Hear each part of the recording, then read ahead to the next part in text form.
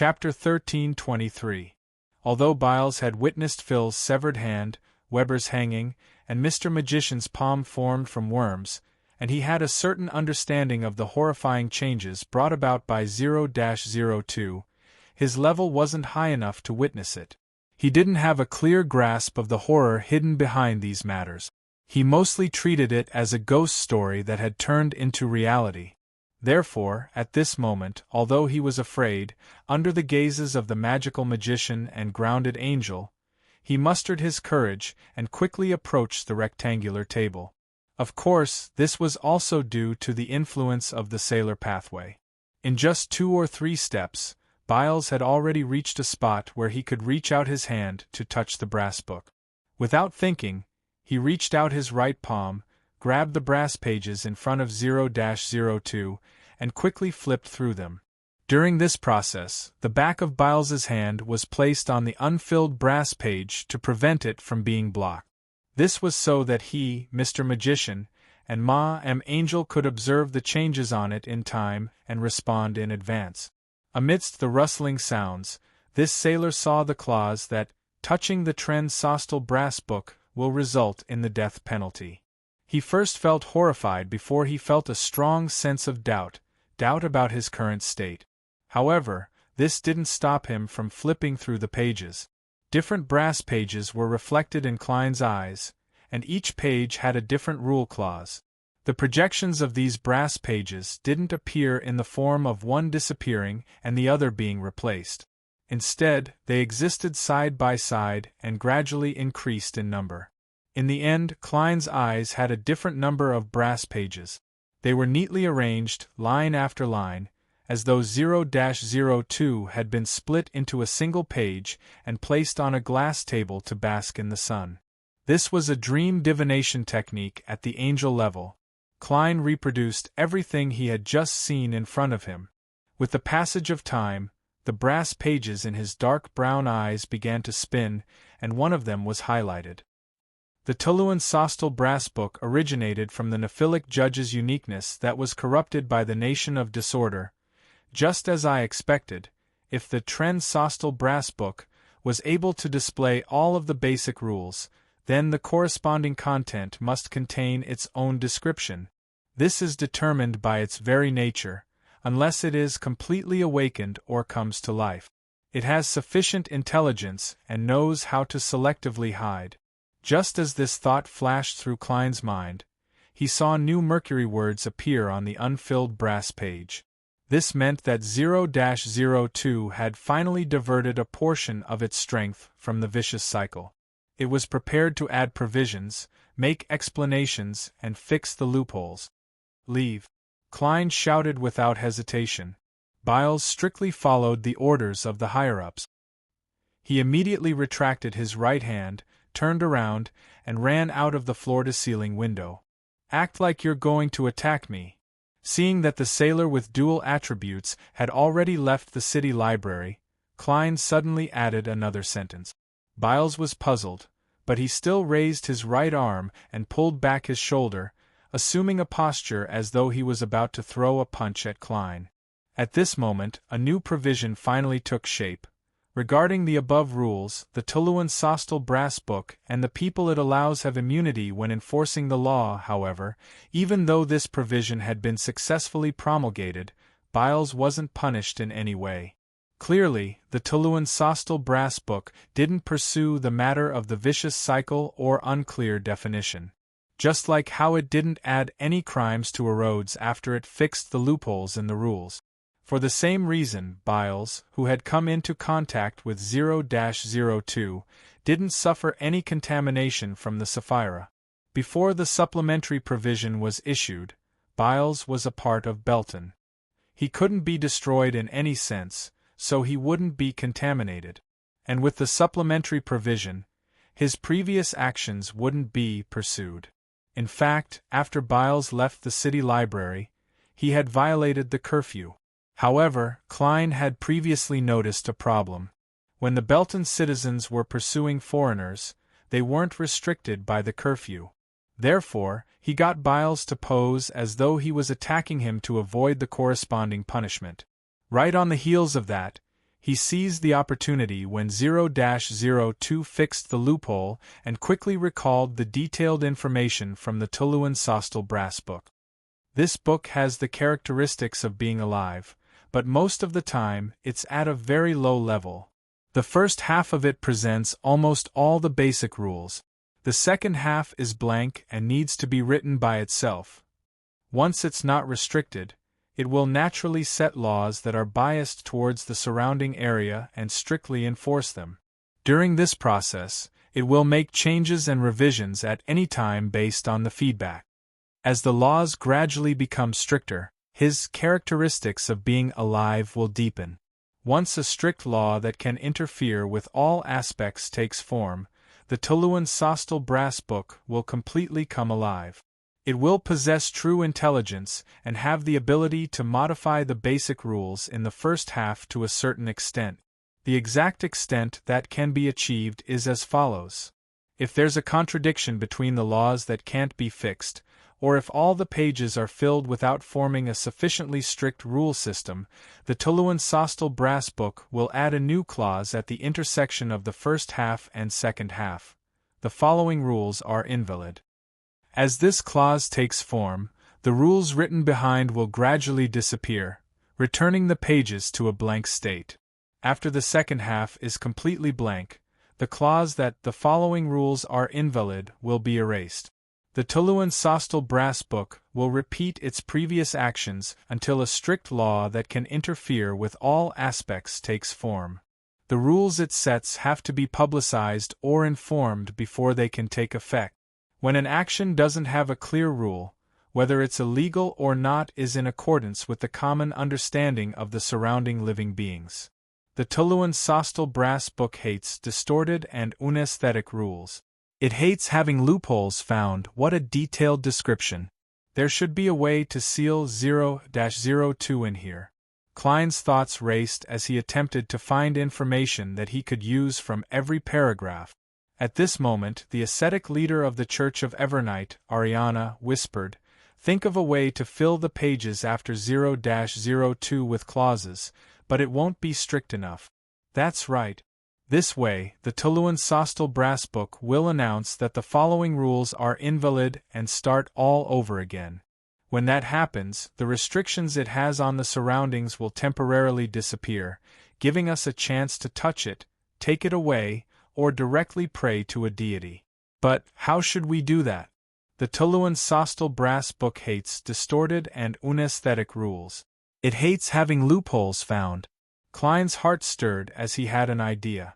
Without any hesitation, he immediately extended his hands forward as though he was hugging the air. In the next second, in the Belton City Library, which had shrunk to a tenth of its original size, a hall paved with black stone slabs descended into reality. The hall had 8 black stone pillars, and metal poles hung down from the domed ceiling. The bottom of the poles were connected to candlesticks that were carved into different creatures. There were 41 on the left and 40 on the right. This was the governing hall of the Tuluan Sostal United Empire that Klein had once seen. Back then, the 2 consul were still sequence 1 princes of disorder of the Black Emperor pathway. Therefore, this place was filled with distorted, abnormal, and unesthetic rules. In addition, when Klein summoned this historical scene, he had also used his domain's powers to add many of the 4th epic details that he had grasped. It made the order that originated from the Black Emperor more detailed and complete, as though it was corporeal. But both of his hands were severed at the wrists and fell to the ground. Blood spewed out from the wound, just like an ordinary person. This was the second time Klein had committed fraud. After the 2 palms and the spurting blood fell to the ground, they quickly disintegrated, turning into transparent and twisted maggots and a slightly viscous, almost formless liquid. As the worms of spirit twitched and died, Klein's expression contorted in pain as he made numerous worms crawl out from the stump, forming a new palm. At the same time, he tried his best to maintain the scene that he had constructed through multiple summonings, preventing it from dissipating. On the rectangular table, inside the book that was bound with brass pages, many new articles appeared. All buildings and layouts must follow the golden ratio and be symmetrical. Strange attire is not allowed. The following crimes are punishable by death. The Trunsoist brass book flipped as it made one correction after another to the order that originated from the Black Emperor. The further it went, the faster the new text appeared. It didn't even have a pause of tens of seconds or more than 10 seconds. And inside the hall, the candlesticks that hung from the ceiling broke and disappeared. Following that, there were all sorts of changes in other places, causing the details that could reflect the original order to be erased one by one. In the end, the hall could no longer be maintained.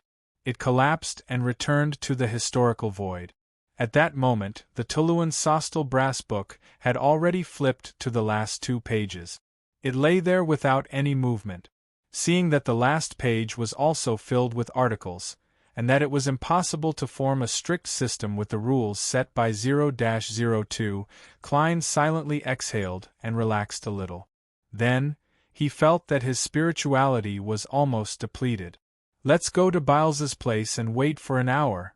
He turned around and said to Ariana. If they stayed where they were, they would suffer increasingly severe punishments for repeatedly violating the curfew until they were sentenced to death. As for monitoring the Tuluan Sostal brass book, the mission of ensuring that no accidents happened was naturally left to Rhodes. Although this magic mirror couldn't directly look at 0-02, it could pay attention to the notice board and determine the progress of the matter from the disappearance of the decree. P.S. Requesting monthly votes for the last 2 days of February. Chapter 1324. After returning to Byles's home, without waiting for Roy and the others to ask anything, Klein pulled a chair over and sat down. He made a rather pious wish to himself. I wish for my spirituality to be restored. As soon as he said that, he raised his right hand and snapped his fingers, making his wish come true and allowing his spirituality to return to its original state. Right on the heels of that, he reached out his left palm, preparing to end the historical projection of the curtain. Then, he summoned another piece to continue sealing off the spirit world region corresponding to Belton, preventing the chief shepherd of the Church of the God of Combat, Larian, from escaping. There's no need. There's always a next time. At this moment, Ariana slowly shook her head, indicating that Klein didn't need to summon the curtain that originated from the dark demonic wolf. One of the limitations of the wish ability was that a miracle invoker couldn't grant the same supplicant multiple similar wishes in a short period of time. In other words, in the next hour or two, Klein couldn't use such a self-fulfilling wish to recover his spirituality. Of course, for a qualified angel of the seer pathway, there was a way to circumvent this restriction. For example, he could get Pasha, Roy, Phil, Byles, and Ariana to take turns to make a wish for Klein Moretti to recover his spirituality, and then, as a miracle invoker, he would fulfill them. However, the problem was that even if he could recover his spirituality so many times, he wouldn't be able to maintain the curtain with a sequence 1 slot for more than an hour. As for 0-02, erasing the rules and rewriting it would take an hour. Klein deliberated for a moment before nodding slightly and replying with a smile, "I'll give it a try first. Anyway, I'm rather free now. I'll give it up after I recover my spirituality one last time. Yes, this will purely depend on the chief shepherd's luck. Perhaps during this process, he will lose control because of his anxiety, frustration, and nervousness." As he spoke, Klein removed the maintenance of the original curtain. His left hand tightly pulled forward, pulling out a new curtain, allowing it to appear in the spirit world corresponding to Belton City. In the area where the colors overlapped, Larian, who was wearing a black robe with white edges and a square hat, felt the restrictions disappear. Just as he was about to shuttle away, he saw a new curtain descend, once again isolating the area. The smile on his face froze. Phew! Several seconds later, Larian slowly exhaled, adjusted his mental state, and continued to wait calmly. In the next dozens of minutes, the Grand Patriarch of the Church of the God of War experienced the frustration and pain of having his hopes dashed several times. He tried to find the pattern and figure out the corresponding time interval so that he could seize the fleeting opportunity to rush out of the barrier before the old curtain disappeared and before the new curtain was formed. However, he eventually realized that there was no pattern to the time interval. The obstructor didn't only recover when his spirituality was about to be exhausted. Sometimes he would recover much earlier. If it wasn't for the fact that Faceac didn't force its citizens to change their faith to the god of combat, and that the news of Larian's apostasy hadn't been widely spread, this grounded angel might have lost control on the spot. As time passed, Larian once again sensed the collapse of the old curtain. However, no new curtains were produced this time. He has finally reached his limit. Larian was delighted. Without any time to consider other problems, he rushed out of the collapsing embryonic divine kingdom without any hesitation. In the next instant, he saw a headless woman wearing a dark and complicated dress while holding 4 blonde, red-eyed heads. He saw an unknown existence wrapped in bandages with a yellowish-brown liquid flowing all over its body. He saw many strange-looking but abnormally powerful spirit world creatures.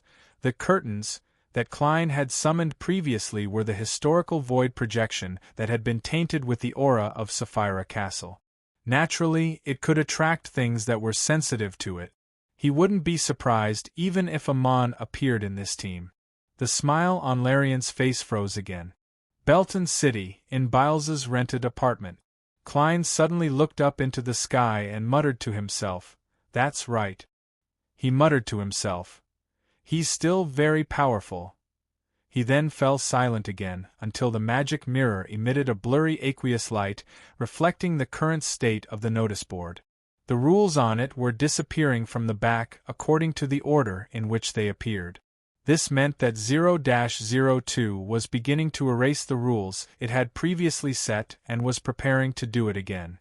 When the curfew was abolished, the highly focused Klein immediately pulled Ariana and used Flaming Jump to appear outside the shrunken Belton City Library.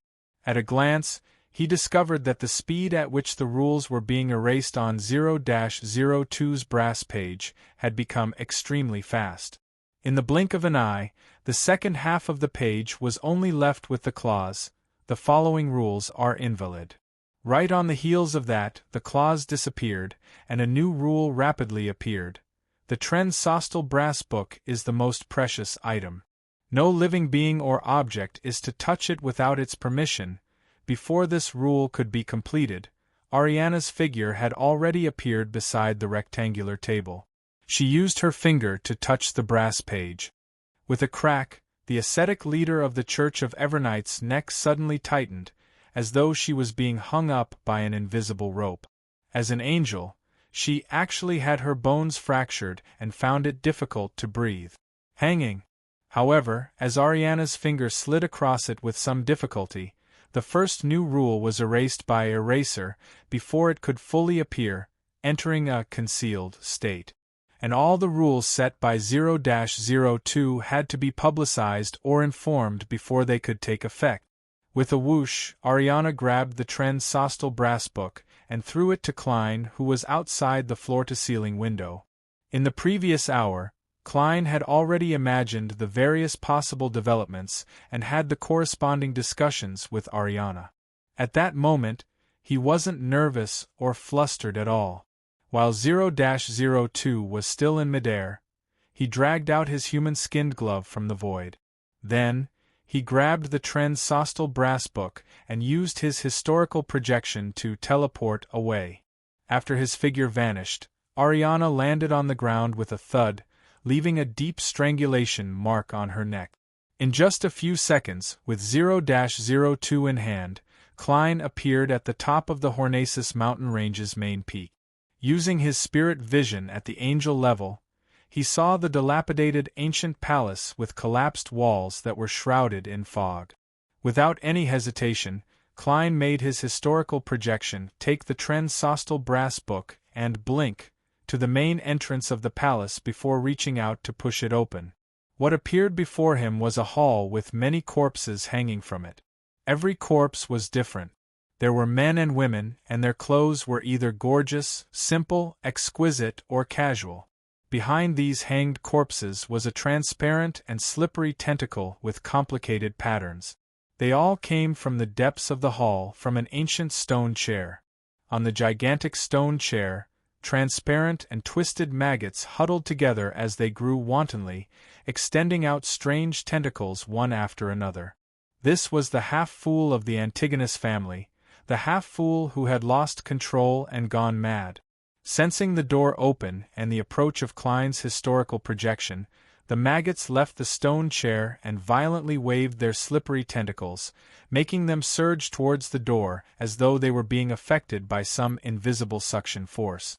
Similarly, at the bottom of the stone chair, the tarot card with the image of the Fool Roselle and words written with starlight also flew towards the door. Just seeing this scene made Klein's historical projection show signs of collapsing.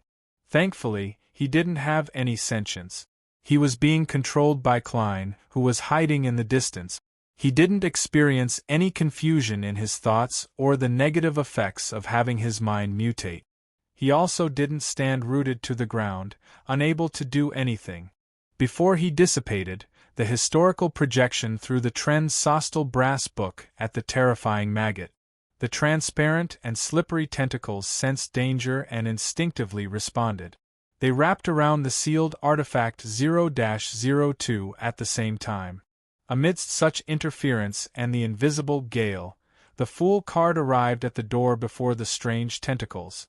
Klein's historical projection had mostly collapsed. Upon seeing this, he mechanically reached out his right hand, grabbed the card of blasphemy, and threw it behind him. In the next instant, the slippery tentacles that had once again extended to the door, but they were blocked by the fog and unable to burrow out. All they could do was frantically lash at the barrier. The open door closed bit by bit, hiding the scene. Klein, who was hiding somewhere on the mountain peak, frowned slightly. His heart was filled with joy and relaxation, but he couldn't help but feel a strong sense of doubt. In other words, I used 0-02 to exchange for the Fool card? The goddess doesn't need me to head to Calderon City to find clues to the river of eternal darkness for the time being? Klein silently muttered to himself, walked out of his hiding spot, and came to a spot not far from the ancient palace. He bent down to pick up the card of blasphemy. On the surface of the card was Roselle Gustave, who was wearing a gorgeous headdress and colorful clothes, carrying a cane and luggage. His eyes were filled with longing for the future, and behind him was a puppy. And on the upper left corner of the card, the resplendent starlight outlined a few words. Sequence 0, the Fool. Inside the ancient palace, the Trend-Sostal brass book landed on the ground and automatically opened to the first page of the second half. The new rules began to form. The Trend-Sostal brass book is the most precious item. No living being or object is to touch it without its permission. Violators are to be sentenced to death. You are not to change the state of the Trend-Sostal brass book in any way. Violators are to be sentenced to death.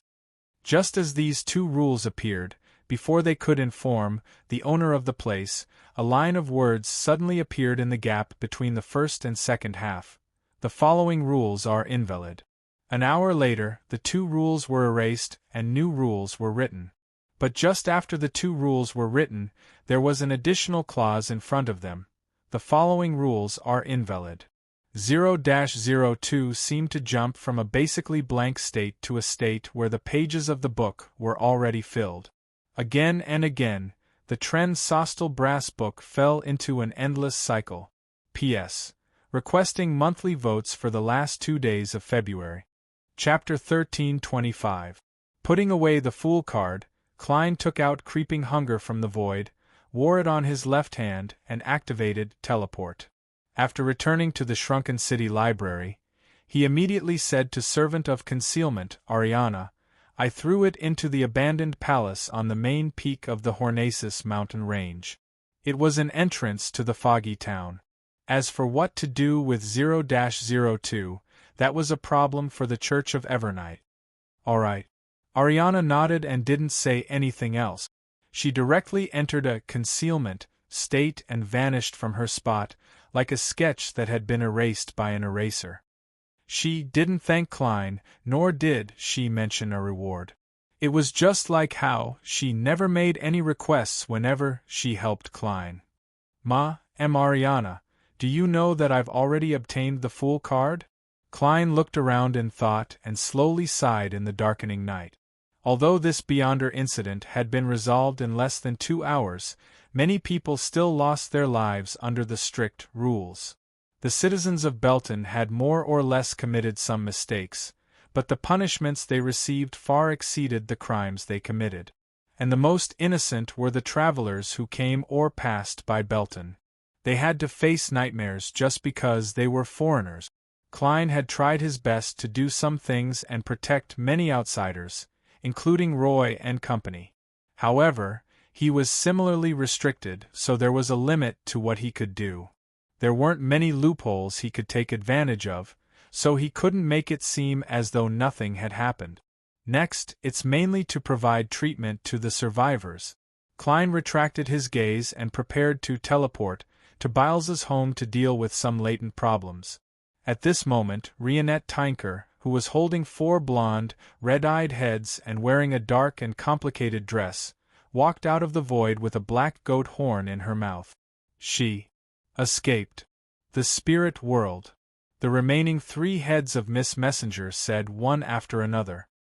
As expected of the former chief shepherd. Klein, who had long sensed something, sighed without any surprise. Then, he pointed at the black goat horn. This was left behind by Larian? After Klein received the item, Rionette Tinker's head, which hadn't been able to speak, said, "That's right. Yes. To be able to charge out of the encirclement and escape the spirit world despite suffering the transformation curse is indeed impressive. This is a sequence 2 angel who's best at head-on combat?" Klein flicked his wrist, causing the black goat horn in his palm to shatter into countless tiny light spots, dispersing quite a bit of remnant consciousness. The limbs of Beyonders that were transformed contained a portion of their Beyonder characteristics, and they were unable to return. After the dots of light were reorganized into Sequence 9 to Sequence 7, as well as Sequence 4 Beyonder characteristics, Klein picked out the Sequence 8 Pugilist characteristic, and returned the rest to Miss Messenger with a smile. "These are your spoils of war. I only charge you for the information." Rionette Tinker didn't stand on ceremony. She raised one of the blonde, red-eyed heads, opened its mouth, and sucked away the Sequence 9, 7, and 4 Beyonder characteristics of the warrior pathway. After watching Miss Messenger leave Belton, Klein teleported back to Biles's house and smiled at Roy and the others. "The problem has been resolved. You're no longer foreigners to be hated." Just as the 4 Beyonders revealed sincere smiles of relief and were about to respond, they saw the magical Mr. Magician invite a stranger out of thin air. It was an elder wearing a dark red bow tie, a shirt, a vest, a formal suit, and blue striped trousers. His hair was completely white, but it was still lush. He had a gentle and elegant bearing. This was the marionette Klein had once owned, Vin Rambus. He planned on using this manipulator to seal Biles's memories of coming into contact with 0-02. Just because Biles wasn't corrupted by the Sapphira didn't mean that Biles wouldn't encounter that terrifying incident in the future. As Biles only had that portion of the corresponding memories, and he didn't know the truth of the matter, what Klein needed to do was rather simple. Therefore, he didn't seek Miss Justice's help. He planned on using his marionette's historical void projection to complete it. "You didn't tell them what you did at the city library, right?" Klein got Vin Rambus to walk to his side as he looked at Biles. Biles hurriedly shook his head. "I remember your instructions." "Very good. I'll give you psychological treatment next to help you forget those things. Otherwise, you will be targeted by 0-02, and you will never be able to obtain peace until you die. Believe me, A sealed artifact at this level can definitely do something similar, even if it has already been taken away. Klein frankly stated his goal. Byles's lips quivered a few times. All right. He chose to obey and believe. After inviting Roy, Pasha, and Phil out of the rental apartment, Klein controlled Vin Rambus to do a series of mind domain operations, successfully making Byles forget the brass book and its contents. After doing this, Klein cautiously took out the magic mirror and looked at it. Rhodes, are there any other latent dangers in this matter? On the surface of the ancient silver mirror, aqueous light floated, reflecting lines of silver words. Great Master, there are no latent dangers in Belton. As for the other places in Rouen and Fasak, I can't see them clearly because they involve 0-02 itself. Perhaps you can confirm it yourself? Yes. Klein nodded slightly, took out a gold coin, and softly chanted the corresponding divination statement. With a clang, the gold coin bounced up and flew into the air. During this process, scenes naturally surfaced in Klein's mind. They were chimneys, streets, and cities. They were extremely general and lacked any specific direction. With a slight frown, he reined in his thoughts and reached out to catch the gold coin that had just fallen. Then, he got Pasha and the others to return to Byles's house and smiled at Roy. Don't you wish to obtain the next potion? You can make a wish now. Roy's eyes revealed a look of pleasant surprise as he asked nervously, Can I still make another wish? This is a freebie, Klein replied with a smile. Roy's heart stirred as he didn't ask any more questions. He seized the opportunity and made a wish to obtain the next potion. Roy's heart stirred and he stopped asking questions. He seized this opportunity to make a wish to obtain the next potion. Klein then threw the sequence 8 pugilist beyonder characteristic of the warrior pathway to him. This is essentially a magic potion, but for safety's sake, I suggest you look for the corresponding formula and gather the correct supplementary ingredients. Praise you for your miracles, Roy thanked him excitedly. His first potion was a warrior beyonder characteristic that he had swallowed, in a sense. Due to the impending apocalypse, his low level, and his good luck, he didn't lose control on the spot. He didn't even suffer from any serious psychological problems. After that, he gradually came into contact with other beyonders and came into contact with true mysticism. He knew how dangerous his previous actions were, and he didn't dare make similar attempts a second time.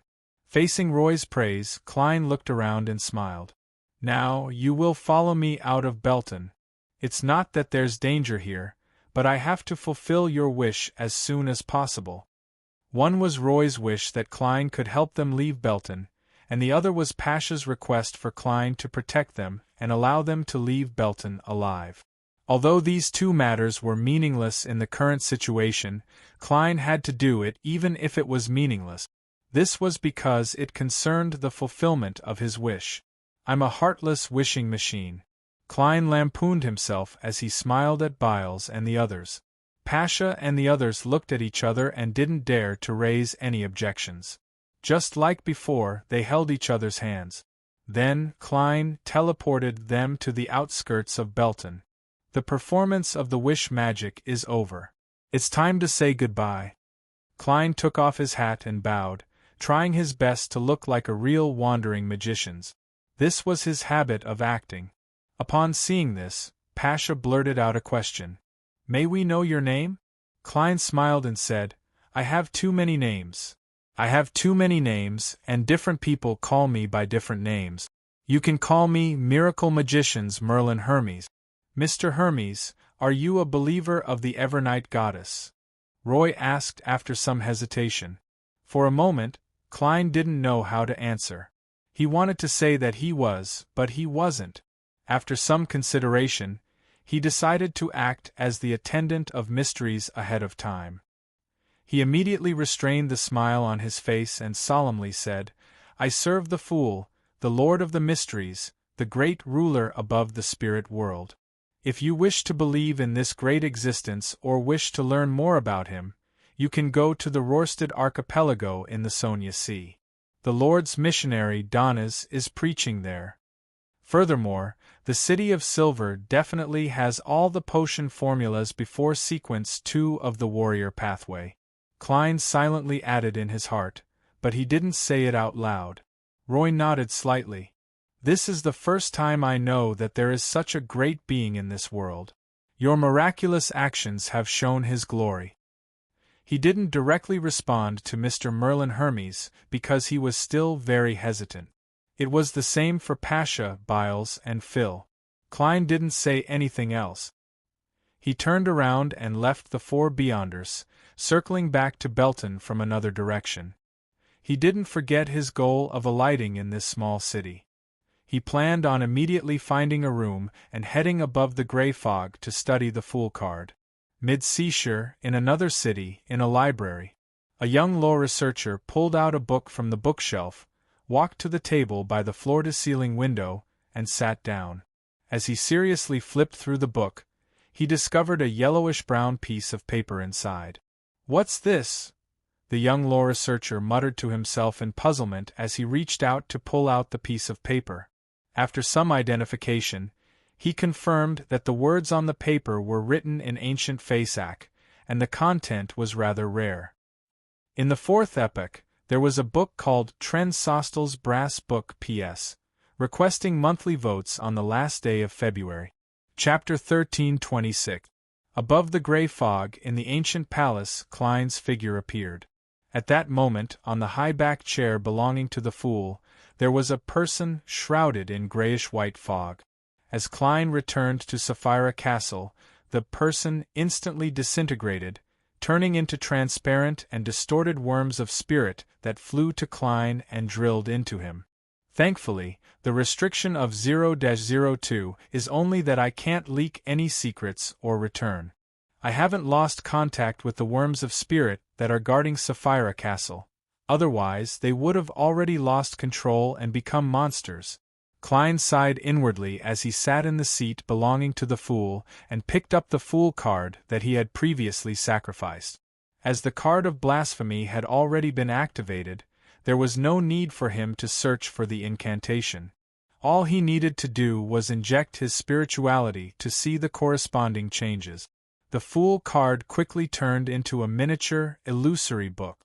Under Klein's guidance, it kept flipping until it reached the last 2 pages. Sequence 1. Attendant of Mysteries.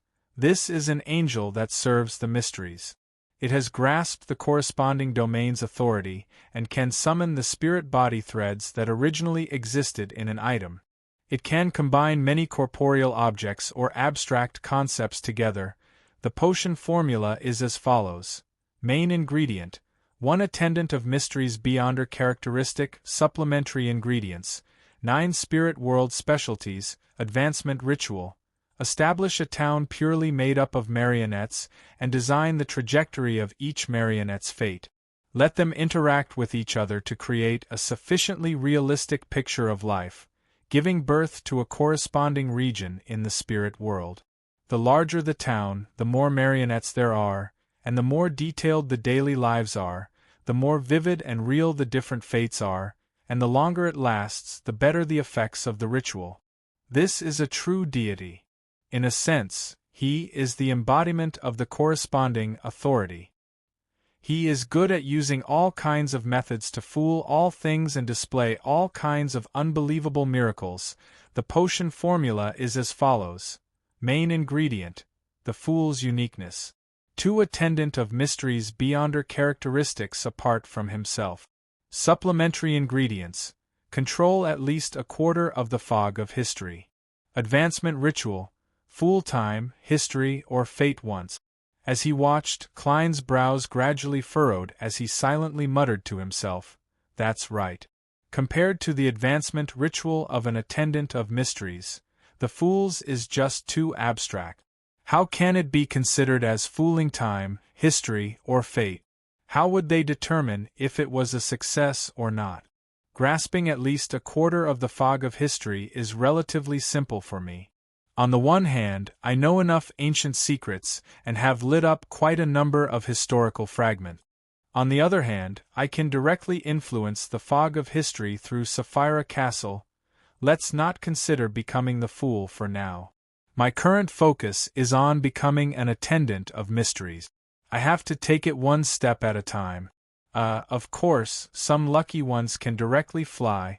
The 9 spirit world specialties are very easy to find. Be it getting Miss Messenger's help or asking the 7 lights, it's not a problem. That advancement ritual is very similar to the situation around Zeratul and the Antigonus family's ancestor. Furthermore, it matches what the 7 lights said about having a close connection with the spirit world. It can be preliminarily determined to be true. With this in mind, Klein took off the topaz pendant wrapped around his left wrist and used divination to confirm the authenticity of the Attendant of Mysteries potion formula. It wasn't that he didn't believe in Roselle the Great, but that his fellow countrymen had likely been influenced by Mr. Dorr before he created the cards of blasphemy. He had gone to the moon and suffered the corruption of the mother goddess of depravity, causing his corresponding memories to be distorted. It was precisely because of this that it was entirely possible for Roselle to bury some traps in the cards of blasphemy in the final stages. In this regard, Klein had always been cautious and careful. Speaking of the primordial moon's main body, the most powerful Great Old One, the Mother Goddess of Depravity, from her title, could the Emperor have been unknowingly tainted. On the moon, there might be many younger brothers and sisters that Bernadette has never seen. Of course, there might not be a gender distinction. The marionettes needed for the Attendant of Mysteries ritual can be obtained from the Forsaken Land of the Gods. There are many monsters there, which is also an advantage. Besides, I've already accumulated quite a lot. As Klein's thoughts wandered, he turned to look at the other side of the ancient palace and made the grayish-white fog beside the junk pile dissipate. As the fog receded, rows of brownish-yellow seats were revealed. Sitting on each seat was a figure. Among those figures, there were giants covered in silver full-body armor, humans wearing linen clothes with deformed facial features, and large chunks of flesh filled with eyes. They sat quietly in their seats, their eyes dull and indifferent as they stared in the direction of the long mottled table. Row after row, row after row. These were all marionettes that Klein had gathered in the Forsaken Land of the Gods. Every time he needed to move, and it wasn't convenient for him to bring too many with him, he would sacrifice a batch to the world above the gray fog. Of course, this had nothing to do with being environmentally conscious. Instead, the encounter in the foggy town and the scene shown by Zeratul made Klein intuitively believe that there was a high chance that he would use many marionettes in a ritual in the future. Therefore, he had always been very thrifty in this aspect. As for why he didn't hang these marionettes up, and instead made them sit in a conjured theater to act as an audience, it was because Klein felt that the actions of the Antigonus family's ancestor and Zeratul were a little perverted. He had once attempted to imitate them, but his goal was to act. There was no need for it now. But how can such a marionette city produce the corresponding information in the spirit world? The spirit world is an amalgamation of the past, present, and future, but it doesn't directly contain such fake things, produce it through the understanding of others?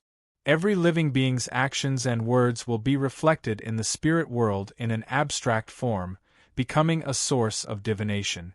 When their actions, words, and intense thoughts clearly construct a marionette city, the spirit world projection of the city will appear. True existence, the interaction, involved in this involves the deeper mysteries of the spirit world. Klein thoughtfully closed the Fool card and played with it in his hand. As he had already reached the level of an angel, he had a certain understanding of the creation of a card of blasphemy. Back then, not only could Roselle draw strength from knowledge, but he could also bestow strength to abstract knowledge. As for what materials this emperor used to create it, and how he achieved anti-divination and anti-prophecy at the level of a deity, Klein was still unable to figure it out. After some thought, Klein attempted to store the Fool card into his body. His state immediately changed. A layer of colorful clothes appeared on the surface of his body, and an extremely gorgeous headdress appeared on his head. His temperament was clearly extremely deep and terrifying, but it had a sense of comical, ridiculing, and absurd feeling, presenting a strange and contradictory state. The entire space that came with Sapphira Castle gently trembled, as though it was submitting to the feet of this indescribable deity. My status has increased slightly, but there aren't many other substantial changes. After all, I'm already the owner of Sapphira Castle. Heh, this is like having an additional piece of clothing that can show off my temperament. Klein shook his head and gave a self-deprecating remark. At the same time, transparent and distorted worms of spirit crawled out from his body, forming a figure that was identical to him. After splitting out himself, that could respond to prayers at any moment, Klein returned to the real world and strolled through Belton City. He used the method of granting wishes to treat the injuries suffered by people and learned about the war from them. T. When Donis heard the crew's report, he couldn't help but curse. They actually ate the whale oil? Why didn't you stop them? When they passed by the Gargas archipelago, Donis and his crew bought a batch of whale oil that had yet to be refined. They planned on bringing it back to Byam and selling it at a high price. To their surprise, a portion of it had been secretly eaten by the half-giants of the City of Silver. The crew member looked at the oracle and whispered, "They don't understand what we're saying at all. They don't understand what we're saying, and we don't understand what they're saying either. Only the shortest one can communicate with us, but we can't find him all the time. He always goes to the place where the sun shines to meditate, and every time, he changes his location." Donis subconsciously scoffed. This is the outcome of being illiterate. If you can master ancient Faesak, Jotun, Elvish, and many other languages like me, that wouldn't have happened. Of course, language talent is related to intelligence. You don't have to force yourself. The crew member carefully looked at Donis. "Sir Oracle, what they ate was the portion of whale oil that you bought." T. Donis' reaction was faster than his thoughts as he rushed to the cabin. After a moment of chaos, Donis received a sequence 8 Beyonder characteristic as compensation. He didn't know if he had profited or suffered a loss. Anyway, the monster's dirty bodily fluids left on the characteristic made him feel disgusted and nauseous. By the time the ship calmed down, the City of Generosity, Byam, was already in front of the City of Silver's team of explorers. Derek led Lievel, Candace, and the others to the deck and looked at the destination of their trip. Although they had already passed by many ports, they hadn't been allowed to disembark the ship. All they could do was watch from afar. Now, they were finally going to step onto land for the first time. Even so, the large crowds, houses, and suffering they had seen from afar couldn't hide the exuberance of life. It still made them yearn for a bright world of light. Of course, being accustomed to the darkness and lightning, it took them quite some time to adapt to the sun outside. If they weren't Beyonders, they might have even suffered permanent damage to their eyes. Looking at the large number of people coming and going at the dock, looking at the airship moving high in the sky and the surrounding ships, and listening to the noise that he could barely understand but wasn't familiar with, Derek suddenly felt an unavoidable sense of nervousness when he thought that this would be the future settlement of the City of Silver. As he swept his gaze, he suddenly saw a man standing on the lighthouse by the sea. He was wearing a robe embroidered with the symbol of a storm. His hair was so dark blue that it was almost black, like a clump of seaweed. The lines on his face were rough and deep. As their gazes met, Derek instantly calmed down and no longer felt uneasy. P.S. Beginning in March. Updated in advance. Requesting a guaranteed monthly ticket. Chapter 1327. In fact, I had already summarized it once in February, at the end of the 6th novel, so I'll make it simpler this time. At the beginning of the 7th novel, the pace slowed down a little to deal with the state of having 1,000 things to do after the battle. At the same time, it prevented acting from being simplified and becoming of little value. This was actually consistent with the clues buried in the previous article. It was that the high-sequence Beyonder used humanity to make the story sufficiently solid. This point had been reflected through the tiny snakes and them. At the same time, such a pace could also slightly develop other things, making world more fulfilling. It wouldn't be as dry as the main storyline. Just like this 0-02 interlude, the focus wasn't on the Fool card at the end, but on the matter itself. Of course, when doing this side quest, I deliberately eliminated the pure combat and used other forms to present the characteristics of the different Beyonder powers and sealed artifact. This can also be considered a way to enrich the description of the combat. It's inevitable to get tired of fighting all the time, so it's good to change it up and come up with something new from time to time. From everyone's feedback, this attempt was alright. As the seventh novel hadn't been written for long and was slowly unfolding, there weren't any major problems at the moment. So, I'll end this summary here. Yes, it's already March. After this month, I'll have written mysteries for 2 years. It'll officially become the book with the longest writing cycle. I remember that in my previous life I was short of 1 month to 2 years. Over the past 2 years, I've gained more and more book friends, and I've also received more and more affirmation. My purest thought now is to make more of my friends who have been pursuing mysteries to this point be willing to accompany it to the end. I want this book to become one of the best memories of a particular period of time for everyone. This requires me to be in a better state and use a better story to attract everyone.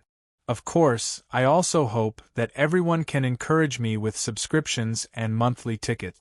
Alright, the chapter has been updated in advance. I'm looking for a guaranteed monthly ticket on the first day of March. Chapter 1328. After the large ship belonging to the Resistance docked, everyone from the City of Silver, who had changed into round-necked shirts, brown jackets, wide-legged pants, and dark-colored caps, disembarked the ship with the Oracle, Lord Donna's. They prepared to pass through the dock and enter the City of Generosity biome. The clothes had been prepared in advance. As they walked, Lievel stretched his limbs and said to Elder Derek in a low voice, "It's really awkward to wear this. It's not suitable for combat." Derek nodded slightly. "But this way, it's easier for us to hide ourselves. We won't be too conspicuous and become the focus of attention." Derek's analysis wasn't wrong at all. After all, they were outsiders, and there were only 21 of them. It was best if they didn't attract the attention of others. However, he seemed to have forgotten a crucial detail. But they're all looking at us." Candace quickly looked around and whispered.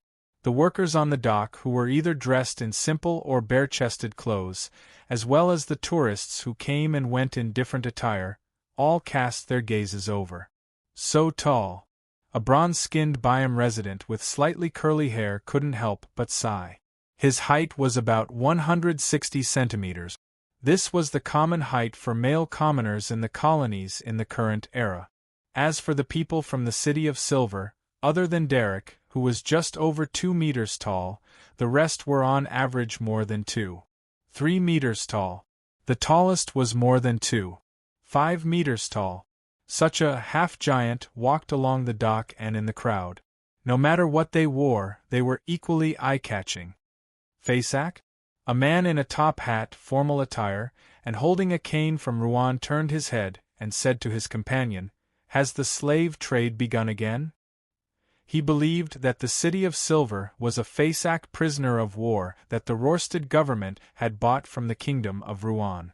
After all, in this world, there were more than 1 or 2 people with such a height. He could only think of the barbarians from Faceac, who claimed to be the descendants of giants. His companion shook his head and frowned slightly. "It doesn't look like it. Most people in Faceac have light blue eyes. Furthermore, even among Faceac, there are very few who can exceed 2 meters tall. Unless these are nobles or captives of war. In Faceac, although there weren't any explicit rules, in all walks of life, especially in the military, there was a phenomenon of height determining one's status. Of course, this wasn't the only condition.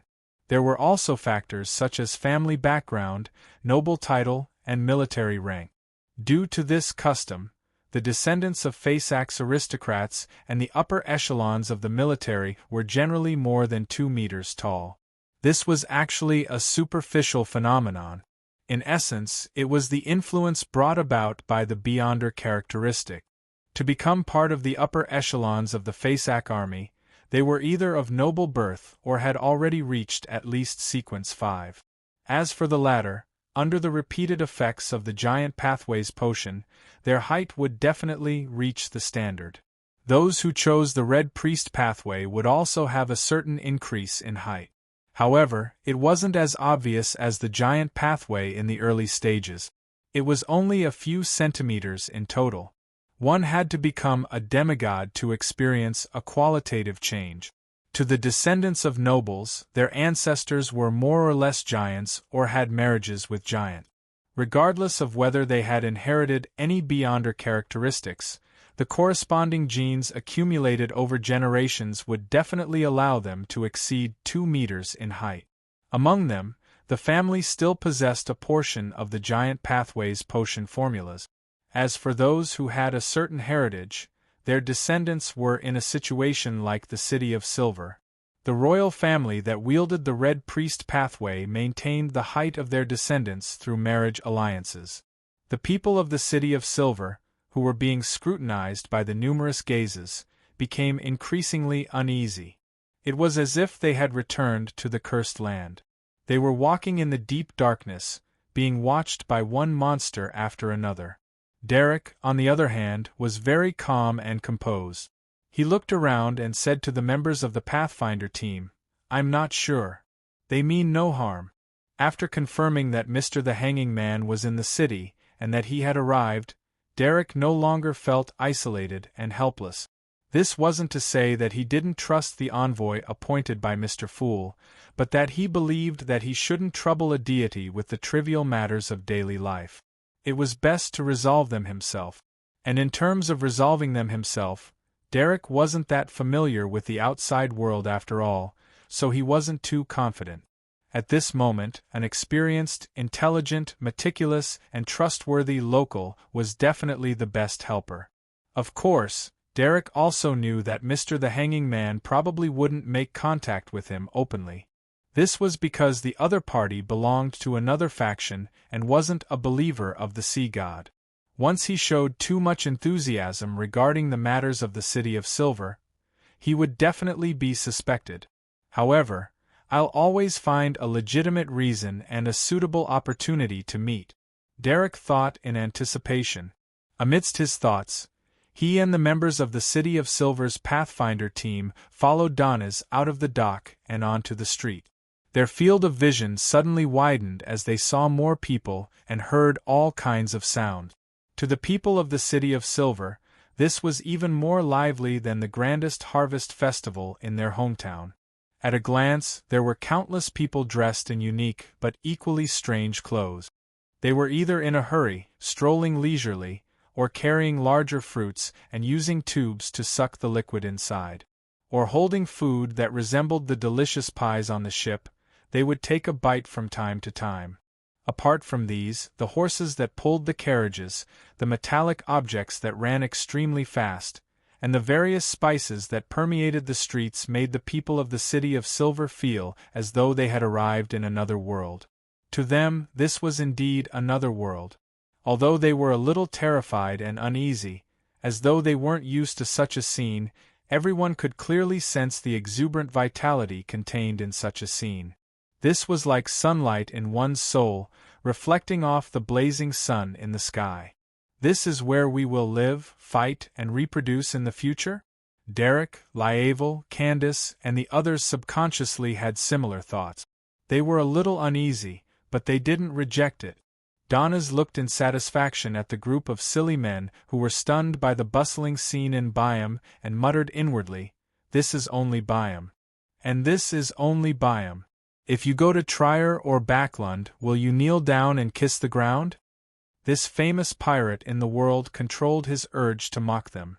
This was because he was now Mr. Fool's envoy, so he couldn't ruin the image of a deity. After leading the people of the City of Silver to a rather luxurious hotel with a portion of the crew, Donnez gestured for the crew to check in as he said to the guests in fluent Jotun, "It's almost dark. It's getting dark. I'll stay here for the night and leave the city tomorrow. On the other side of the jungle, there's a natural harbor. There are a few roads that lead to Byam. To this city. After that, we will widen the main road and build a railroad that leads to you." Railways. Derek, who had made up for it on the tarot, knew what it meant. He nodded gratefully and once again praised Mr. Fool inwardly. Donnez continued. "We've already helped you flatten the area in advance and reserved space for water pipes, gas pipes, and other basic facilities. When you start building the houses, we'll send a team over to help with those things. Also, the corresponding building materials and temporary tents have been prepared for you. Thank Mr. Fool. There's also the help of the Church of the Storm. Otherwise, we wouldn't have been able to purchase so many things, but they mainly want to earn some extra funds." Rorsted's new government had just been established not long ago, so the various communications with the outside world weren't smooth enough. To their surprise, the Church of Storms had taken the initiative to provide help regarding the City of Silver. Water pipe, gas pipe. Derek gradually began to not understand, but he still put on a thoughtful expression. Donnez, who nearly blurted out the word dogsh*t several times, didn't say anything else. Instead, he introduced the hotel. "This is the hotel that people from Faceac like to stay in when they come to Byam. The height might still be a little low for you, but at least it won't let you hit your head." At this point, Donnez smiled. "Turn right at the end of this street, and that's the Red Theater." He revealed a smile that all men understood. However, the people from the City of Silver couldn't understand him at all. Seriously, the Emperor said that the oldest profession of humans is to sell their bodies. They actually don't know what I'm talking about. The corners of Donnez's mouth twitched slightly as he gave up on the topic. After his second and third mates helped them settle in, he led the people from the City of Silver to the second floor and assigned them rooms. After doing this, he took out a stack of cards that he had long written and distributed them to the members of the City of Silver's expedition team. Every card has some local words and corresponding Jotun word. If you need any service or food, ring the bell here and get the waiter to come over and show him the card. Of course, they might not be able to understand it, but they will definitely find someone who understands for help. This was a simple and easy-to-understand method. The people from the City of Silver easily grasped how to use the cards, and they were secretly excited that they could finally have a preliminary exchange with the people here. Following that, Donnez demonstrated how to turn on the tap water, how to use the toilet, and how to light the gas wall lamp. It made Derek, Lievel, Candace, and the others have the illusion that they had arrived in a divine kingdom. A switch that would produce water with a twist, a machine that would flush away excrement with a press of a button, and a lantern that would light up all the time was unimaginable to them in the past. And these things would form a new life for them. By the time the people from the City of Silver had gotten used to the hotel, the sky had completely darkened. Night had begun to rule the city. Although Derek and the others had long since confirmed that there was no danger of monsters attacking at night, they were still instinctively afraid. Therefore, they either glowed by themselves or lit up the gas wall lamp. At this moment, they saw that on the street outside the glass window, gas lamps were lit up one after another in the houses near and far away, dispersing the darkness in their respective areas. These bright or dim yellow lights reflected in the eyes of the City of Silver's people, as though the Milky Way had fallen to the ground at night. P.S. Seeking monthly recommendation votes on Monday. Chapter 1329. In a warehouse that was being rebuilt in Pritz Harbor. After a few days, Furs once again saw her teacher, Dorian Gray Abraham. "Are you ready?" Dorian asked in a deep voice. During their previous meeting, He had already informed Furs of the ritual requirements of the Apprentice Pathways Sequence for Secret Sorcerer, allowing her to make preparations ahead of time. Almost. I should be able to meet the requirements, Furs replied without much confidence. The advancement ritual for a secret sorcerer was relatively simple, but simple was the opposite of complicated, and not the other end of difficult. To Furs, she wished it was something else. The ritual required the person to seal a demigod-level creature with clear hostility. The less external forces were used, the more effective the ritual would be. As for the target's level, as long as it was not lower than a demigod, it would not affect the ritual. Hearing the student's answer, Dorian nodded slightly and said, "That ritual is really too difficult for a Sequence 5 Beyonder who is purely relying on themselves.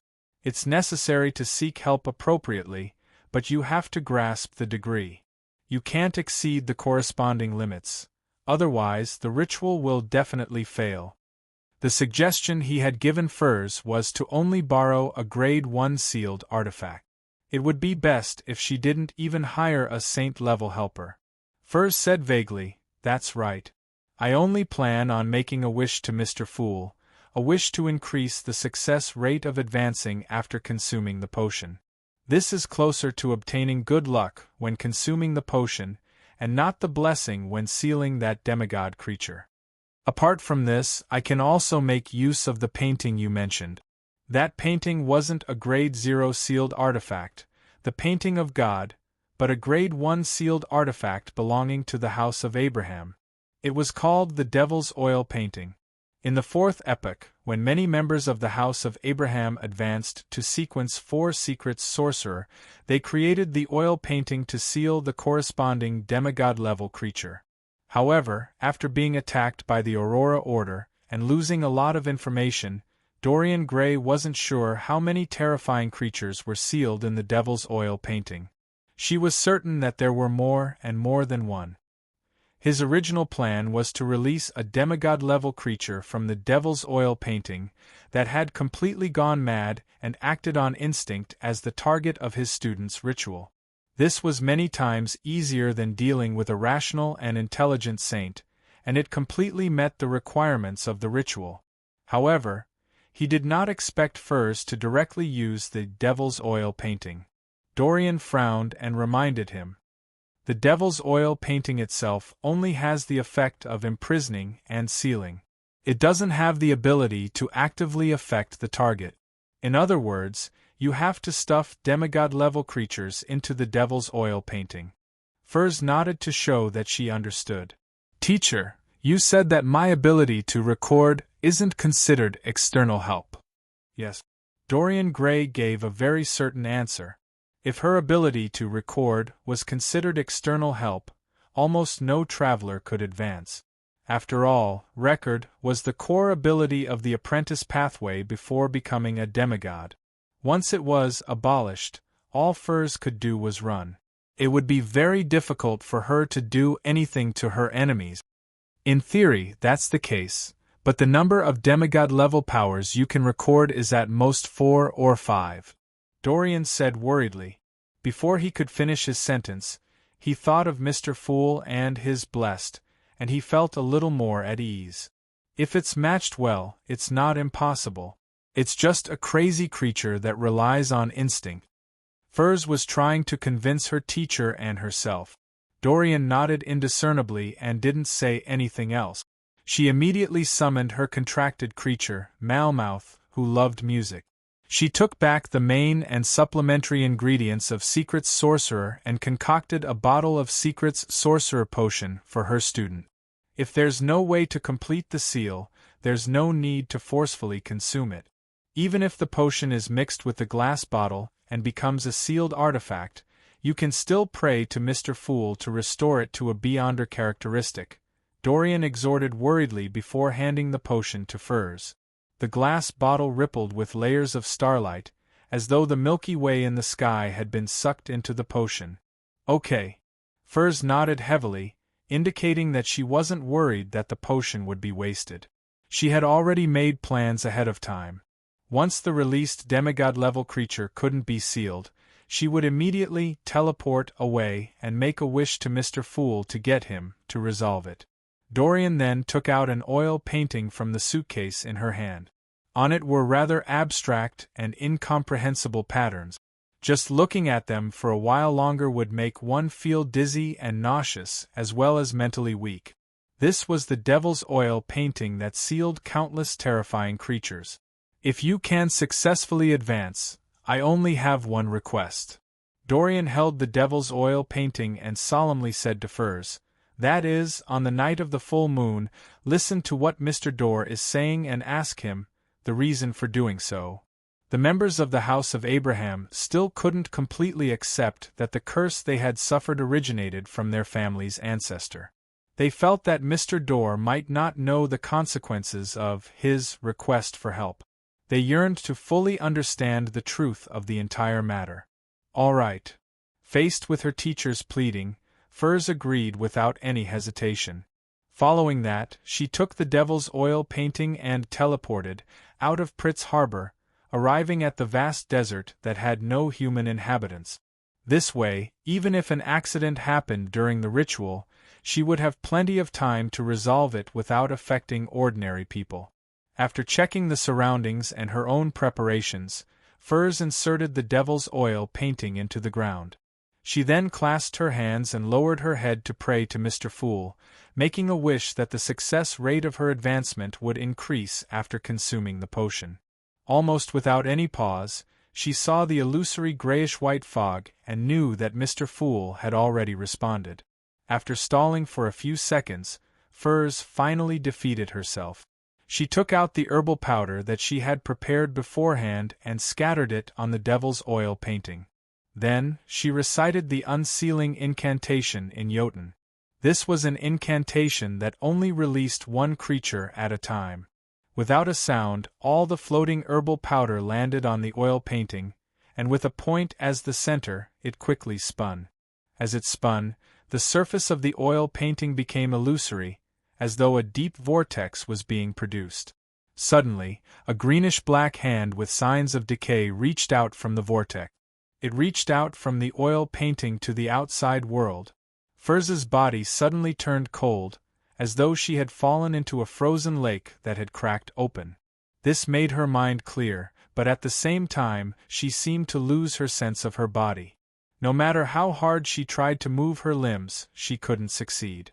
At that instant, Furs seemed to return to her past state of writing books at night and sleeping during the day. At that time, she often felt that she had woken up, but she couldn't move at all, as though she was being pressed down by an invisible creature. Although the terrifying creature in the devil's oil painting hadn't completely escaped, just the influence of godhood on the outside world was enough to make Furs lose most of her ability to resist. When it completely left the oil painting, Furs might even lose control from looking at it directly. The difference between the two was unimaginably huge. Gradually, Furz's consciousness blurred a little. She kept feeling that she was already awake. She raised her arms and took a step forward, but on second thought, she realized that it was just her imagination.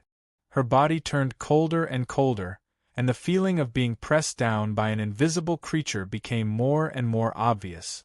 Thankfully, she had a bunch of demigods to provide her with information, allowing her to close her eyes in time.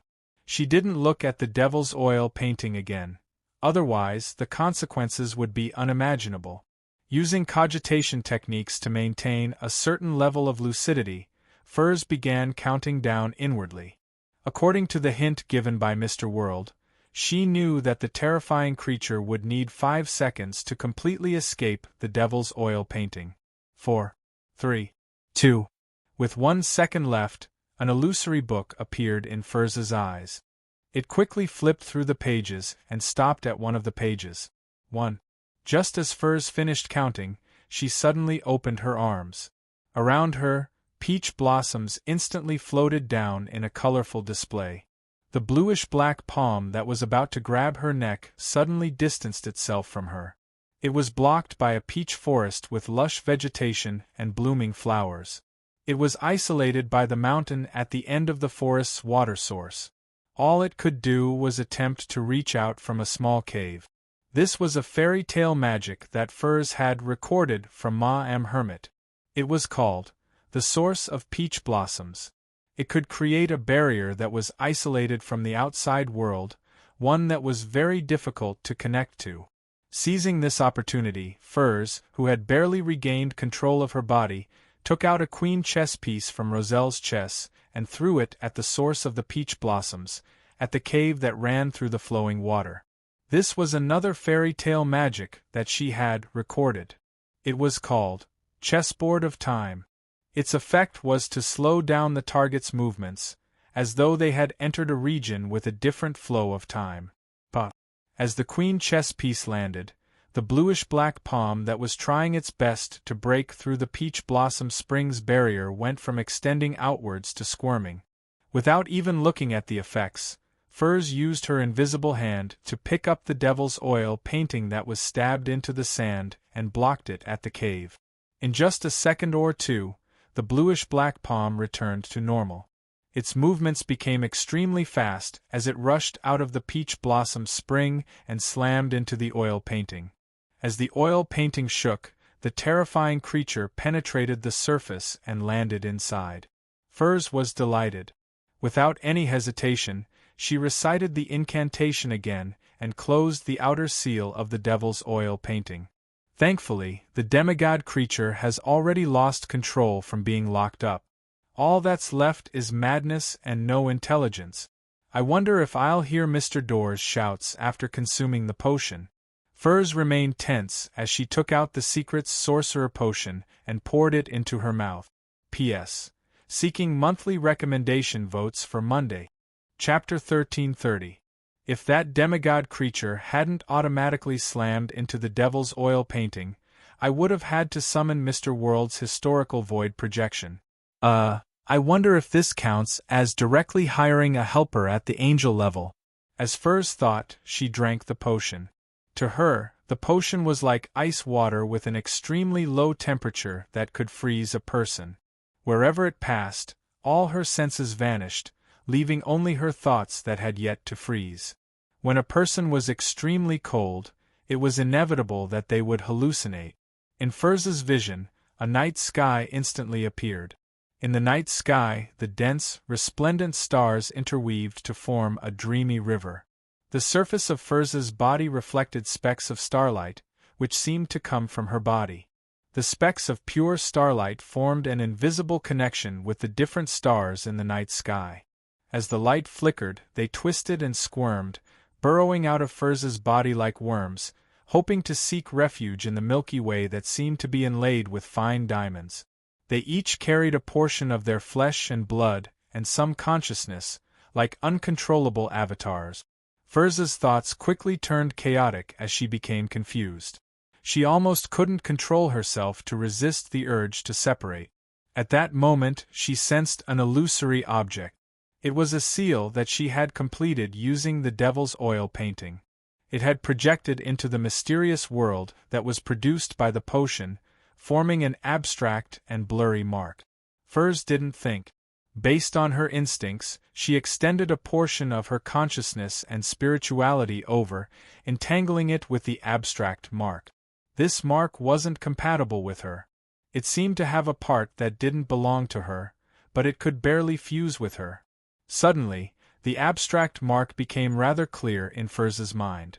It was a door that was layered with mysterious symbols.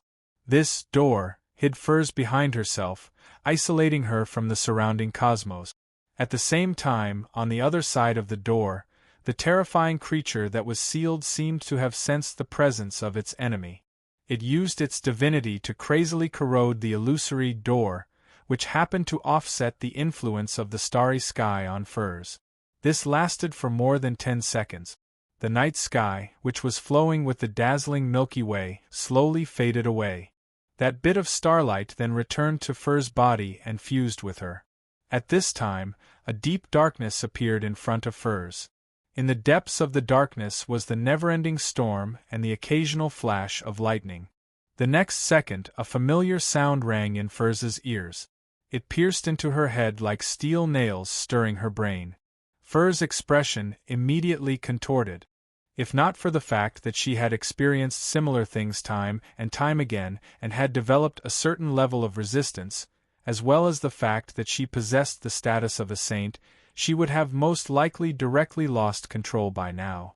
Of course, good luck must have played a part in this.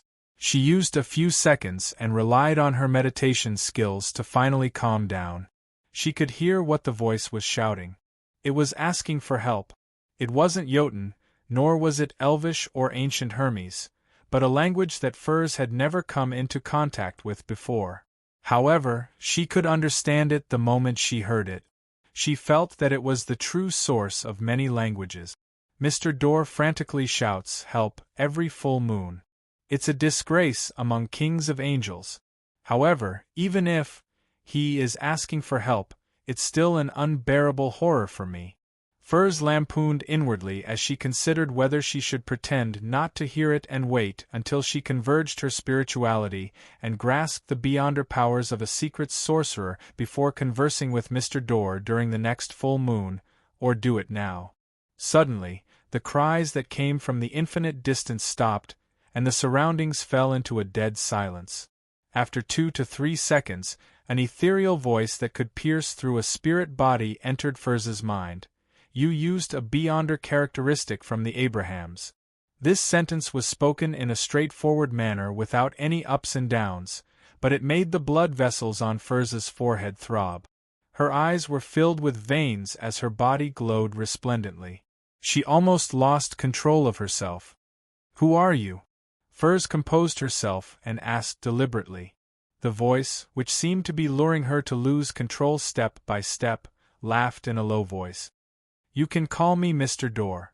You should be familiar with me." This fourth epic king of angels directly pointed out that Furs had a certain connection with him, and could hear the full moon ravings. "I'm going to write you down." Furs secretly gritted her teeth and asked, "What's the matter?" "Honorable Mr. Dorr, are you the ancestor of the House of Abraham, His Highness Bethel?" The voice that passed through countless barriers returned to its previous indifference. "Yes." "Then, do you know that your request for help has caused the entire House of Abraham to be cursed for more than 1,000 years? Basically, no one can become a traveler or even a scribe. They always lose control during their ascension or on the night of the full moon." Furs felt that she couldn't talk to Mr. Dorr for too long, otherwise her tendency to lose control would be irreversible. Hence, she directly raised the question that the Abrahams were most concerned about. Mr. Dorr fell silent for 2 seconds.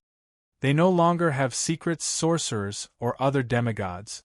There are no more after the War of the 4 Emperors, and the curse you brought made it impossible for them to become demigods. If you can stop calling for help for 10 years, maybe a new demigod Abraham will be born, which will be more helpful to your escape." Furs sincerely gave her suggestion. Mr. Dorr sighed. "I've been banished to the eternal night, and I've been blocked by the never-ending storm. I have no way of knowing what's happening in the real world. I didn't expect that there's not a single demigod left in the House of Abraham." Lying. The person who calmly made this evaluation wasn't Furs, but Klein, who was accommodating the Fool card, holding the Staff of the Stars, and sitting in Sapphira Castle, closely monitoring the Crimson Star. He remembered that the Emperor had mentioned in his diary that Mr. Dorr had a certain level of understanding of reality. He seemed to be able to use the changes brought about by the full moon to see and hear the situation outside the seal. After a sigh, Mr. Dorr continued, "That's right. Besides, the call for help during the full moon isn't something I can control." "Why?" Furs blurted out in surprise. Mr. Dorr said with an ethereal voice, "You're already a demigod. You're already a demigod, so you should know very well that the higher the sequence, the greater the threat of madness. A normal angel, even if they can walk freely on the ground and do what they like without needing to engage in any additional battles, might gradually be affected by the beyonder characteristic and become unlike themselves. They might even appear to be half crazy.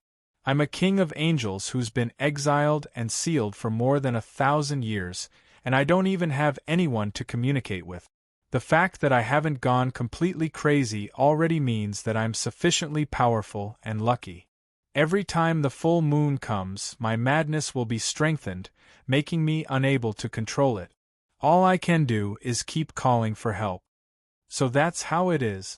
If I were to be locked up like this, I might go crazy in a few months. If I can be provided with alcohol, newspapers, magazines, all kinds of books, and different delicacies, I can last a year, no, half a year. Furs nodded in enlightenment and asked perfunctorily, "Is there anything I can do for you? How can the Abrahams remove the curse?" Mr. Dorr fell silent for a few seconds. "Set up a ritual to help me escape. That way, the curse will no longer exist. There are two types of rituals. One is to use a demigod from the seer, apprentice, and marauder pathway as a sacrifice. The second is to draw the blood of at least 99 Beyonders from the house of Abraham and use it to draw such a symbol." "I'll inform them," Furs immediately replied. At the same time, she added inwardly, "The prerequisite is to get Mr. Fool's permission." Mr. Dorr smiled. His voice became more and more ethereal and weak, as though it was returning to its original state with the end of Furs's advancement. 2 to 3 seconds later, Furs couldn't hear the voice that was slowly pushing her towards the path of losing control. The deep darkness and terrifying storm in front of her had similarly vanished. However, before this scene completely faded away, Furs could vaguely see a vast land formed from dark red rock. She saw an ancient building that resembled a pyramid standing there. Behind the building, she saw the darkness and stars twinkling. It was completely different from the starry sky she saw on the ground as an astrologer. However, before this scene completely faded away, Furs could vaguely see a vast land formed from dark red rock. She saw an ancient building that resembled a pyramid standing there, and behind the building, she saw the darkness and twinkling stars. It was completely different from the starry sky she saw on the ground as an astrologer. "What's this?" Furs shook her head, controlled her divergent thoughts, and began to seriously rein in her spirituality. After getting used to the state of a secret sorcerer, she immediately assumed a praying posture and reported her experience to Mr. Fool without missing a single detail. After doing this, Furs put away the devil's oil painting and teleported back to Pritz Harbor to meet her teacher, Dorian Gray Abraham, who was waiting in the warehouse. Seeing that her student was safe and sound, Dorian heaved a sigh of relief and said with the demeanor of a believer, "Thank you, Mr. Fool, for your blessings." He had finally taught a sequence for secret sorcerer who didn't rebel. As Mr. Fool hadn't responded, Furs didn't inform her teacher of her conversation with Mr. Dorr. She planned on waiting until after the next full moon. She also smiled in a relaxed manner. "Other than thanking Mr. Fool, I also have to thank you, teacher." Above the gray fog in the ancient palace, Klein didn't have any doubts about Mr. Dorr's claim to be half mad. He only felt that there might be more secrets hidden within. For example, why did Mr. Dorr keep luring Roselle the Great to go above the moon? That was a place occupied by an outer god. After some thought, he took out the scarlet lunar corona and the master key from the fog of history. He planned on taking the initiative to create a full moon environment and listen to Mr. Dorr's shout. The effects of this combination had long been confirmed. Klein soon heard a voice that seemed to be able to pierce through his spirit body. The content of the voice's shout was, "Don't save me! Don't save me, P.S.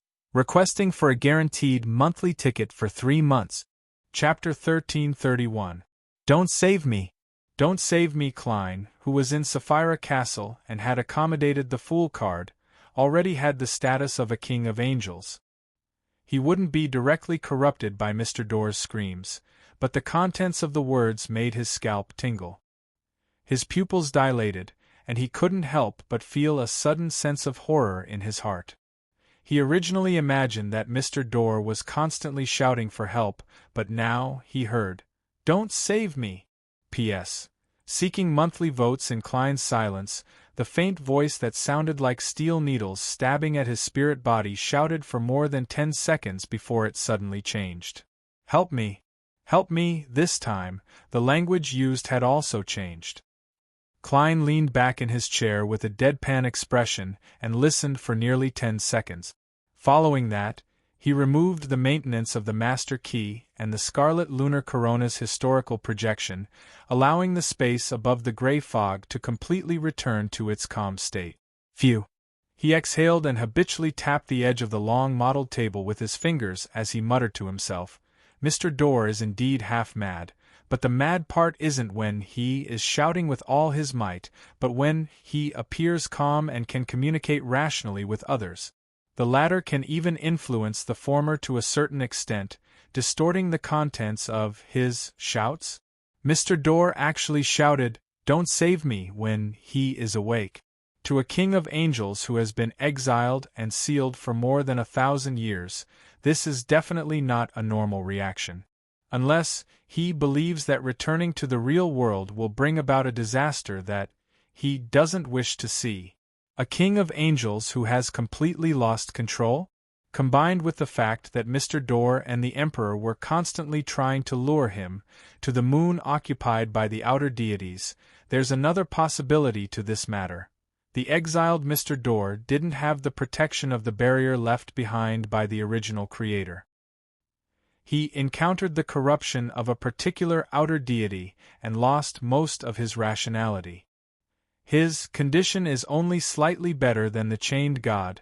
The apprentice pathway can roam the cosmos at sequence 3. Mr. Dorr's honorific name also includes the title of Guide of the Endless Cosmos. Does this mean that before this king of angels was exiled, he might have come into contact with the outer deities and was influenced to a certain extent? What do the crimson lands, pyramid-like buildings, and different starry skies that Miss Magicians saw at the end represent? This doesn't look like it's in the current star system, and it's different from the mausoleum that the Black Emperor needs, the lair of a certain outer deity who influenced Mr. Dorr, or rather, one of the legends that Mr. Dorr left behind on other planets with living creatures when he became a planeswalker? It's most likely the latter, because when Miss Magicians saw that scene, she didn't encounter any pollution from the cosmos. The more Klein thought about it, the heavier his heart became, because this might be a true embodiment of the arrival of the apocalypse in a certain aspect. The apocalypse definitely wasn't something that wouldn't happen if one didn't think about it and pretended not to know.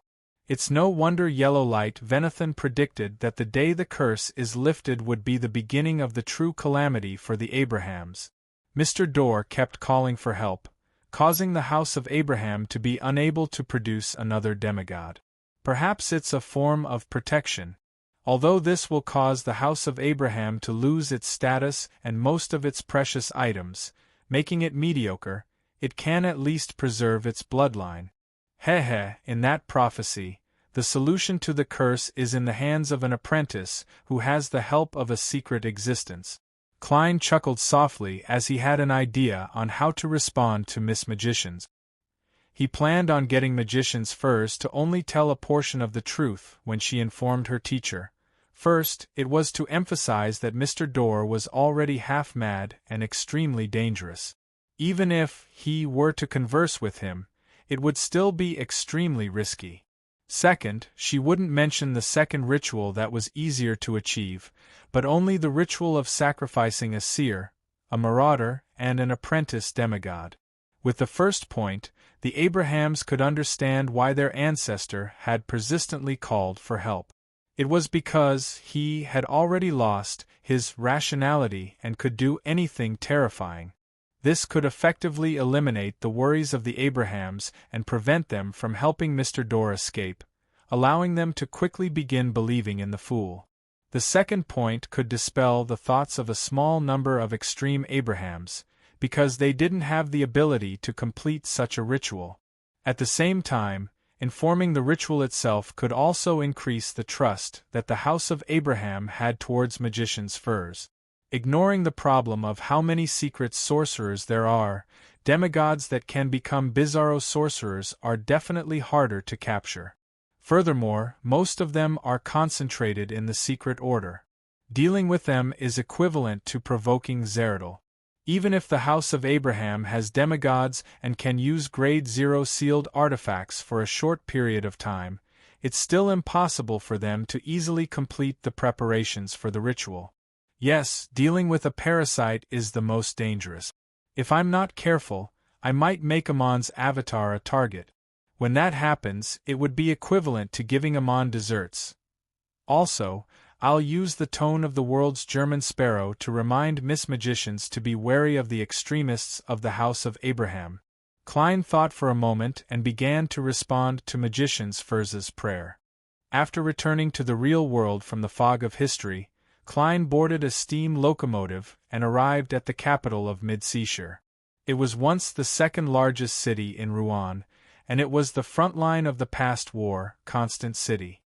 The damage is very serious. After getting off the train and exiting the platform, Klein stood at a high vantage point and looked at the purely industrial city. Although it was his first time here, he had seen various photos of Constant in the past from newspapers and magazines. Those photos were all black and white, recording every aspect of the city. Among them, there were three things that left the deepest impression on Klein. First, there were many chimneys and blast furnaces. It was as though a man-made forest had been created. It was extremely visually impactful, more representative of industry than Bakeland. Second, concrete and steel were used extensively in the buildings. They were taller, larger, and denser than their counterparts in Bakeland. Third, many places were contaminated with coal ash, including the surface of human bodies. However, the air quality was better than in Bakeland because of the strong mid-seashore winds. And now, the towering blast furnaces, chimneys, and tall buildings had become rather sparse. There were only ruins left everywhere. However, relatively speaking, the factory area had suffered less damage than the residential area. This was because there were many steel factories and munitions factories there. They were equally important to the Phasacians. The number of deaths here is definitely in the hundreds of thousands. Klein sighed inwardly. He carried his suitcase and walked down the stairs to the steam locomotive station, entering Constant City. On the way to the hotel, he continued his acting as a miracle invoker and randomly chose a muscular man in his early 30s. I'm a wandering magician. My best magic trick is to fulfill everyone's wishes. Do you want to give it a try? The once thin-skinned Klein could now strike up a conversation very naturally. The burly man glanced at him and impatiently waved his hand. Can you revive my father, mother, 2 brothers, and a child? With that said, he didn't wait for the magicians to respond. He walked to the nearest public carriage stop in a slightly irritated manner and punched the left side of his chest with his right fist. Klein stood in his spot, maintaining the slight smile on his lips as he quietly watched the man leave. He recalled a magazine he had seen on the steam locomotive. There were several pages of photos that reflected the current state of the various cemeteries in Constant City. The tombstones were like the chimneys and blast furnaces that originally stood there. The shelves that held the ashes were like tall buildings that had yet to collapse. The entire city of Constant seemed to have been buried in the cemetery. Retracting his smile, Klein circled around the fountain that had long dried up and walked to the nearby hotel. On the way, he heard many pedestrians discussing which nearby places were haunted and which places had terrifying monsters. When I passed by the Maris River, I heard many people crying in the water. I didn't dare to take a look and ran back into the city like the wind. That's nothing. I saw something even more terrifying at 9 Hyacinth Street. There was a face stuck to the window there. A very pale face. Behind my house, a few passers-by went missing. Blood was dragged all the way to the nearest ruin, but the police didn't find any corpses. How terrifying. May the goddess bless us. Holy Lord of Storms, keep these ghosts and monsters away from us. By the way, the City Hall posted a notice saying that any similar incidents are to be reported to the police station immediately. From the looks of it, the previous meat grinder-like war didn't allow many corpses to be buried in time, turning them into ghosts. Few, most of the time, some of the dead might not even have their corpses preserved. Yes, there's definitely no lack of Beyonders who have lost control due to mental breakdowns or physical disabilities. Also, most of those who didn't consume the potion according to the normal procedure have also lost control. The Nighthawks and mandated punishers will definitely clean up these incidents, but at least in Constant City, people might have to coexist with Beyonder incidents for a long period of time. After all, some ghosts and monsters are good at concealment and evasion, and they're innately cunning. Klein looked straight ahead as he walked, gaining a new understanding of Constance's overall situation. Here, encountering Beyonder incidents was no longer a coincidence, but a daily occurrence with a certain probability. At this moment, Klein saw a group of Nighthawks wearing red gloves and black trench coats walk past the intersection in front of him, but he didn't recognize any of them. Indeed, the Cathedral of Serenity has sent the more mobile Red Gloves team to help. Is there something abnormal nearby? Klein nodded indiscernibly, and following his spiritual intuition, he cast his gaze at an apartment-like building behind a pile of ruins. On the 4th floor, behind an oriel window, there was a highly rotten face looking out through the glass. A pale yellow liquid with a hint of black slid down the window. Chapter 1332. Eric had become a Red Glove captain in the later stages of the previous war, and he had advanced to Sequence 5 Spirit Warlock. He had witnessed the deaths of his former captain and his former captain. He knew that a higher sequence wasn't the first guarantee of safety. Being cautious and careful was, to the elite Red Gloves of the Nighthawks, this was a belief that almost everyone believed in. This was because ordinary Nighthawks might encounter ordinary problems that looked like Beyonder incidents. Occasionally, there would be an oversight, and there was a high chance that they could use their Beyonder powers to turn the situation around. As for the Red Gloves who were pursuing all sorts of important cases, their potential targets were definitely rather dangerous. At this moment, Eric was standing on the 4th floor of the apartment at 14 Playa Street. Facing the tightly shut dark brown wooden door, he looked around and said, "2 Nighthawks have already gone missing here. 2 Nighthawks have already gone missing here. We must not be careless." In the beginning, it was a few residents of this apartment who called the police, claiming that there was a foul smell coming from Unit 403. Furthermore, the tenants of Unit 303 often heard heavy footsteps above their heads. The police in the corresponding area dragged on for 2 days before coming to investigate. After that, they never left Unit 403. After the police station confirmed this, they immediately handed the case over to the Church of Evernight. However, the 2 Nighthawks who came to handle the case had also gone missing. The door to Unit 403 remained tightly shut. Due to this premise, the Archbishop of Mid-Seashire of the Church of Evernight entrusted the matter to Eric's team and allowed them to apply for a Grade 1 sealed artifact to assist them. "Yes, Captain." The members of the Red Gloves team either nodded or spoke, giving their responses one after another. Eric didn't say anything else. Standing in front of the tightly shut dark brown door to Unit 403, he raised his red-gloved left palm and tapped one of his teeth. A blurry figure suddenly appeared in front of him, and as though it had no thickness, it seeped into Unit 403 through the gap in the door. Eric's expression was abnormally focused, as though he was observing the situation in the room through the blurry figure. It was a natural spirit that he controlled. It wasn't considered powerful, but it had special abilities. It usually lived on his left front tooth. In the present situation, Eric believed that they couldn't barge in directly. It was best to do some reconnaissance first. Even if his team had a reasonable combination of powers and the help of a powerful sealed artifact, they still had to be cautious. If he could get a preliminary understanding of the situation inside and make more targeted preparations, he believed that things would be much easier. At this moment, tiny blood vessels protruded from Eric's eyes one after another, and some of them even exploded. As his vision turned bright red, Eric heard a heavy creaking sound. The tightly shut dark brown door suddenly swung open.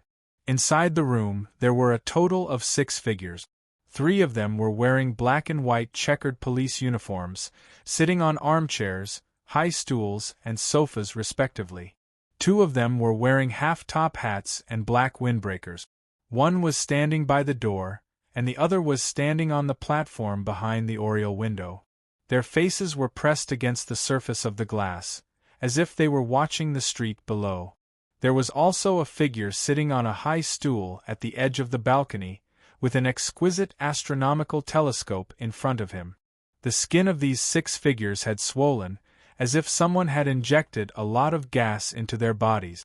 Some parts of their bodies had even cracked and were highly decayed, but they still did not shrivel up. Instead, they glowed with a greenish-black luster, and a yellowish-black liquid flowed down. Sensing that the door had opened, the 6 figures turned their heads and looked at Eric and company. The first one was the former Nighthawk standing by the door, and the last one was the man in a cotton shirt sitting behind the astronomical telescope. One of his eyeballs was still stuck to the lens, and he could only use his remaining eye and the dark hole to sweep his gaze at the Red Gloves team outside the door.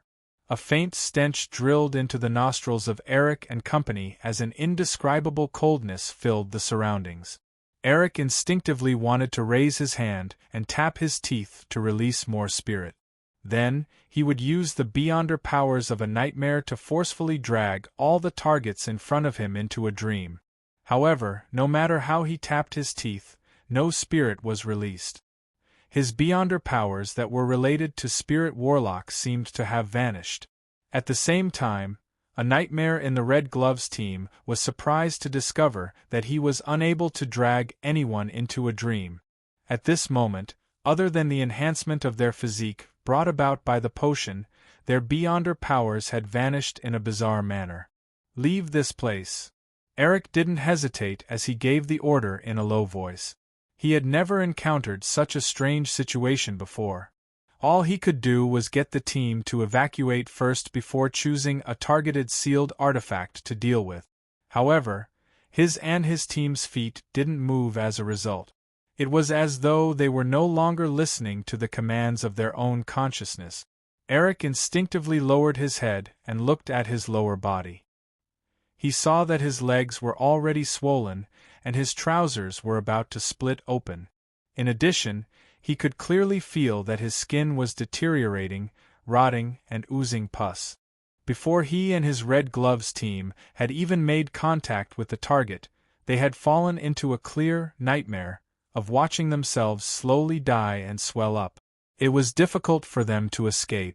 At this moment, Eric's bloodshot eyes reflected an ordinary palm. It held the handle and gently pulled outwards. Creak. The dark brown door to Unit 403 closed once again, isolating Eric and his Red Gloves team from the creatures in the room. They instantly regained control of their bodies, but their legs seemed to have suffered serious injuries. Be it raising their feet or bending their knees, it was a little difficult.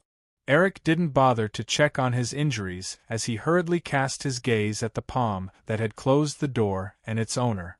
It was a young man wearing a classic top hat and a black robe. His facial features were ordinary, making it impossible for people to have a deep impression of him. They would forget him the moment they turned their heads. "I sincerely suggest that you return now and leave the matter to the Archbishop or high-ranking deacons to handle. Of course, you also have another option, which is to make a wish to me. I'm a wandering magician named Merlin Hermes. I'm best at fulfilling the wishes of others." Klein spared no effort in bewitching others to make a wish to him. Just now, when he saw the rotting face on the oriel window, he suddenly had an ominous feeling. Hence, he specially came over to confirm what had happened. Fulfilling wishes. Eric suddenly recalled the education he had received during his training at the Holy Cathedral. Some high-sequence beyonders might be in a state of being imprisoned or sealed. They will pretend to be mystical items that fulfill wishes to lure you into helping them escape. The corresponding examples are a magic lamp that can fulfill 3 wishes and a wishing pool. This is a high-sequence beyonder? But he doesn't look like he's in a state of being imprisoned or sealed. Eric looked around and deliberated for a few seconds. He probed, "If we don't make a wish to you, will you not resolve the abnormality in the room?" Just as he said that, he saw the wandering magician who called himself Merlin Hermes fall into deep thought, revealing a look of distress. A few seconds later, Klein raised his hand to stroke the top hat on his head and sighed with a smile. "Even if you don't make a wish, I will still attempt to resolve it." "Do I need to say your honorific name or your real name to make a wish to you?" Eric asked after exchanging looks with his teammates. Klein shook his head. "There's no need. Just say your wish. This won't result in a mysticism connection." Eric probed and said in a joking tone, "Then I hope that the abnormality in this room can be resolved and will no longer affect the surroundings. Then I hope that the abnormality in this room can be resolved and will no longer affect the surroundings.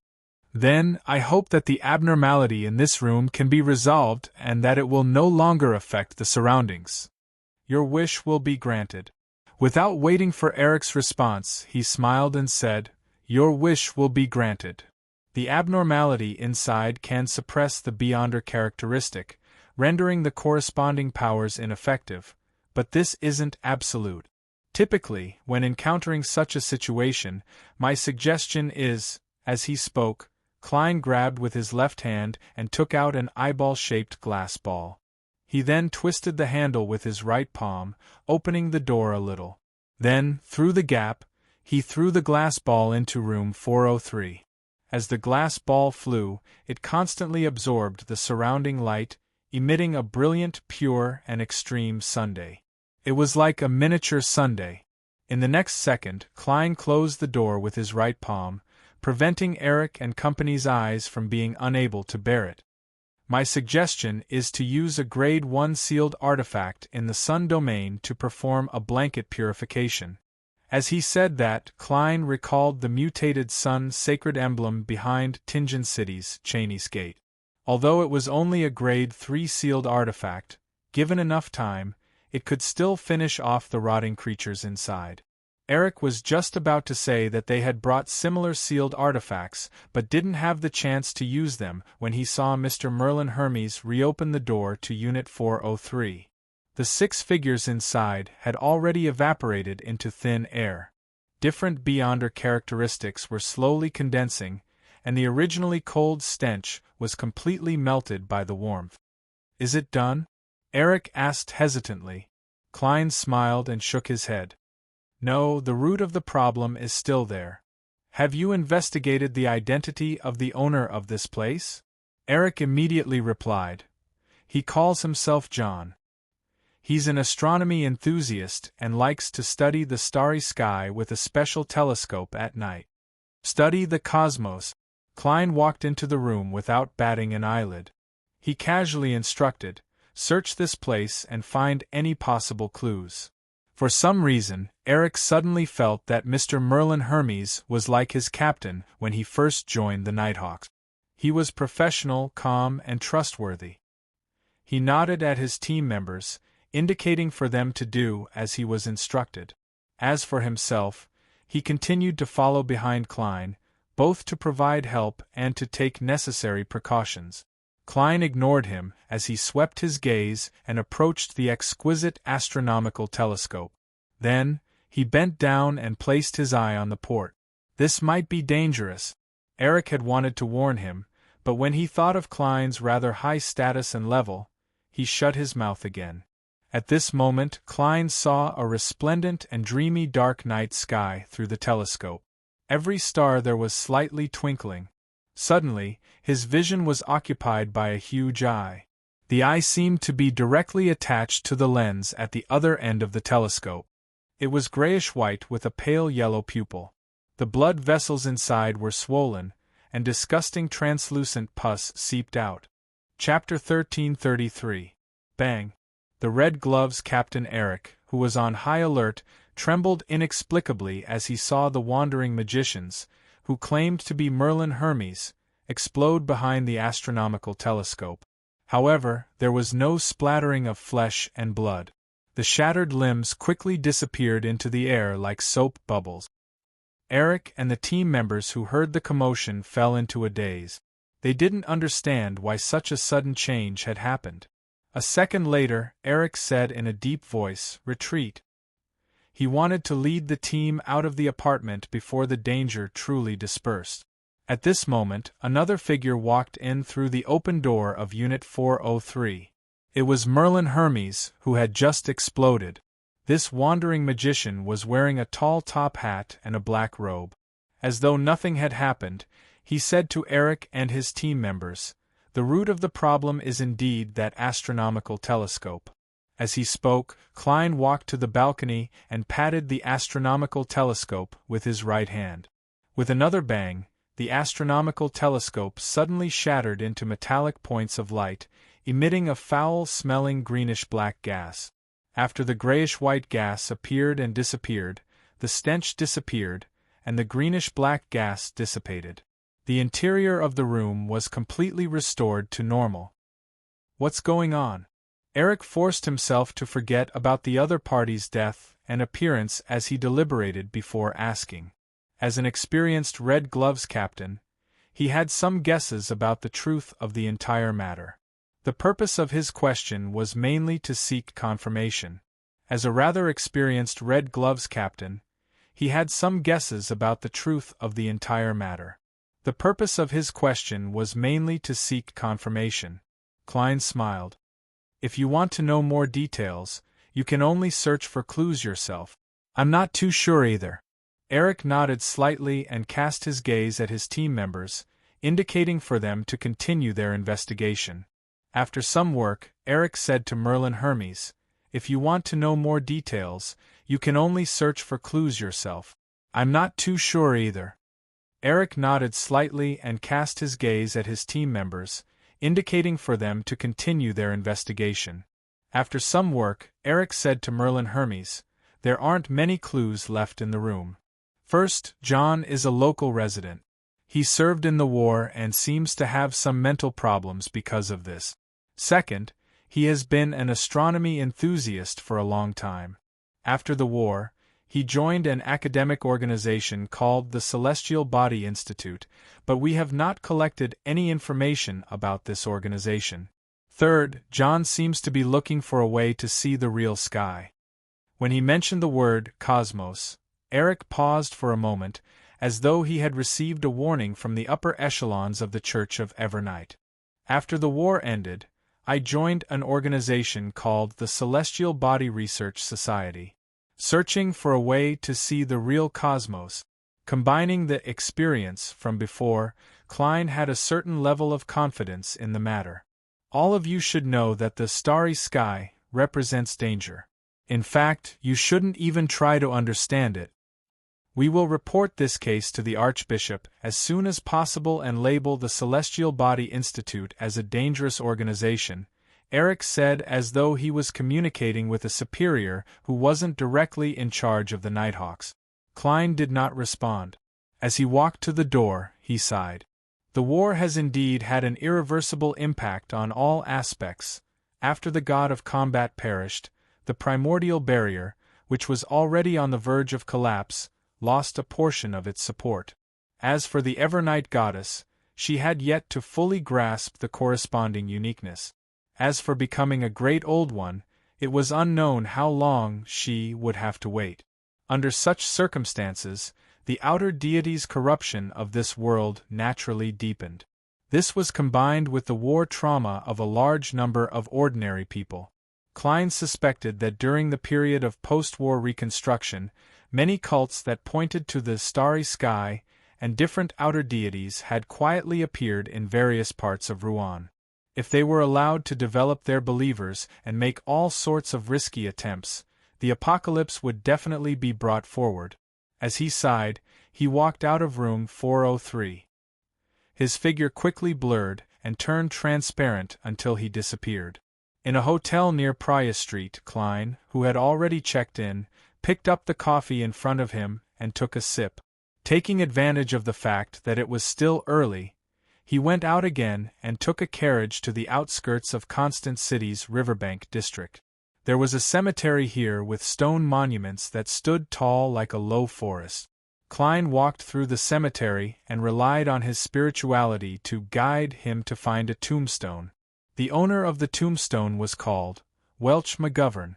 This was Klein's original university classmate. Because he had bought the Antigonus family's notebook, he had mysteriously died in Tianjin. This had indirectly led to Zhou Mingrui's transmigration. Welch McGovern's father was a banker in Constant City. He had spent money to bring his son's corpse back to his hometown and buried it in this cemetery. Klein stared at the photo on the tombstone for a few seconds before bending down and placing the white bouquet in front of Welch's grave. Just as he was about to turn around and leave, he suddenly stopped in his tracks. 20 to 30 seconds later, an old man with a black cane walked over from another direction. Klein recognized him and knew that he was Welch's father, the mid-seashore banker who had once treated him and his classmates to a sumptuous meal. However, compared to a few years ago, this gentleman had aged a lot. He was originally a spirited middle-aged gentleman, but now, his hair was mostly white. There were many wrinkles at the corners of his eyes, mouth, and forehead. "Who are you?" Welch's father looked at the stranger in front of the grave and asked in puzzlement and wariness. Klein sighed and said, "Uncle, I'm Welch's friend. Uncle, I'm Welch's friend. I happened to pass by Constant City recently." Welch's father nodded slightly and said in a deep voice, "He's a person who likes to make friends. He was a man who liked to make friends. I only knew some of them." He was actually explaining why he hadn't invited this guest to the funeral back then. He was very apologetic about it. Klein didn't say anything else as he looked around. He looked around and said, "Is there anything you need help with, or should I say, do you have any wishes you wish to fulfill? I hope I can provide you with some strength." Welch's father looked around and smiled bitterly. "Can you make all the dead stand up again? It's not impossible, but it's not the same as what you want to stand up again." Klein sighed and shook his head. "Then can you restore Constant to his original appearance?" Welch's father asked with a wry smile. Without waiting for Klein to respond, he sighed and continued. "There's no need to provide help.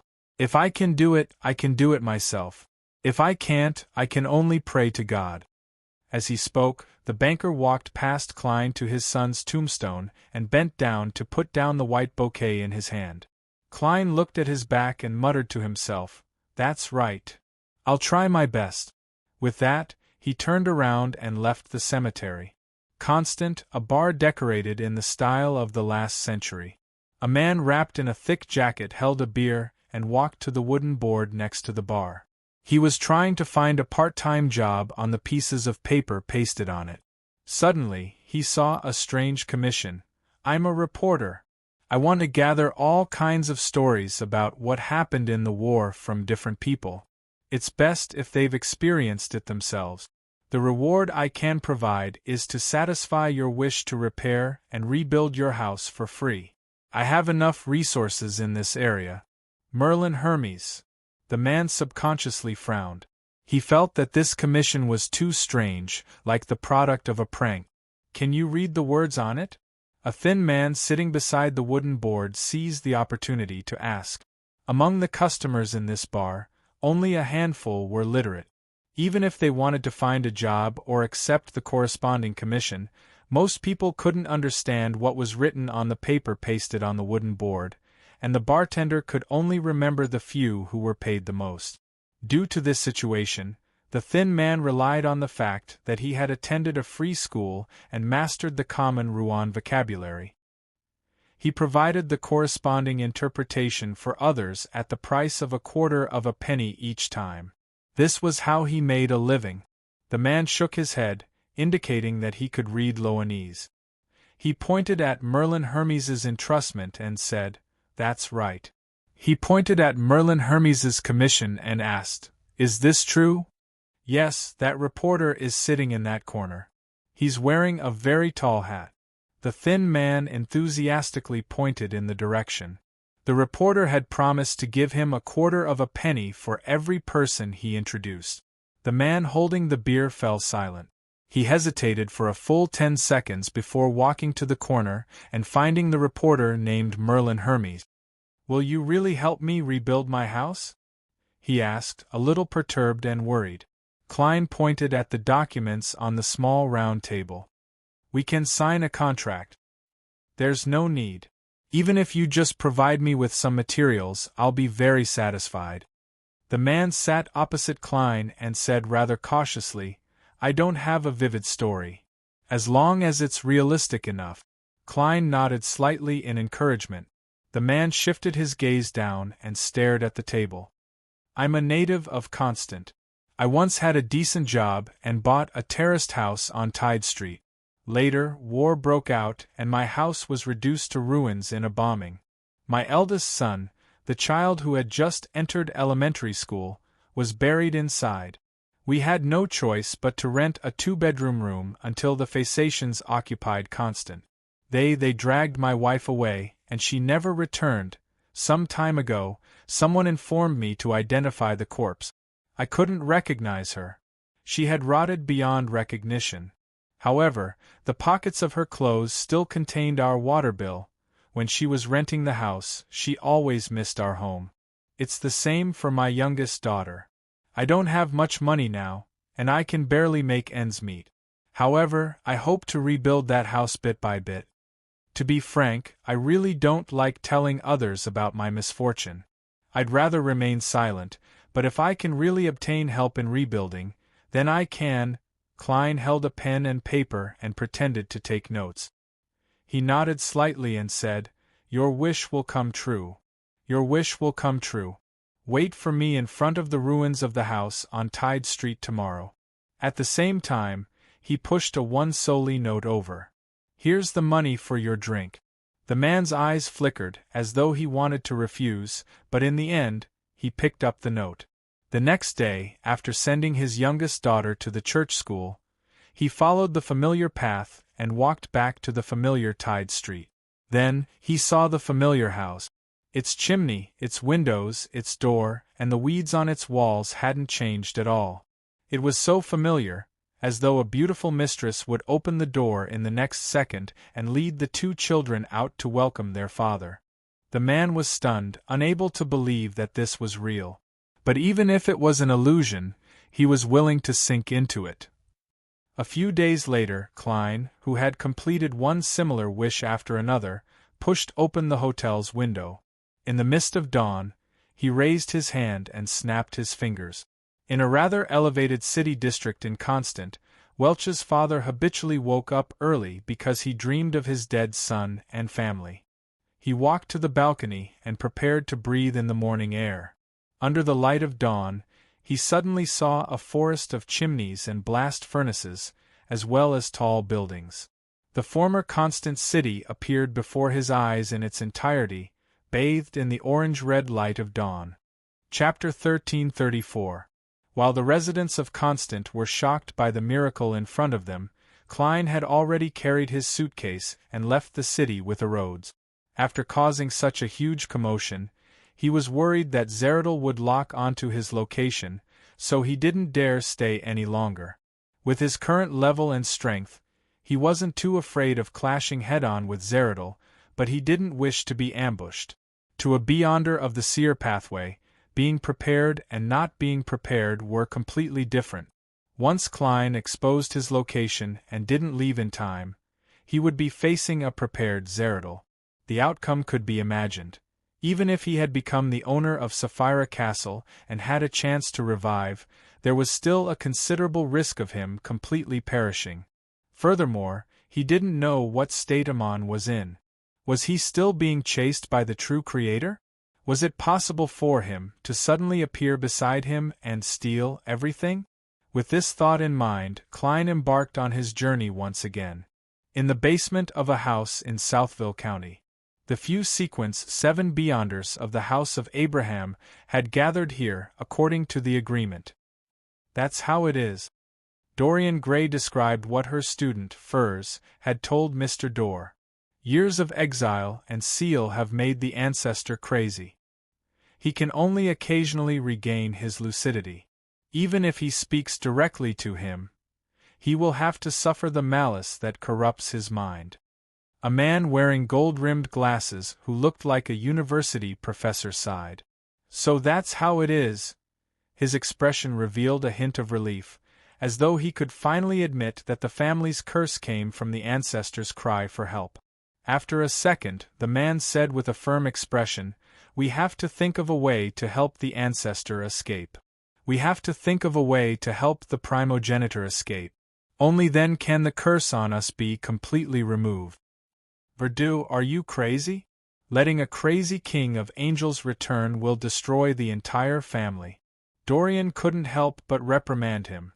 The man named Verdu looked at the rest of the family members and said with a sunken expression, "Therefore, we have to quickly let the ancestor return to the real world while he still has a portion of his consciousness.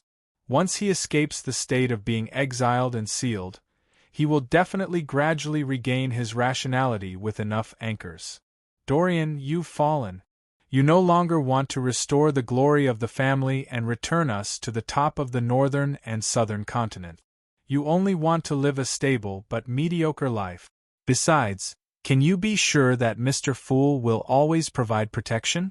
Perhaps one day, he will be like the 7 gods and no longer respond to most prayers." Dorian was silent for a few seconds. "But the risk in this aspect is definitely lower than helping the ancestor escape. Ever since I believed in Mr. Fool and prayed to him devoutly, I haven't been affected by the full moon's ravings for many months.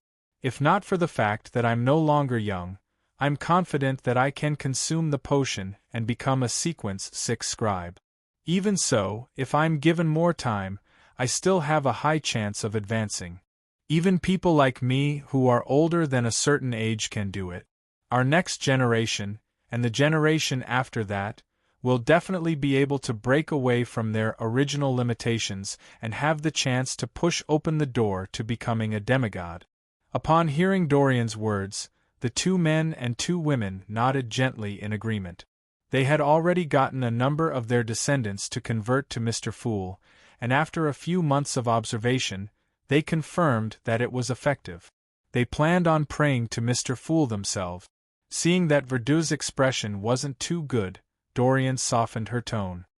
"More importantly, we don't have the strength to complete the ritual at all. No matter which pathway a demigod is, they aren't easy to deal with. Among them, the demigods corresponding to the seer and marauder are known for being cunning, bizarre, and dangerous. Even if we're willing to sacrifice ourselves and use a grade 0 sealed artifact, it'll be very difficult to capture them." Verdu nudged his gold-rimmed glasses and slowly exhaled. "I won't stop you from converting to the Fool. If you can get that existence to help the ancestor escape, that would be the best development. But before that, I'll do my best to prepare the ritual. Dorian, you have to remember that the bloodline and glory of the House of Abraham comes from the ancestor. Without him, there wouldn't be us. If this matter requires a sacrifice, I'll be the one to do it." With that said, he stood up, put on his top hat, and walked to the exit of the basement. Dorian watched him leave and sighed after a long while. Verdu has been studying all kinds of mysticism information, hoping to find a way to completely resolve the family's curse. I believe that such persistence has already fused into his bloodline. The other members of the House of Abraham nodded one after another. After he confirms that he can't complete the ritual, he will likely give up. They also secretly hoped that Verdu could succeed, but they felt that it was almost impossible. On Blue Mountain Island, where the City of Generosity was located in Byam, a private harbor that originally belonged to the Resistance, A group of workers who had just finished setting up the gas pipes were about to find a place to rest and wait for the carriage sent by the Church of the Sea God to take them back to Byam when they saw the half-giants, who were said to have come from the northern islands of Fasak, carrying heavy grayish-white stones as they walked over. These workers had participated in the construction of the harbor, the cathedral, and the art gallery, so they knew how heavy the grayish-white stones were. They remembered that with the help of logs, horses, and machinery, it was very difficult for people to move similar stones, but the half-giants here were as easy as carrying toys. This kind of power was simply exaggerated to the extreme. When Derek saw that the outer walls and some of the buildings had already been built under the efforts of the City of Silver's team of explorers, he nodded and said to Candace and Lievel, "It's time to return to the City of Silver and tell the chief about the situation here." None of the members of the City of Silver's explorers objected. They excitedly agreed with Elder Derek's decision. Although they hadn't been here for long, they had already deeply fallen in love with their new hometown. They fell in love with the warmth of the sun and the tranquility of the crimson moon's night. They couldn't wait to let their family and friends experience and enjoy it as well. Seeing this, Derek subconsciously straightened his back a little. He controlled himself and didn't let a smile surface as he calmly said to Candace, "Return to the City of Silver with me and inform the chief and the other elders of the 6-member council of the situation here. Yes, Genord, you too. Lievel, you're in charge of maintaining order here." He was worried that he wouldn't be able to gain the trust of the current chief, Waite Chermont, and the others, so he pulled in 2 more companions. After handing over the corresponding matters, Derek led Candace and Genord to a secluded spot in the new City of Silver. He lowered his head, clasped his hands, and prayed to Mr. Fool, making a wish to immediately return to the City of Silver. Silently, the scene around them first became blurry and stretched. Then, it stabilized and quickly became clear. In front of them, a city wall with hair-like weeds fluttering in the wind appeared. In just a few seconds, Derek and his 2 subordinates returned to the entrance of the City of Silver. "This is a miracle." Candace rubbed her eyes with the hand that wasn't holding a weapon as she praised from the bottom of her heart. She had imagined many ways to return to the City of Silver, but she had never thought that she would return directly. To her, this was a miracle bestowed by a deity. Genord shook the glass lantern in his hand and muttered thoughtlessly, "That's right. This is much brighter than an animal hide lantern." Before he could finish his sentence, he came to a realization and revealed a pure smile that didn't contain a hint of gloom. This time, they would be the Dawn envoys who would lead the residents of the City of Silver out of the forsaken land of the gods. Derek heaved a sigh of relief and maintained his solemn expression. "Let's immediately find the chief and arrange for everyone to make preparations for the relocation." He had heard from Mr. the Hanging Man that he was just short of success. He didn't wish for the City of Silver to have a similar outcome. Therefore, he had to hurry up with the various matters that followed. When they passed through the door, the residents of the City of Silver, who were in charge of guarding, looked curiously at the 3 pathfinders. They saw hope in their rosy, glowing faces. "Lievel and the others haven't returned?" someone asked worriedly, afraid that the other members of the Pathfinder team had already been sacrificed.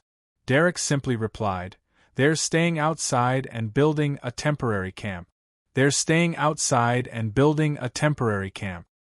guards didn't ask further, afraid that they would waste time. They watched Derek and the others head for the Twin Towers. Not long after, Derek, Candace, and Genord met Chief Waite Chermont and the other members of the 6-member council. They described the key points of what their team had seen and heard in the outside world. At the end of the report, they even took out pocket watches, music boxes, and other exquisite mechanical creations as proof. Apart from Waite Chermont, who was more than 2.5 meters tall and had a dark blue symbol tattooed on his head, the other members of the 6-member council looked at each other and sighed. "Your experience is like a beautiful dream." No, I can't even dream of such a scene." With that said, his expression turned solemn. "Has the dungeon that stores the sealed artifacts been built?" "This is the first building we completed."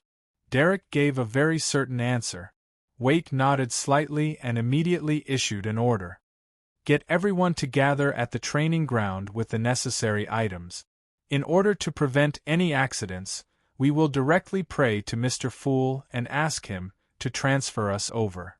At this point, Waite thought for a moment. Mr. Fool previously sent down an oracle to get us to wait another 3 hours for the ancient survivors from Moon City to rendezvous. However, this doesn't stop us from making preparations ahead of time. Also, tell everyone that the living environment in Moon City is very difficult. Many people have already shown signs of abnormalities. We have to look at them normally. Although the City of Silver had black-faced grass as their staple food, they would still eat the flesh and blood of monsters from time to replenish their strength. This caused deformed children to occasionally be born among them. Therefore, everyone was no stranger to this phenomenon. "All right." The other members of the 6-member council didn't hesitate to respond. They couldn't help but reveal excited expressions on their faces. This time, they were no longer just seeing the dawn. They were welcoming the day. Chapter 1335.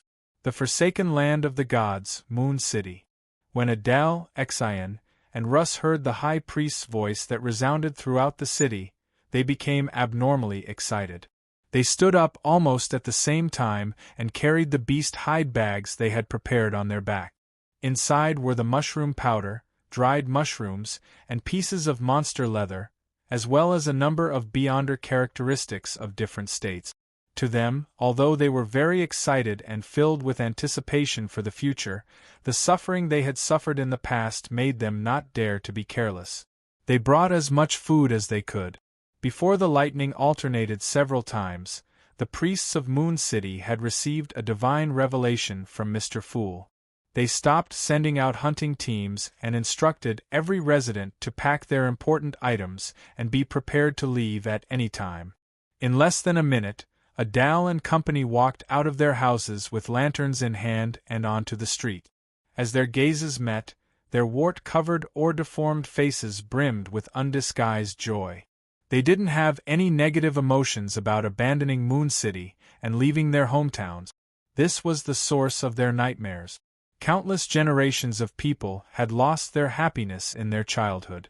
After gathering at the square with the platform, they suppressed their excitement and lined up according to their residences in an orderly manner. They then checked if their neighbors had arrived. Before long, all the residents of Moon City were present. High Priest Nim walked up the platform and couldn't hide his smile. "Everyone, I've received a revelation. Mr. Fool is about to help us leave this cursed land and obtain a new life.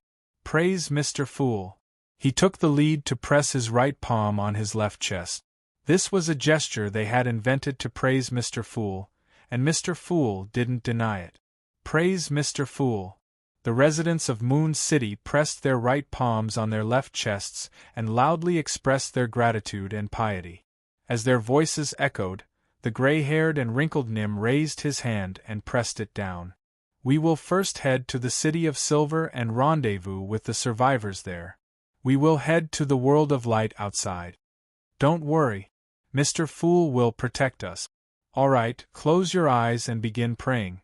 With that said, the high priest clasped his hands and pressed them to his lips. He piously prayed to Mr. Fool, hoping that the great existence could satisfy the greatest wish that Moon City had accumulated over the past 2,000 to 3,000 years. In the next second, this demigod of the Evernight pathway acutely sensed the changes in his surroundings. He opened his eyes and observed his surroundings. He discovered that the stone pillars were turning clear. Lanterns were hanging from them, and tall figures were quickly outlining themselves. "This is the City of Silver? We've already arrived at the City of Silver. This is the power of a deity. Praise Mr. Fool." Adele, Exion, and company followed closely to observe their surroundings. They subconsciously had a good impression of the City of Silver. This was because God's missionary, the revered His Excellency Gehrman Sparrow, had once mentioned that the first place he arrived at after entering this cursed and forsaken land was the City of Silver. This was the beginning of the spread of the light of God in the eternal darkness, the beginning of all hope. The figures quickly appeared. Most of them were more than 2 meters tall. Their facial features and bodies were normal without any deformities. They were sizing up the residents of Moon City with curious and wary gazes. Their oppressive height and enviable normalcy made Xin, Russ and company nervous. They felt inferior and uneasy. However, as they swept their gazes, they saw many residents of the City of Silver nibbling on the yellowed mushrooms. From time to time, they would suck the steaming liquid from the white and plump mushrooms. This familiar scene made the people of Moon City gradually relax, treating the half-giants as their own kind. Chief of the 6-member council, Waite Chermont, nodded at Moon City's leader, the high priest named Nim. "Are you ready?" His gaze was calm and natural. He didn't look down on most people in Moon City because of their terrifying look. Nim was worried that an accident would happen. He immediately replied, "We're ready." Waite Chermont then cast his gaze at the residents of the City of Silver. "Finish your meals in 3 minutes and begin praying." In less than a minute, the residents of the City of Silver finished their milk. They put away the remaining food in their hands and piously prayed to Mr. Fool.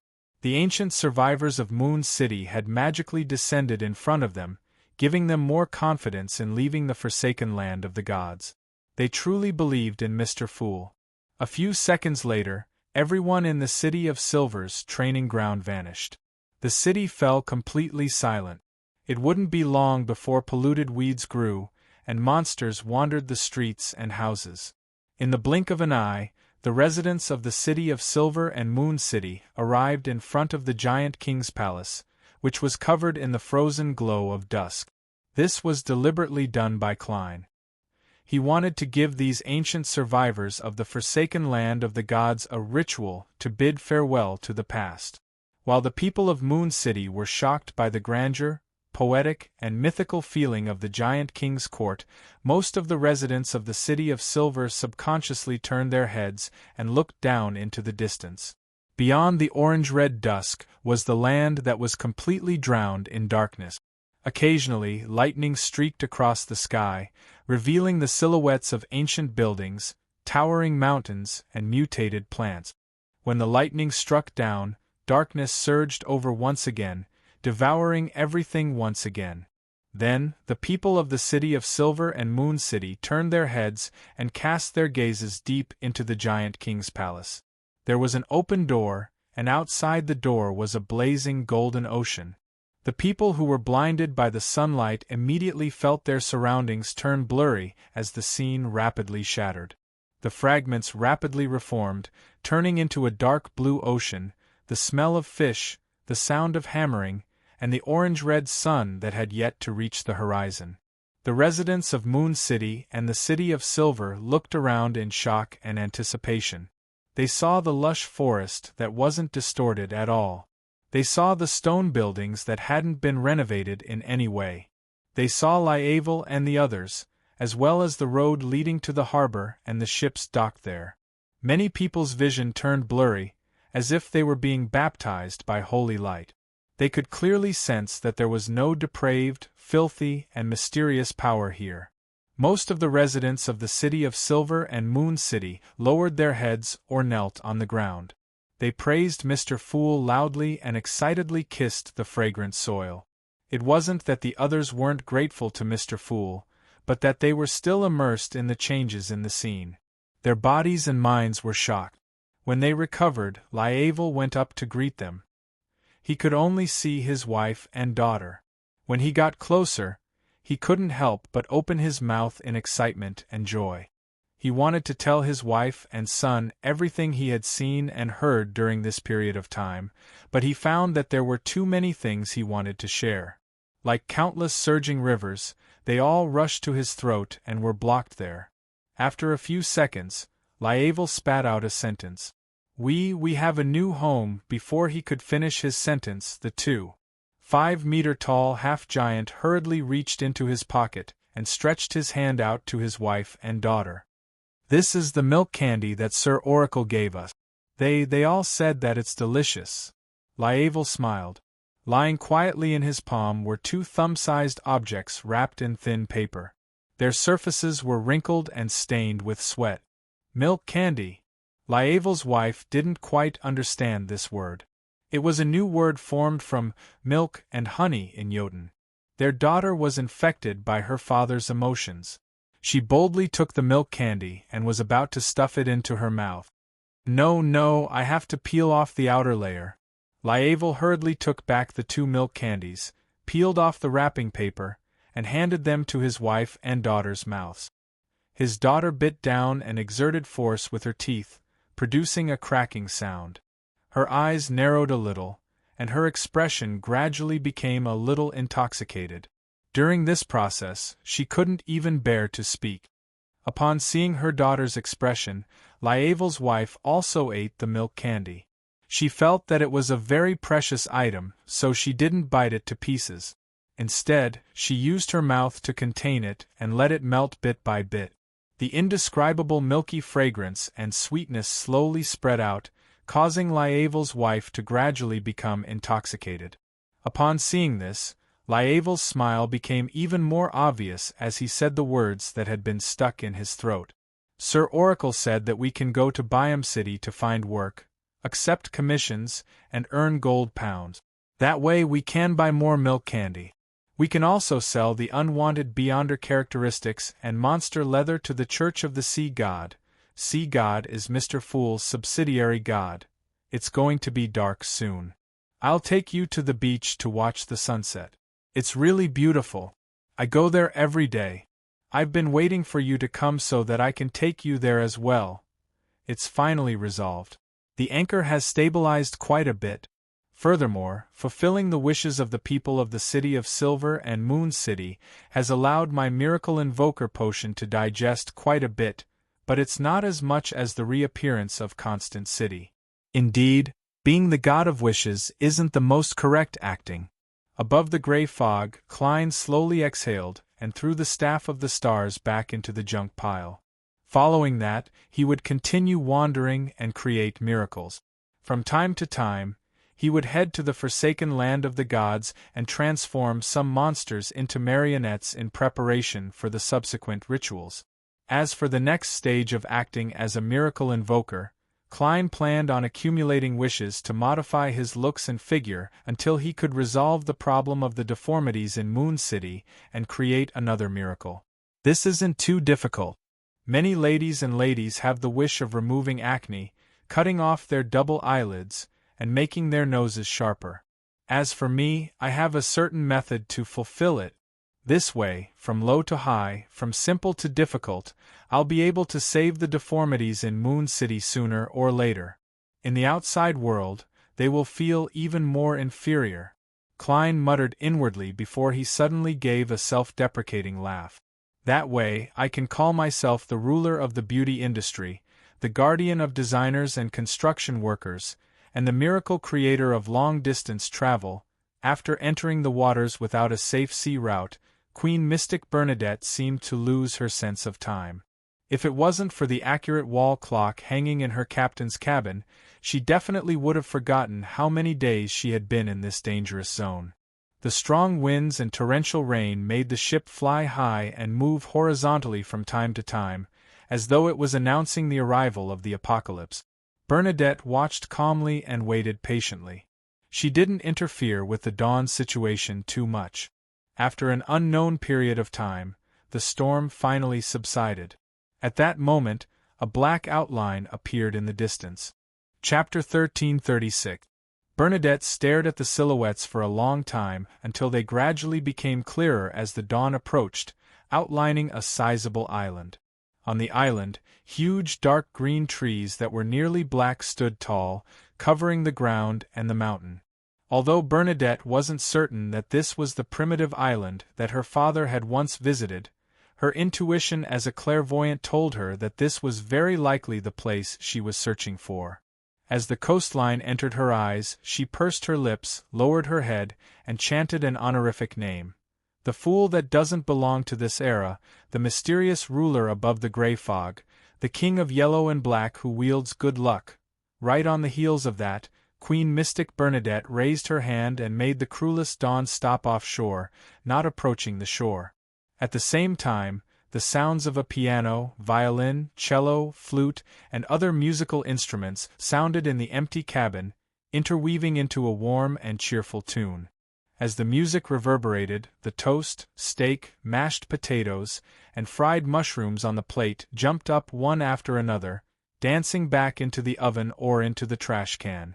The red wine bottle, white tablecloth, and other items also returned to their original positions. They either plugged themselves in or kept folding themselves neatly. Then, Bernadette gently threw out a bright ball of yarn that didn't seem real enough with her right hand. This ball of yarn rolled into the void, leaving behind a thread. Bernadette followed it as she strolled through the spirit world and arrived at the edge of the nameless island. This Queen Mystic wasn't in a hurry to venture deeper to search for the Black Emperor's mausoleum that might exist. She cautiously made her ocean-blue eyes turn deep, temporarily losing focus as though she was prying into the river of fate. A few seconds later, Bernadette's eyes returned to normal as she subconsciously looked up into the sky. She felt that she was being watched by a certain existence. Of course, this was within her expectations because she had taken the initiative to chant Mr. Fool's honorific name. Above the gray fog, in the ancient palace, Klein accommodated the Fool card, draped the curtain, and held the staff of the stars.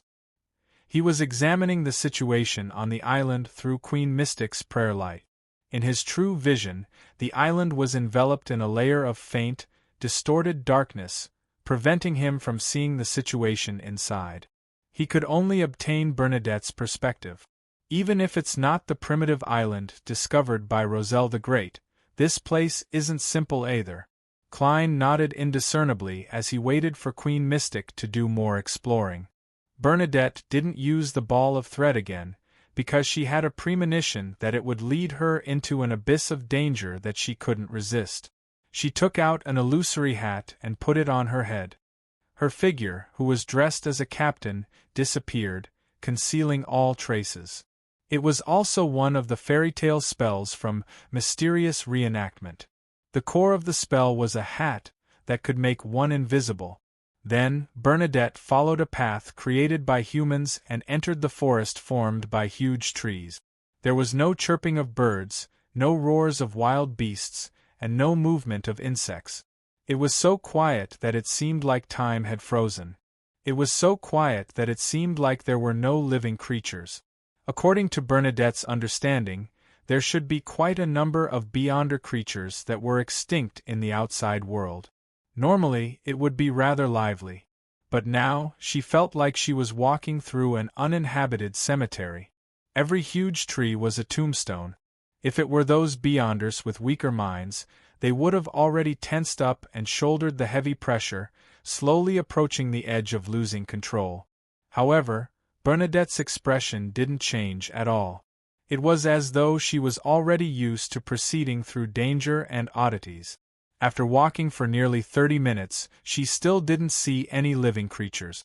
She didn't even feel the existence of the wind. Suddenly, the area in front of her opened up because the huge trees in front of her had become sparse. Bernadette didn't feel any joy. Instead, she slowed down, raised her hand, and pressed it against her glabella. Immediately, a pair of eyelashless, abnormally cold, and almost transparent eyes appeared in front of her. Then, this pair of eyes of mystery prying was grabbed by invisible hands and placed on an invisible person's face. This was Bernadette's invisible servant. With the eyes of mystery prying, the invisible servant quickly passed through the remaining paths and arrived at an open forest. During this process, its vision gradually became clear, as though it was no longer affected by the faint blackness in the air. Finally, the invisible servant arrived at the edge of the open area and transmitted the situation to Bernadette's vision through the eyes of mystery prying. Outside the sparse forest was a large, empty space. There were countless creatures crawling there. Among them were red dragons with flames flowing through their skin, treants with lumps as their eyes and cracks as their mouths, demonic wolves with 8 legs, giants with 4 abnormally long limbs, feathered snakes with dark green scales and oily feathers. Just by coiling there, they looked like small hills. There were all kinds of creatures that were a mix of humans and beasts. At that moment, they were all facing the same direction. Their upper bodies or heads were prostrated, as though they were worshipping an unknown existence. None of them made a sound. There were even a few humans among them. 1, 2, 3, 4, 5. When Bernadette silently counted the number of humanoid creatures, her blue pupils suddenly dilated a little. She had learned from Admiral of Stars Catlia that the primitive island her father had discovered once had some kind of strange pollution. It allowed the creatures that died from it to return to the source, regardless of where their corpses were. Back then, among the knights who followed Roselle the Great, Grim was the first to die, followed by William and Porley. However, apart from the 3 of them, no one else had been sacrificed in the corresponding incident. And at that moment, there were a total of 5 people among the Beyonder or mutated creatures. In addition, Bernadette also knew that her father had finally resolved the problem of the pollution, making this primitive island his secret base. Could it be that it wasn't that island? Through the eyes of mystery prying, Queen Mystic examined the 5 humans one by one. They were dressed in luxurious clothes from Roselle's era. Their side profiles were pale and their skin was shriveled. They looked more like zombies than humans. As the 5 of them were prostrating on the ground, Bernadette couldn't see their faces for the time being. All she could do was patiently wait for the prayer to end. A few minutes later, the creatures straightened their bodies at the same time, and the entire primitive forest came alive. Seizing this opportunity, Bernadette saw the faces of the 5 people and compared them with her memories and the portraits she had. Grim, he's really grim. This is that primitive island, this is Uncle William. I remember him. He once taught me swordsmanship. Uncle Porley, when she recognized the 4th person, Bernadette's face, which rarely showed any emotions, revealed an unconcealable look of shock. That person was Edwards. In Bernadette's memories, this knight had lived until her father perished. Then, he moved his family to Lemberg and didn't die on this primitive island. And according to the information she obtained from Vice Admiral Iceberg Edwina, Edwards had lived to nearly 100 years old. He had passed away very peacefully and was buried in a cemetery in the suburbs of Lemberg. Uncle Edwards has also returned to this island. Didn't he not suffer from corruption and didn't die as a result? Thoughts flashed through Bernadette's mind. As a result, the eyes of mystery prying that were placed on the invisible servant's face kept staring at the human suspected to be Edwards. The gentleman looked old, and his hair was completely white. He was identical to the portrait of her ancestor in his later years that Edwina Edwards had shown her, and from his facial features and outline, Bernadette could tell that he was in his prime. Back then, Edwards was her equestrian teacher. Suddenly, the human suspected to be Edwards turned his head and looked at the invisible servant with cold, wooden eyes. Although Bernadette had inherited quite a bit of Roselle the Great's inheritance, to be able to reach this point in the mysterious world, she definitely didn't rely on items. At that instant, she decisively dispersed the eyes of mystery prying, allowing the invisible servant to return to the spirit world. Right on the heels of that, she secretly changed her location. At the same time, Klein, who was above the gray fog, tapped the edge of the long, mottled table, increasing the chances of Bernadette not being discovered. After the human suspected to be Edwards retracted his stiff gaze and walked to a different spot in the primitive forest with the surrounding creatures, Klein frowned slightly and muttered to himself, "What's going on?" He remembered that the Emperor had resolved the corruption of the cosmos on this primitive island when he was alive, but now these creatures were still worshipping an unknown existence and holding a mysterious ritual. It was very close to the earliest description in the diary. Did someone from the cosmos invade this place after the emperor perished, or are they actually worshipping a symbol left behind by the emperor? Who are the two extra people? They look like Edwards and Benjamin Abraham from the historical fragment? Due to the faint blackness on the island, Klein temporarily couldn't see what was being worshipped. All he could do was follow Bernadette's eyes to observe his surroundings. After a while, Bernadette, who was proficient in prophecy, finally confirmed that there were no creatures in the open space. She summoned the invisible servant again, and gave it the eyes of mystery prying. The invisible servant passed through the sparse and completely empty areas of the forest, and carefully arrived at the spot where the creatures were worshipping. There was a huge boulder, and on it was a simple shrine made of dark red wood. The invisible servant circled around and came to the front of the shrine. It discovered that it was empty inside. There were no statues, nor were there any emblems formed from symbols. The creatures on this island seemed to be worshipping something that didn't exist. Chapter 1337. Through the eyes of mystery prying, Bernadette saw that the interior of the dark red shrine was empty. There was nothing, only the shadowy curtain that usually enveloped reality.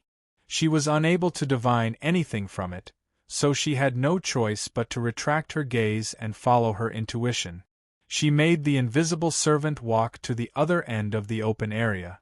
It was also a primitive forest with towering trees. At the same time, as the invisible servant couldn't go too far away from her, she quietly followed behind while wearing the invisibility hat. She unhurriedly passed through the area where all the creatures on the island were gathered. Here, the sky always seemed a little gloomy, filled with a faint black color. As time passed by quickly, the invisible servant entered the forest where the branches blocked out the sky. His vision suddenly turned dark. Right on the heels of that, the pair of nearly transparent, cold, and undetectable eyes of mystery prying saw through the dark environment. She noticed that there were pale corpses placed between the trees, and there were skulls, rotting corpses, and other things hanging from the branches. Some of them were dragons, some were bird-like creatures, some had 8 legs, and some were strange trees that completely filled the gaps in the forest. At a glance, Bernadette felt as though she had arrived at a cemetery, and a scene naturally surfaced in her mind. Before those Beyonder creatures died, they gave birth to their descendants, passing down their Beyonder characteristics to them. As for themselves, they struggled and came to this area of the primitive forest from all directions, searching for an unoccupied spot.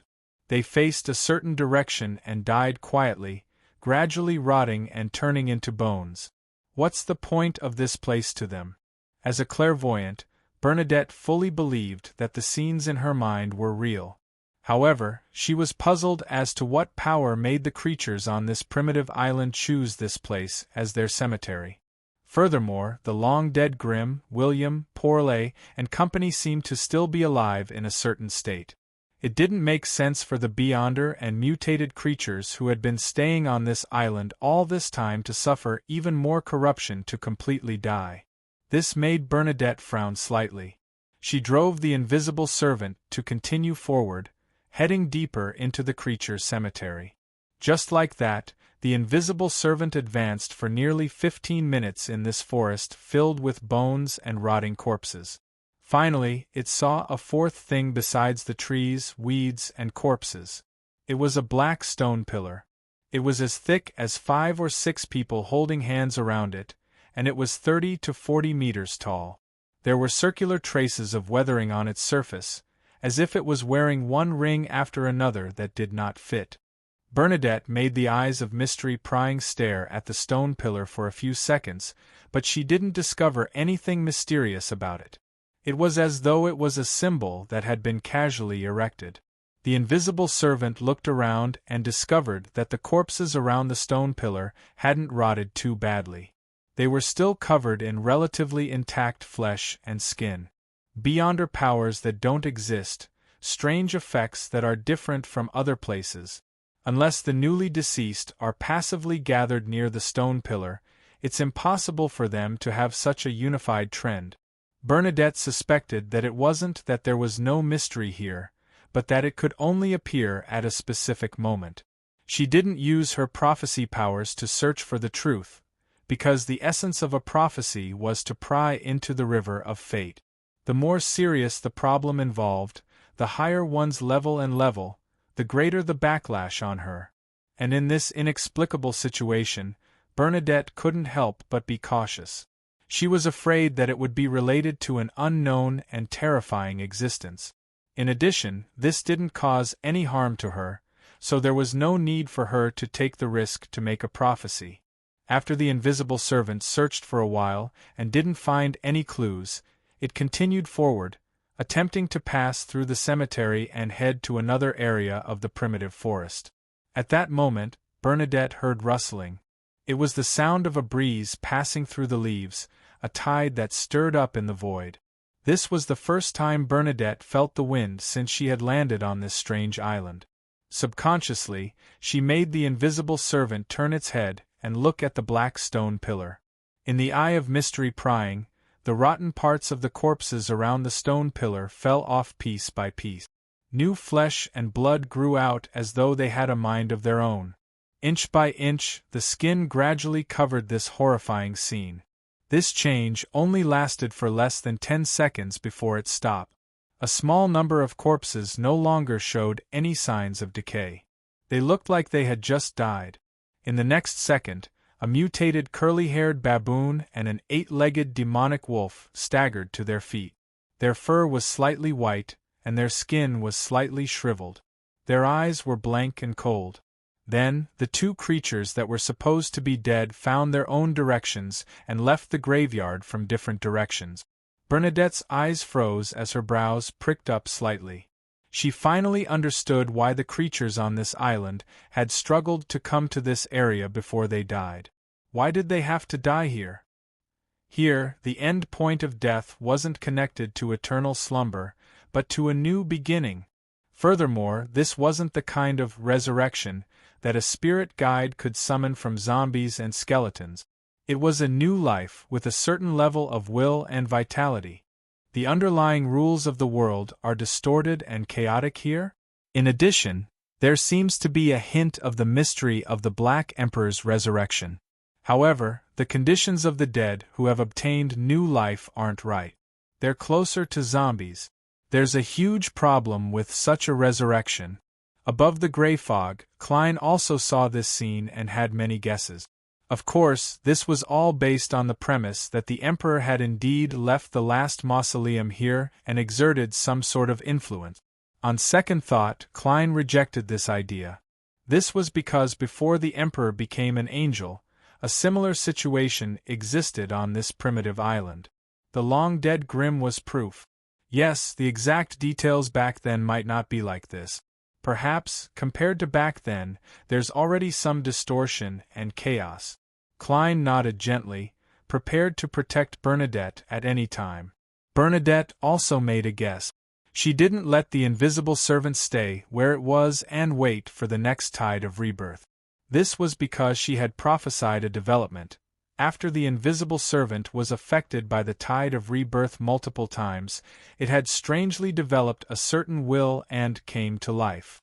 In addition, it wasn't that the invisible servant hadn't done any investigations before, but it had failed to discover anything special about the black stone pillar.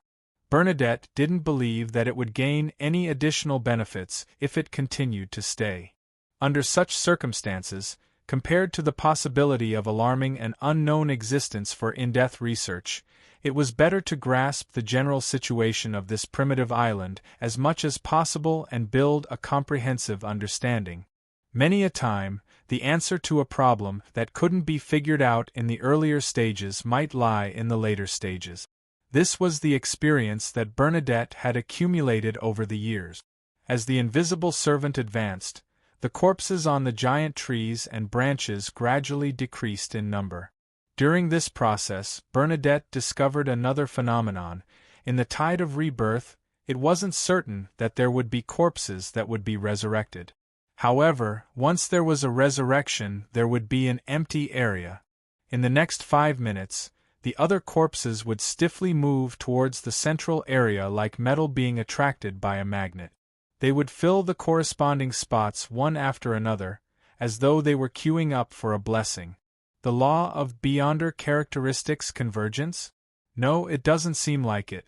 The dead here have already passed down their characteristics.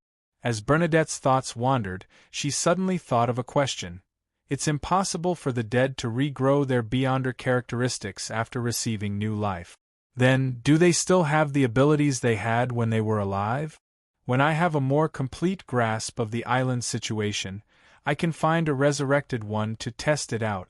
Bernadette quickly made a decision and followed the path that the invisible servant had explored as she proceeded forward. She didn't use any beyonder powers other than the invisibility hat. She wanted to not disturb the environment or miss out on any details. Therefore, she didn't walk very fast. It took her about 15 minutes to leave the cemetery. At this moment, the invisible servant had already entered the forest ahead. He heard the occasional bird chirps and beast roars, and he sensed the vibrant vitality that was different from the other areas. Above the grey fog, Klein sighed. Thankfully, I'm now the owner of Sapphira Castle. With the status of a king of angels here, I can observe reality for as long as I want. I don't have to worry about exhausting my spirituality. Yes, the only thing I need to pay attention to is the body hidden in the ancient city from before the first epoch. After proceeding for a few more minutes, the invisible servant suddenly saw something that didn't match the primitive island's environment. It was a wooden hut that looked like the wooden hut of a forest ranger. The wooden hut was brownish-green in color, and it wasn't more than 2.5 meters tall. It looked like it was prepared for humans, but every detail exuded roughness and simplicity. At that moment, the wooden hut's door was open, allowing Bernadette to see a portion of the situation inside through the eyes of mystery prying. A log-colored table, a fur-covered bed, and a low-back round chair formed a scene of humans living here. Who lives here? With a thought, the invisible servant quickly approached the wooden hut in search of possible clues. It then discovered that the wooden hut was cold. Apart from the furniture, there was nothing else. It was as though no one had lived here for a long time. Just as Bernadette used the eyes of mystery prying to carefully inspect every detail in the wooden hut, she suddenly had a premonition. She hurriedly made the invisible servant turn around. At some point in time, there was an additional person behind the invisible servant. He wore luxurious clothes from the Roselle period. His hair was completely white and he looked old. He had a pair of light blue eyes that were extremely cold and blank. Edwards. This was the knight who had lived for a period of time after the emperor perished, Vice Admiral Iceberg Edwina's ancestor. Edwards stared at the invisible servant for a few seconds before suddenly opening his mouth and saying in a deep voice, "Your Highness." Chapter 1338. Bernadette fell silent for 2 seconds before replying through the invisible servant. "Uncle Edwards, why are you here?" She used the form of address she used when she was young to reduce the chances of any unnecessary accidents happening. And when her voice echoed in the surrounding air through the invisible servant, it was dry and hoarse, completely different from her normal state. Edwards's face was pale, as though he had just crawled out of a cemetery. He didn't have any warmth. "I don't know either. I once woke up and found myself back on this island.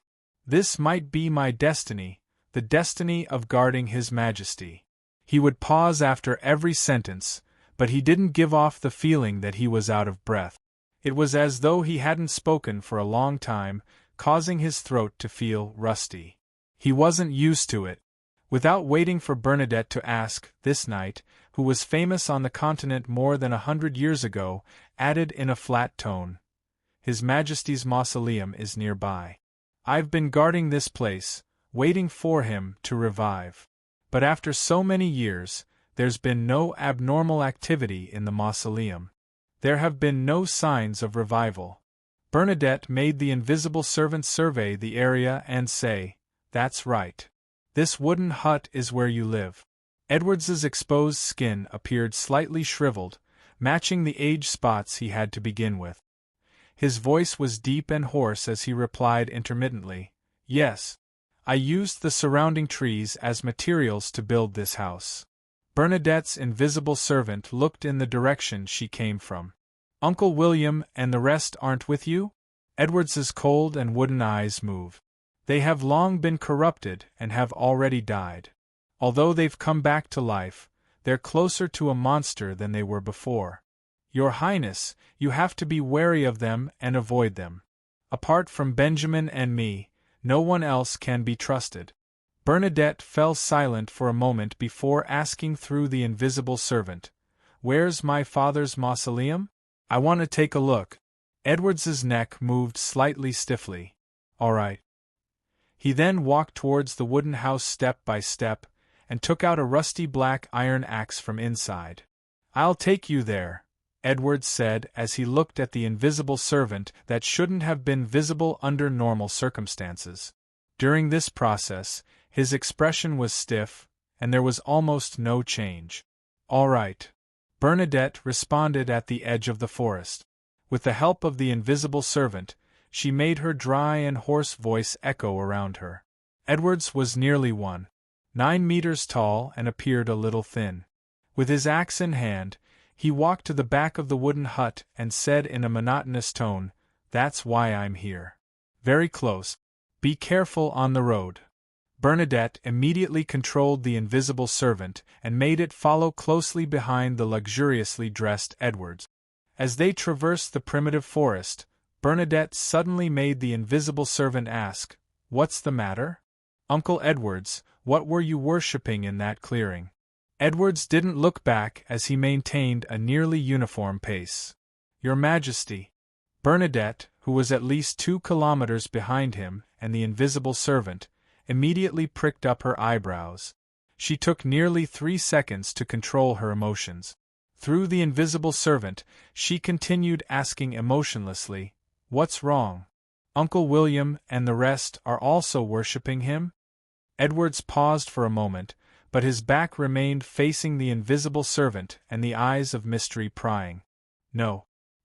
He slowed down as though he was thinking of an answer. "I don't know what they're worshipping." Bernadette's eyes narrowed slightly, as though she could see some changes in the river of fate. She didn't ask any more questions as she made the invisible servant silently follow behind Edwards. Amidst the huge, dark green trees and sharp, black shrubs, they walked towards the island's mountain peak. In just 4 to 5 minutes, the trees in front of them disappeared. This wasn't a gradual transition from dense to sparse until it was empty. Instead, there was an invisible line as the boundary, and the huge trees suddenly disappeared. Beyond the invisible boundary was a mountain that was hundreds of meters tall. Above it was also covered with huge, dark green trees that were almost black. From afar, it looked like it had fused with the forest, making it indistinguishable from each other. However, the side of the mountain that faced Edwards and Bernadette was mostly devoid of trees. This was because half of the mountain had been hollowed out. In the belly of the mountain stood a black mausoleum, looking extremely majestic. Most of it belonged to the mountain range itself, and a small portion of it had traces of artificial construction and polishing. It truly explained what it meant to use a mountain as a mausoleum. Therefore, the mausoleum's appearance wasn't like a common pyramid. It was more like a towering mountain. It wasn't symmetrical, but it was definitely majestic. It was unknown if it was because of the mausoleum itself or if Edwards had cleaned it up, but there weren't any weeds growing on its surface. Nor were there any vines that were commonly seen on other parts of the mountain. This allowed Bernadette to directly see the various words and symbols engraved on the mausoleum through the eyes of mystery prying. She saw the heavy stone door that was nearly 30 meters tall that seemed to be prepared for giant. Bernadette wasn't unfamiliar with those words and symbols. With just a little identification, she could tell that they were either from the civil code that her father had written and promulgated, or they belonged to the new social trends that he had created, or they were directly the blueprints of certain inventions. Just as Bernadette was carefully examining them, Klein, who was above the gray fog, was completely certain that this was the last mausoleum left behind by Roselle the Great. This was somewhat similar to the mausoleum he had seen in the Tudor ruins. It had the majesty and distortion that belonged to the Black Emperor. After walking out of the primitive forest and passing through the invisible boundary, Edward stopped not far from the mausoleum. He half turned his body and aimed his pale face and cold eyes at the invisible servant. "Don't go in. That will interrupt the resurrection." Bernadette frowned slightly and thought for 2 seconds. With the eyes of mystery prying, she locked onto the mausoleum. Then, her ocean-blue eyes suddenly became extremely serene, like the surface of the sea before a storm. Under such circumstances, she clearly lost focus, and her eyes were blank. She was prying into the river of fate and making a prophecy for her next actions. Above the grey fog, Klein tapped the long mottled table once again, increasing her chances of success and making preparations to resist the corruption of the cosmos. Of course, the latter wasn't necessary, because Bernadette had a Grade 0 sealed artifact that she could control. In the next second, Bernadette raised her right hand. Her skin immediately turned as white as snow, her lips as red as blood, and her hair as black as ebony. An illusory, ancient mirror appeared in her hand. This was Snow White from fairy tale magic. Bernadette used it to increase the success rate and accuracy of her prophecy. Silently, she saw a scene. The majestic and dignified dark mausoleum clearly shook as the heavy and tall stone door opened. Then, a huge, pitch-black arm extended out of the stone door. The size of this arm was close to the trees on the island. From its color and state, it looked more like a part of a shadow, but it wasn't a thin layer. Instead, it was filled with flesh and blood, making it look extremely strange. It used its elbows to support itself on the ground and moved forward with great difficulty, as though it was trying to pull out a larger and more terrifying part of the mausoleum. Boom! The entire island began to shake. Bang! The pair of eyes of mystery prying that were almost transparent suddenly shattered. Bernadette's eyes immediately closed, as though she had seen an intense light that she couldn't look straight at, or she had suffered unbearable damage. Blood flowed from the corners of her eyes, and her face turned much paler. On her body, pairs of illusory and holy wings spread out, using the descent of pure white feathers to neutralize some invisible corruption. She does have the ability to resist.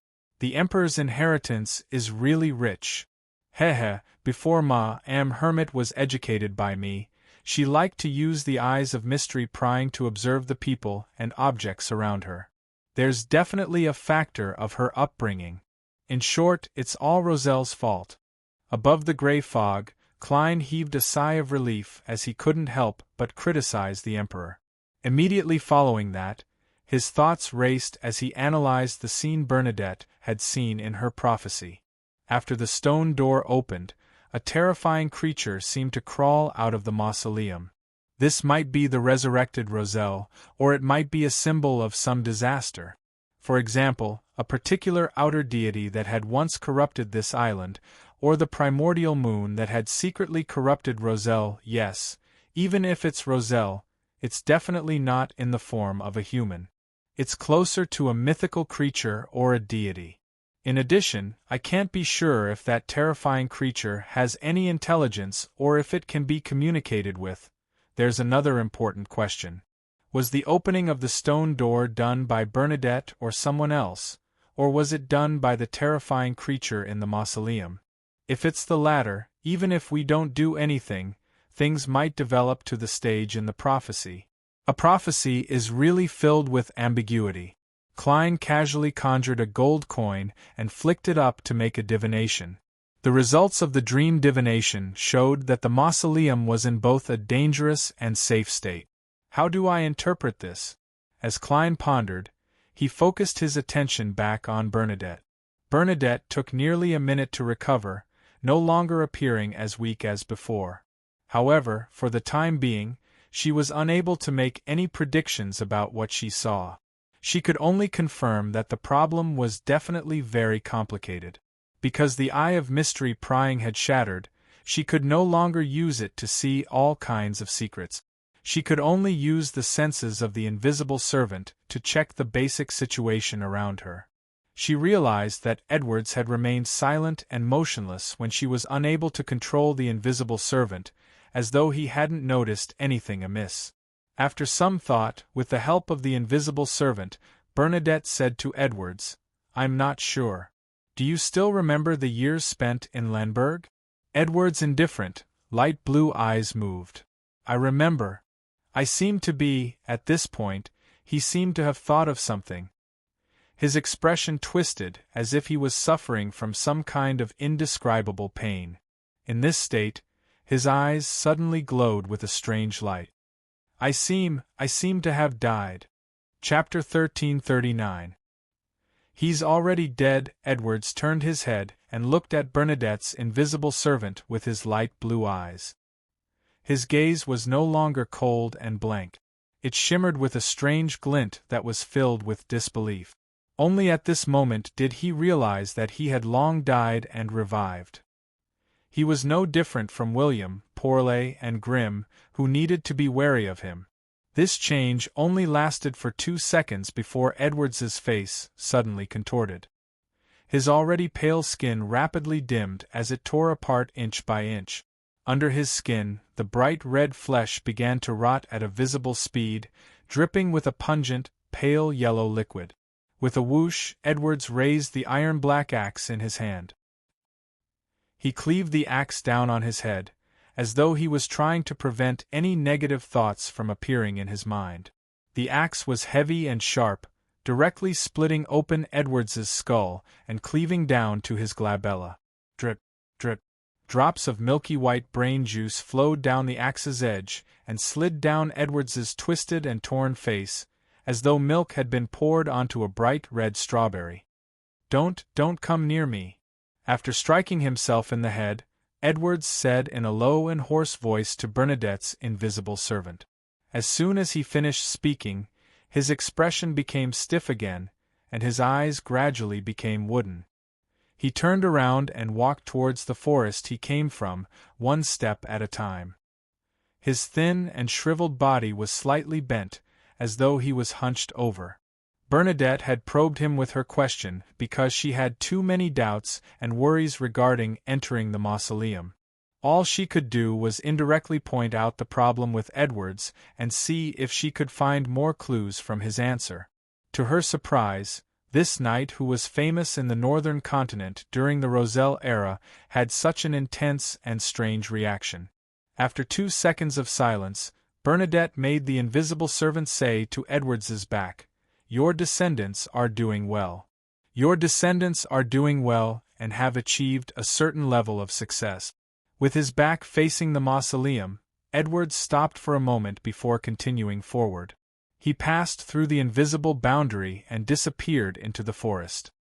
His target seemed to be the stone pillar cemetery where the dead could obtain new life. At the same time, Bernadette looked up at the sky. The faint blackness that permeated the area had clearly dissipated, but there was an indescribable feeling. The entire primitive island had undergone a subtle, indescribable change. Suddenly, Bernadette, who was hiding at the edge of the invisible boundary, touched her back. She felt something heavy there, as though there was something extra. When her left palm touched the target, Bernadette realized that there was an additional strand of hair. At this moment, she was wearing an Inta-style blouse with a large lace flower on the collar. She was wearing an indigo-patterned captain's suit, beige trousers, knee-high boots, and a triangular hat with a feather on it. She was dressed like the leader of a pirate ship. In this image, her chestnut-colored hair was originally tied into a bun and draped over her back. But now, although her hairstyle did not change, her hair had instantly grown longer, reaching her waist. Right on the heels of that, Bernadette lowered her head and looked at her right palm. She saw that her fingernails were extending out at the same time.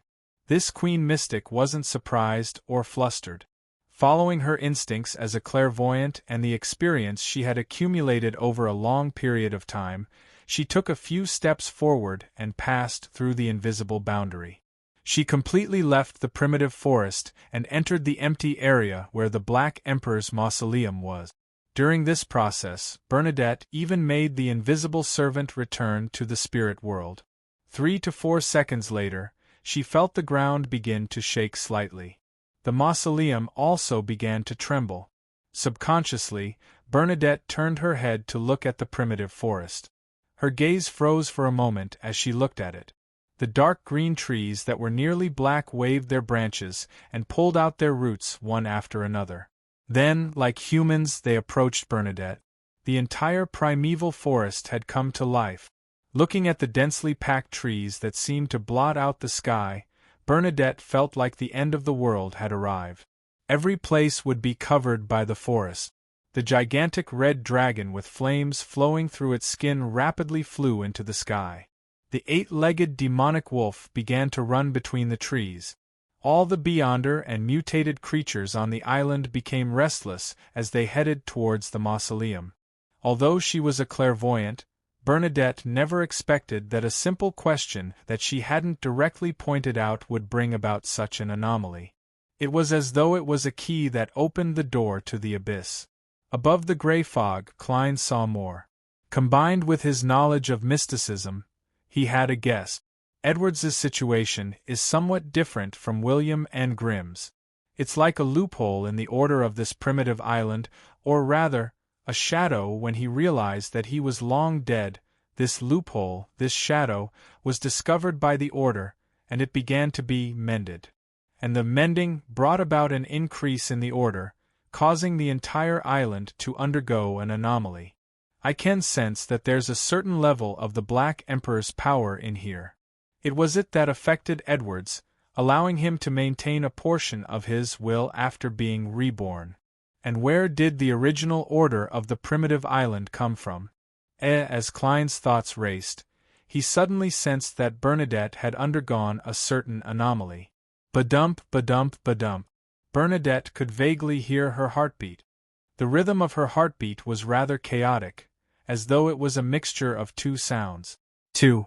Bernadette's heart stirred as she calmly focused her attention back on herself. In the next second, she confirmed that the heartbeat she heard came from two sources.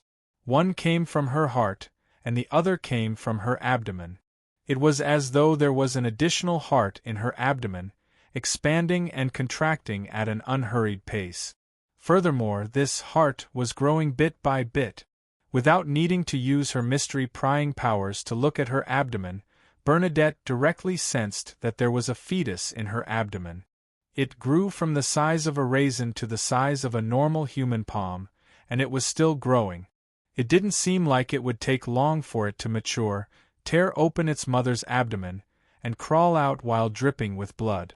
Unknowingly, Bernadette had become pregnant with a fetus, and her spirituality and the sealed artifact on her failed to detect it ahead of time and stop it, as though it was powerless to deal with such an influence. Earth Mother, Primordial Moon, Mother Tree of Desire. 3 divine names flashed across Bernadette's mind. According to what she knew, there weren't many mysteries that could cause such an anomaly. Most of them came from domains related to the Earth and Moon pathways. The plantar pathways sequence 0 was called Mother. The primordial moon could allow stones to obtain the ability to reproduce, and the Mother Tree of Desire was suspected to have grasped a portion of the high-sequence beyonder characteristics of the moon pathway. Bernadette wasn't in a hurry to deal with the fetus in her stomach. She first made her eyes turn deep once again, using her clairvoyant powers to pry into her best choice. This time, she only took a second to obtain the corresponding prophecy. The hope of survival lies in the mausoleum. Without any hesitation, Bernadette extended her right hand and quickly outlined words that were suffused with starlight in midair. These words, which were similar to the words on the blasphemy slate, quickly intertwined into a strange symbol, opening a secret door that led deep into the spirit world. Following that, the secret door opened and a gust of wind blew out, transforming into a man whose upper body was human and lower body was covered in white cloth. Sage Frontlet, Bernadette instructed with a calm tone and a dignified voice. The man respectfully responded, and took out an ornament from the white cloth wrapped around his body. At the core of the accessory was a vertical eye embedded with a diamond. It shimmered with a pure light, giving off an abnormally holy and intelligent feeling. However, it also appeared rather cold and devoid of warmth. Bernadette took the accessory and embedded it in the middle of her forehead. This was a Grade 0 sealed artifact. Bernadette usually didn't carry it with her because the negative effects were too severe. However, at this moment, the sage frontlet had an ability that was rather important to Bernadette. She was willing to bear the consequences of not being able to use any evil magic, as well as the beyonder characteristic gradually affecting her body and fusing with it bit by bit. If she couldn't remove the sage frontlet in a short period of time, it would be equivalent to someone splashing a sequence 2 potion on her. When the time came, she would either be lucky and successfully advance to become a sage, or she would lose control and turn into a monster. And without the supplementary ingredients and the corresponding ritual, the chances of the former were almost negligible. After the diamond vertical eye appeared on her forehead, Bernadette's body began to turn incorporeal, disintegrating into a vast amount of knowledge. In an instant, she became a pure creature of information. The fetus in her womb didn't obtain such a state as it fell to the ground with a thud. It was about half the size of a normal baby, and it had already grown facial features and limbs. Its skin was wrinkled, and it was flowing with sticky pus. As it left its mother's body, it that hadn't completely taken form gradually degenerated and quickly melted into the air. The baby was clearly indignant as it tried its best to open its eyes that were sealed by the mucus. It opened its mouth with sharp fangs and made a final struggle. At this moment, Klein, who was above the gray fog, tapped the edge of the long mottled table with his finger. He magnified the probability of the baby's struggle failing. The baby finally couldn't maintain itself and completely dissipated in front of the approaching forest. At the same time, the torrent of information that Bernadette had transformed into passed through the heavy stone door and entered the Black Emperor mausoleum, reforming her original body. During this process, she seemed to see a black shadow. Chapter 1340. When she entered the Black Emperor mausoleum, Bernadette vaguely saw a black shadow. However, after she escaped the torrent of information and reconstructed her body with her vast and pure knowledge, she didn't sense anything. It was as though what she had just experienced was just an illusion. This queen mystic wasn't in a hurry to enter the mausoleum. She stayed where she was and carefully sized up her surroundings. Without using her powers related to mystery prying, everything here was clearly presented to her. The interior of the Black Emperor mausoleum was empty. Apart from the dark walls and the high platform in the middle, there was nothing else. On the high platform was a seat that seemed to be prepared for a giant.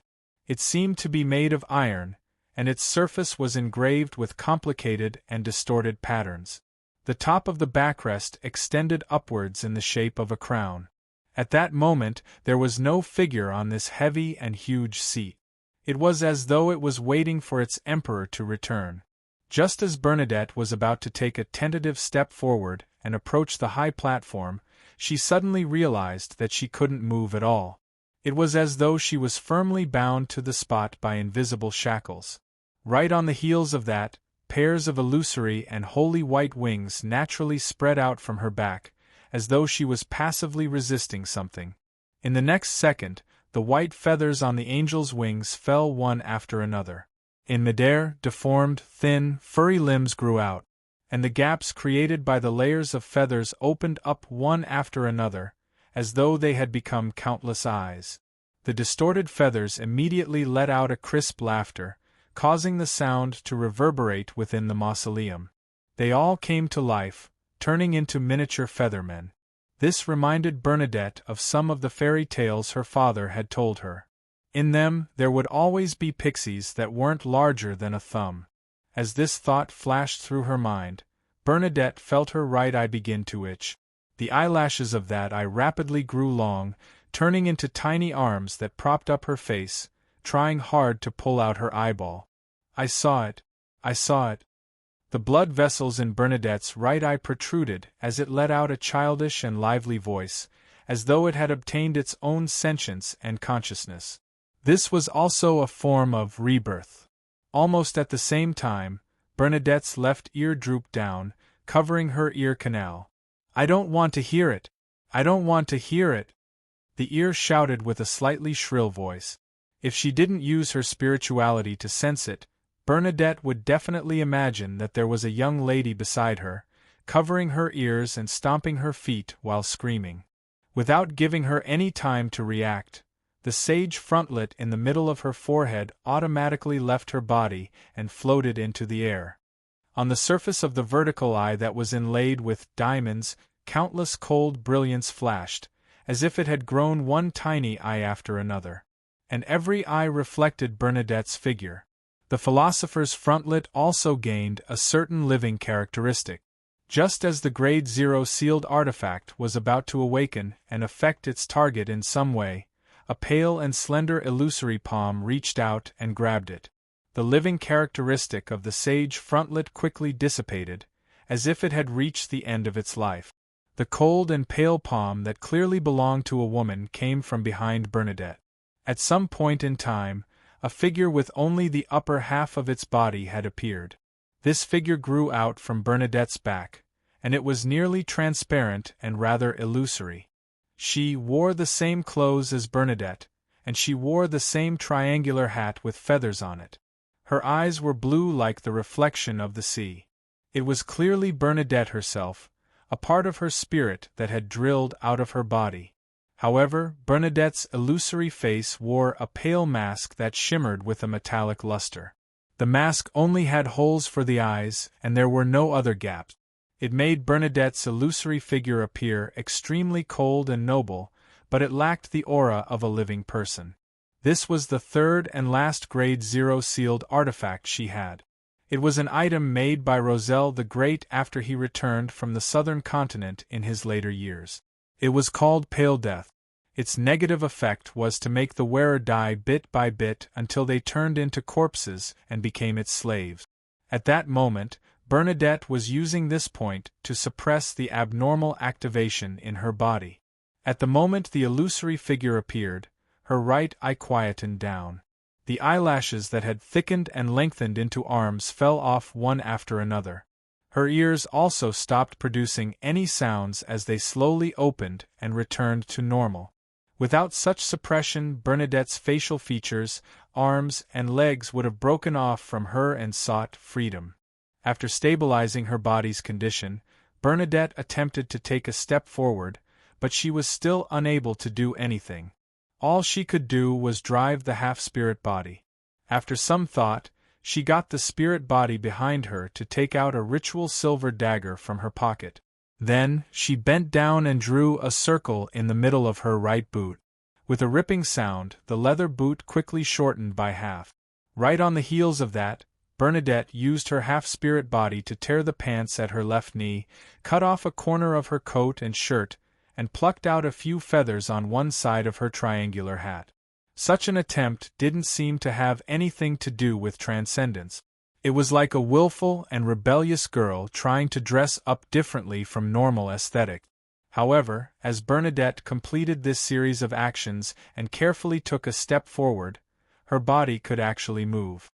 She no longer felt like she was bound to the spot. The invisible suppression vanished as the Black Emperor's mausoleum seemed to have accepted such a Bernadette. Who would have thought that dealing with such abnormalities was something that an ordinary person could do? Furthermore, Bernadette suspected that the more she used her beyonder powers to resist, the deeper the effects would be. This was because she had the feeling that she was facing an invisible deity. Only by pleasing the other party's aesthetics could she be forgiven. Otherwise, she could only rely on her authority at Sequence 0 to bypass it. In addition, fortunately, not only was Bernadette a knowledgeable mysticologist, but she also had a rather deep understanding of the Black Emperor pathway. She knew what the authorities in this domain roughly included, and she knew that it represented the shadow of order, a distortion of normal order. Therefore, Bernadette started with her attire and began distorting the normal order of her body. Then, she obtained the recognition and acceptance of the invisible deity.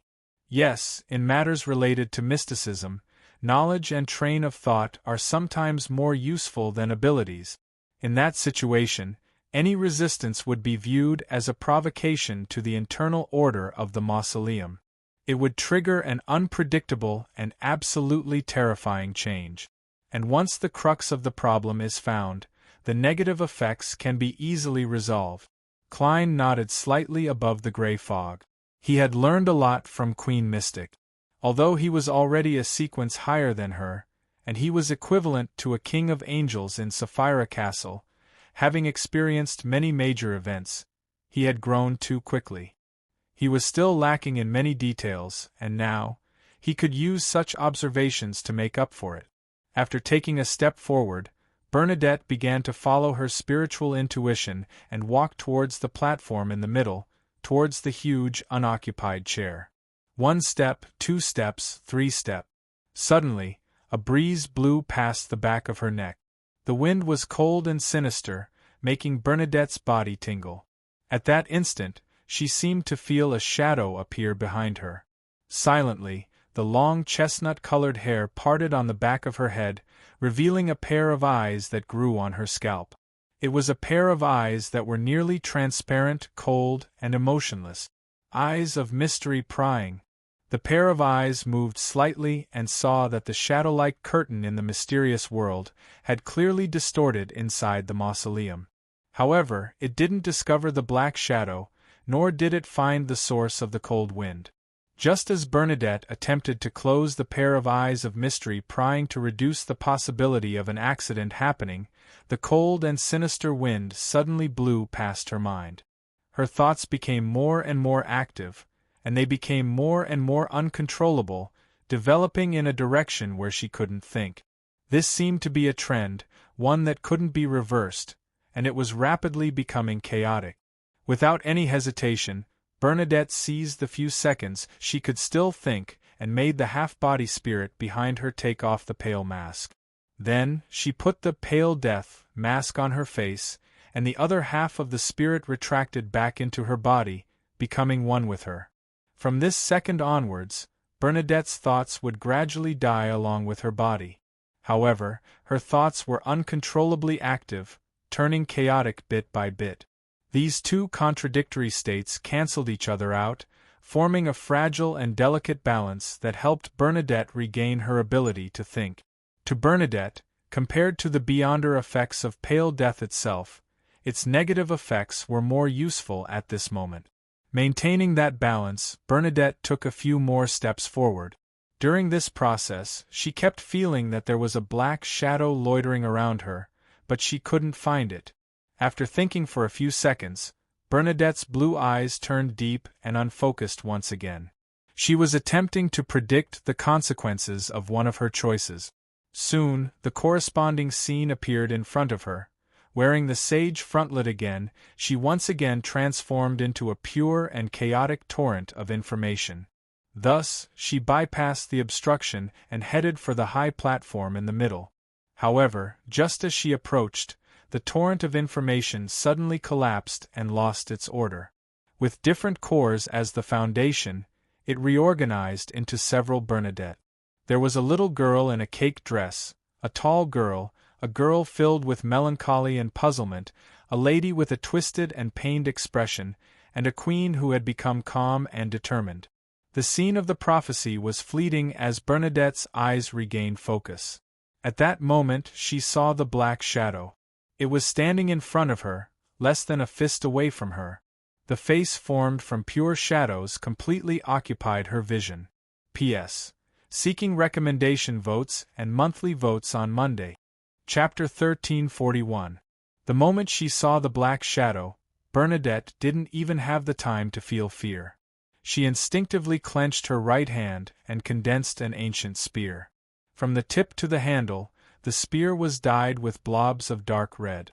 It emitted a strong aura of destruction, as though it could harm a true deity. Spear of Longinus. This spear had once appeared in an ancient era that couldn't be traced back. It had been stained with the blood of a great existence, and now, through mysterious reenactment, it had descended into the Black Emperor's mausoleum. However, Bernadette's thrust forward didn't have any effect, because the tip of the spear was pointed behind her. She clearly wanted to attack the black shadow in front of her, but the spear of Longinus had strangely been pushed backwards. The area seemed to be in chaos, or it had been distorted. Above the grey fog, Klein, who was inside the palace, had already sensed the black shadow when it appeared in front of Bernadette. Without any hesitation, he raised the staff of the stars in his hand. At this moment, he didn't wait. He didn't observe what Queen Mystic would do before considering if he should provide her protection. This was because the danger level of the black shadow gave him, an angel of the seer pathway, a clear premonition. In addition, more importantly, after Bernadette entered the Black Emperor's mausoleum, she would sense the existence of the black shadow from time to time. As for Klein, he was unable to use the true vision provided by Sapphira Castle to find any clues. This undoubtedly meant that it was terrifying and dangerous. When the various gems embedded at the top of the black cane lit up, a melodious bell suddenly echoed in the area where Bernadette and the black shadow were. Gong. The bell that came from an infinite distance exuded an indescribable sense of emptiness, causing the interior of the Black Emperor to show a visible stagnation and solidification. It made Bernadette's figure seem to be frozen as she stiffened, unable to make any movements. However, the black shadow didn't fall into the vortex of time. It seemed to be located in another world with completely different underlying rules. It swam forward like a shadow between the two contradictory rivers of fate that were surging and nearly still. This made it look like it had only slowed down, and it wasn't affected by the illusory bell. This was the first time Klein had encountered such a situation after being able to simulate this ability. Although the beyonder effects he simulated through the Staff of the Stars were definitely quite different from the original version, it still reflected a certain level of authority. It wasn't that easy to ignore. However, the movement of the black shadow slowed down, giving him a second chance to try. This time, he activated the powers of the Staff of the Stars, planning to move Queen Mystic out of the Black Emperor mausoleum and let her summarize her experience before considering if she should enter. As the gems on the tip of the staff shimmered, Bernadette's body, which was almost stuck to the black shadow, vanished into thin air. In the next second, she appeared dozens of meters away, near the high platform in the mausoleum. The transfer of the Staff of the Stars was disrupted, and the predetermined destination was distorted. Everything was abnormally chaotic. Bernadette was experienced, so she didn't feel any panic from staying in the Black Emperor's mausoleum. She decisively raised her left hand and pressed the sage frontlet to the center of her forehead while swiping across the pale death mask with her finger. The shimmering metallic mask suddenly turned soft as it quickly squirmed, as though it was about to form a face that didn't belong to Bernadette. The face's facial features were soft, with obvious characteristics of the southern continent, but it gave off an extremely strange and terrifying feeling. It made everyone believe that once the face's outline became clear enough, it would come to life.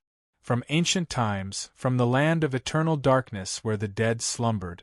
When that happened, Bernadette's body, spirituality, and consciousness would all belong to this face. As this face appeared, the stone walls and floor tiles inside the Black Emperor mausoleum began to weather.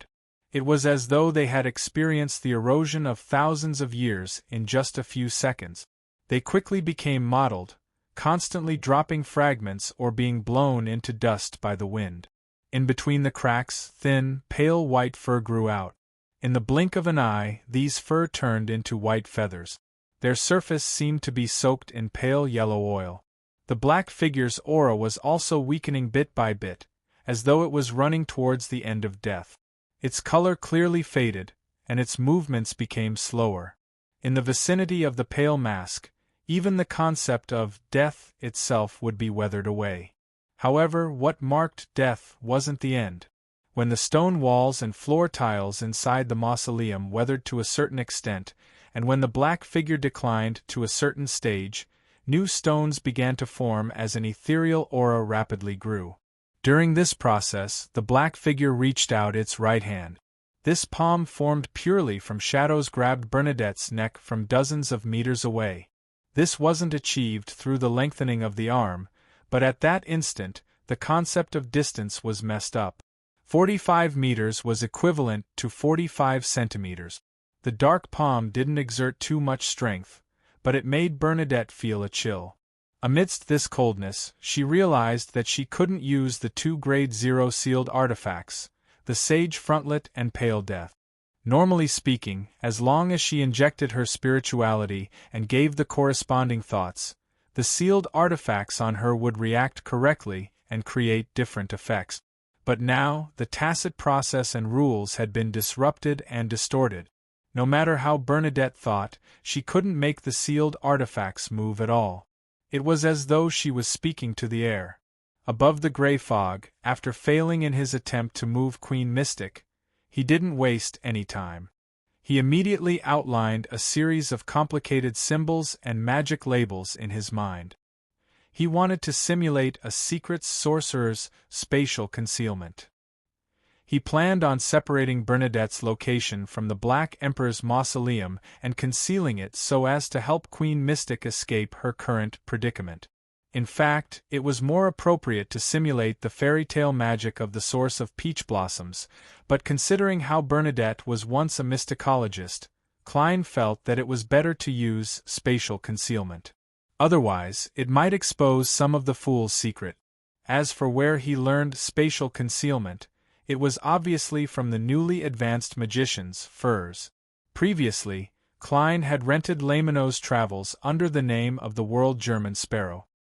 He had also specifically asked Miss Magicians to record the corresponding powers. Then, he released and recorded them again and again, summoning the complete travels from the fog of history. It didn't take long for him to grasp the knowledge and techniques, allowing him to simulate spells like spatial concealment. As the many gems on the staff of the stars lit up, the area where Bernadette was turned darker, as though it was enveloped by a curtain of shadows. The curtain warped, concealing the space, isolating the black shadow and its palm. This helped Bernadette's neck regain its freedom. In the next second, the pitch-black palm that had been forcefully separated reached forward again, touching the boundary of the hidden space. In an instant, a transparent vortex-like door appeared in the void that didn't look abnormal. Or rather, the door that existed to begin with swam over from a hidden spot and opened up in front of the pitch-black palm. All hidden spaces definitely had a door, but the location of the door depended on the creator's thoughts. The shadowy palm quickly passed through the open door and entered the hidden space. It grabbed Bernadette's neck and once again interfered with the connection between Queen Mystic and the sealed artifact on her, distorting the corresponding order. At the same time, the black figure raised its head and looked at the top of the mausoleum. It seemed to be observing Sapphira Castle and Klein through layers of spacetime and fog. Klein's eyelids twitched instinctively. He sensed that the black shadow had a certain level of understanding of this place, and that it was distorting something. Without realizing it, Klein's expression turned abnormally solemn. On the staff of the stars in his hand, different gems lit up at the same time. He wanted to attempt to steal the corresponding Beyonder powers. Only by doing so would he have a chance of restraining the black shadow. And in order to increase the success rate of stealing the target's powers, Klein flipped his left palm and tapped the edge of the long modeled table. However, his stealing still failed. He didn't even obtain anything. This was because his target had long escaped his lock. The black shadow was clearly still in its original spot, but it had already escaped his lock. Klein's gaze immediately froze. Then, he saw the black shadow flash and enter the hidden space, closing the distance between it and Bernadette. It distorted my true vision, causing me to see a state that was 1 or even 2 seconds ago. A thought flashed through Klein's mind as he made a preliminary judgment of his failure. He decided to summon Will Ossepton's historical void projection and let him restart what had happened in this area. At that moment, Bernadette, who was unable to use her sealed artifact, grew white, illusory swan feathers on her back. This was the ugly duckling from fairy tale magic. It could allow Bernadette to reveal an incomplete mythical creature ecology while maintaining her lucidity. It could be done twice a day for 15 seconds each time. At that moment, her thoughts stirred once again as they boiled and accelerated into chaos. This caused her ugly duckling magic to be cut off before it could take effect. Almost at the same time, she saw the black shadow stick to her body like a sticky, corrosive liquid that seeped into her body. Bernadette's eyes darkened as she suddenly sensed something. She seized the last moment of her lucidity and opened her mouth slightly, chanting a Chinese word with a mellow accent. Home! The black shadow's corrosion stopped as it slowly raised its upper body and looked at Bernadette. P.S. Seeking monthly votes and recommendation votes on Monday. Chapter 1342. The black figure stiffened as it released its grip on Bernadette's neck, as though it was staring at Queen Mystic with eyes that didn't exist. A dry, hoarse voice echoed in the hidden space. Homeworld. This voice was a little hesitant, a little lost, and a little seeking for confirmation. It was as though it came from another world. The corruption that Bernadette suffered vanished, and her connection with her sealed artifact was instantly restored. Pale death began to kill her bit by bit again. This helped her resist the gradual chaos in her thoughts and maintain her basic lucidity and rationality. Just as she was about to say something, the black figure suddenly stretched out his palm. But this time, it didn't pinch Bernadette's neck. Instead, it gave her a heavy push. Accompanying this push was the disintegration of the hidden space. It was a voice that carried a clear sense of pain, as though it was resisting something. Leave! As the voice echoed, the black figure vanished into thin air. An instant later, it appeared on the high platform in the middle and sat on the huge iron-black high-back chair. 2 slits appeared on its face, as if it had grown 2 asymmetrical eyes. However, the eyes didn't have any pupils. They were blood-red. Right on the heels of that, another crack appeared beneath the 2 eyes. It was filled with pure blood-red light. This allowed the black figure to finally have a mouth. It faced Bernadette, and the surroundings echoed with a clear sense of pain, as though it was resisting something. Leave this place. After being pushed more than 10 meters away, Bernadette easily found her footing. However, she didn't follow the voice's orders to leave the Black Emperor's mausoleum. She stood there and stared blankly at the high platform in the middle. Looking at the black figure, her expression revealed an unconcealable sadness. She could sense that she was already certain that the black figure was her father, the man who called himself Caesar, Roselle Gustave. In the next second, more cracks appeared on the black figure. From its head down, blood-red flowers bloomed on different parts of its body. This made Roselle look like he was only left with a layer of shadow, inside of which was a blood-red object that emitted pure radiance. When Klein saw this scene above the gray fog, he naturally thought of the crimson moon in the sky. At this moment, Roselle seemed to have turned into a shadow, trying to cover the crimson moon. However, he was torn apart one after another, allowing more and more moonlight to shine into reality. When these openings were connected, the black shadow would completely split open and give birth to a brand new red moon. At that time, something extremely terrifying would definitely happen. At this moment, Roselle's black figure became a lot more illusory, as if it had become some kind of illusion. This made him look like he was isolated in another world, with an invisible barrier separating him from reality. Then, Roselle raised his shadowy right arm with difficulty and pinched his forehead. The frequency at which the blood-red cracks appeared on his body immediately decreased to an extreme, but the eyes that existed previously began to blink again and again. However, this didn't bring about any negative effects to the surroundings. It seemed to be a simple change in order. The blood-red cracks that had been born had been distorted to the original gradually active state. After completing this matter, Roselle raised his head and looked at Bernadette, who was dozens of meters away. He laughed with a dry and hoarse voice. He said with a dry and hoarse voice, "You've really become an important figure in the mysterious world. You can come here alone. Come over. Let me see what my little princess looks like now." Bernadette's eyes suddenly turned red as she took a step forward. Roselle chuckled again. "When I made you picture books, compiled teaching materials, and invented all sorts of games, you were only that young. Now you can save your poor old father. I remember that you liked the clothes I designed for you when you were young. Unfortunately, you can't wear cake dresses when you grow up." The Emperor nagged as though he had reached the twilight years of his life. He always liked to reminisce about the beautiful scenes of the past. Bernadette walked faster and faster. Above the gray fog, Klein frowned indiscernibly. Suddenly, Roselle the Great lowered his head a little and said with great force, "Stop." His voice was filled with indescribable pain. Bernadette was taken aback for a moment before she quickly slowed down and stopped. She looked at the black shadow with an indescribable sorrow in her eyes. Roselle raised his head again and coughed softly. "Do you really want to ask why the Black Emperor's mausoleum is engraved with the order he set up and the fashion he guided? Actually, this isn't necessary. I just want anyone who sees it to remember my greatness." Before he could finish his sentence, the great Emperor gripped the armrest beside him tightly with one hand. He suppressed his voice and said in extreme pain, "Don't come close.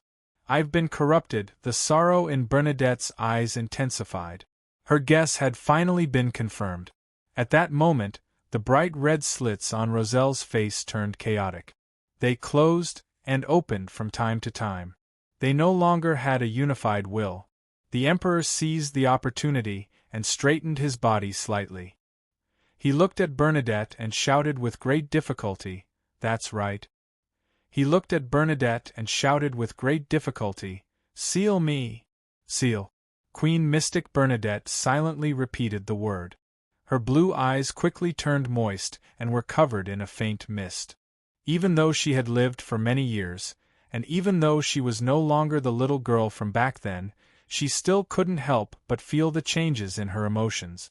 However, she didn't ask for the reason, nor did she hesitate. After a slight struggle, she firmly and unwaveringly raised her right hand and pressed it on the pale metal mask. Just like how she had been facing all sorts of major events at the Element Dawn over the years, she calmly made a decision. On the surface of the pale death, the metal instantly softened, forming a new face. It had a pair of black eyes. In the dark eyes, pale lines protruded, outlining an extremely complicated and mysterious three-dimensional symbol. It was like a bird with abnormally long feathers or a feathered serpent with its body coiled up. The symbol absorbed the surrounding light and quickly took on a corporeal form. Then, it left Bernadette's eyes, stretched out its body, and flew towards Roselle Gustave, who was sitting on the iron-black chair. Along the way, the strange symbol made the surroundings darken, causing the floor tiles and stone walls to decay once again. It was as though the deity who wielded death had made the final judgment. The falling rubble and dust followed the corporeal symbol and arrived beside Roselle. Then, it coiled around the rather illusory black figure that seemed to exist in another world. During this process, Roselle couldn't control himself several times. He attempted to leave the iron-black chair, but he sat back down. He didn't resist the seal that Bernadette had cast. As the symbol fused into his body, he immediately formed a connection with the pale death. He saw the illusory deity that stood high above the countless undead, and he saw the swollen body that lingered in a dark river like a water ghost. Roselle's aura immediately dissipated, and the bright red cracks closed one after another. What awaited this emperor was a peaceful sleep that was as dark as the night. And the symbol would solidify in Roselle's figure, continuing to exert its influence until the pale death no longer responded. In the blink of an eye, a few blood-red cracks grew on Rozelle's body. After his aura declined to the extreme, it gradually regained its vitality as it fiercely resisted the corporeal symbol. Above the gray fog, Klein sighed when he saw this. He clenched his fist and held it to his mouth. The curtain, draped over his body, rose up, and the entire Sapphira castle clearly boiled.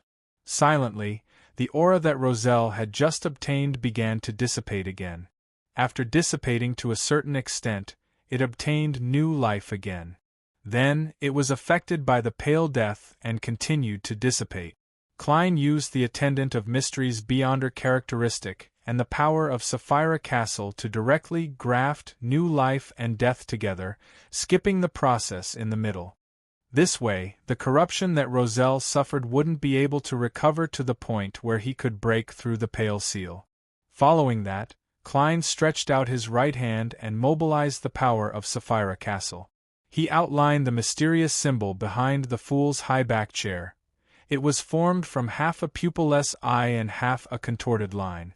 The symbol absorbed the aura of Sapphira Castle and quickly turned corporeal. With a wave of Klein's wrist, it landed in the prayer light representing Bernadette and landed on Rozelle's black figure, fusing into his body.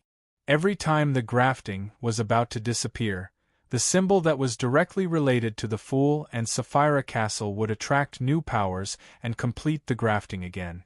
In the state of constantly passing away and gaining new life, Rozelle's pure shadow-like face had the outline of facial features. Then, he raised his head to look at the top of the mausoleum, as if he was looking at an infinite height. He then retracted his gaze and looked at Bernadette. He smiled with an abnormally weak voice. "This seal is good, I can sleep peacefully now." At this point, he frowned slightly and asked in a different tone, "Why are you dressed like this? Who taught you?" Bernadette fell into a trance as she listened, as though she had returned to her youth. Back then, whenever she dressed up to attend the ball of other nobles, Rozelle would use a similar expression and tone to ask a series of questions. The mist in her eyes became obvious. She could no longer control herself as she shouted in a low, repressed voice, "Daddy!" Rozelle's face, which only had the outline of his facial features, instantly turned gentle. Then, he stiffened and said sternly, "Leave. Never come back." Bernadette opened her mouth, wanting to say something, but her vision darkened as though she had seen the shadow of order. In the next second, she found herself back at the edge of the primitive island. Bernadette stared blankly at the mountain in the middle of the primitive island for a few seconds before slowly turning around and walking towards the sea. This time, she no longer stubbornly refused to turn back. Every few steps, she would stop and turn around to take a look. Soon, she returned to the dawn, walked into the captain's cabin, and opened the room that was specially used for the collection. At a glance, Bernadette saw picture books, stacks of teaching materials, clothes, and skirts. She saw chess, which only a few people in this world knew, and neatly stacked toy blocks. She leaned against the wooden door and slowly shrank down, sitting on the floor. She looked up at the gloomy sky outside the captain's cabin window, pinched her lower lip between the thumb and forefinger of her right hand, and whistled a melodious, mellow, faintly sorrowful, calming melody. As the melody echoed, droplets of water slid down Bernadette's face and dripped onto the surface of the floor. After an unknown period of time, a suppressed voice sounded from the captain's cabin, "Daddy." Chapter 1343. In the middle of the primitive island, inside the Black Emperor mausoleum. After sending Bernadette off, Rozelle didn't immediately fall asleep. He slowly raised his head and looked up into the infinite sky once again. Above the gray fog, Klein sighed silently. He put down the staff of the stars, summoned a paper figurine, and shook it.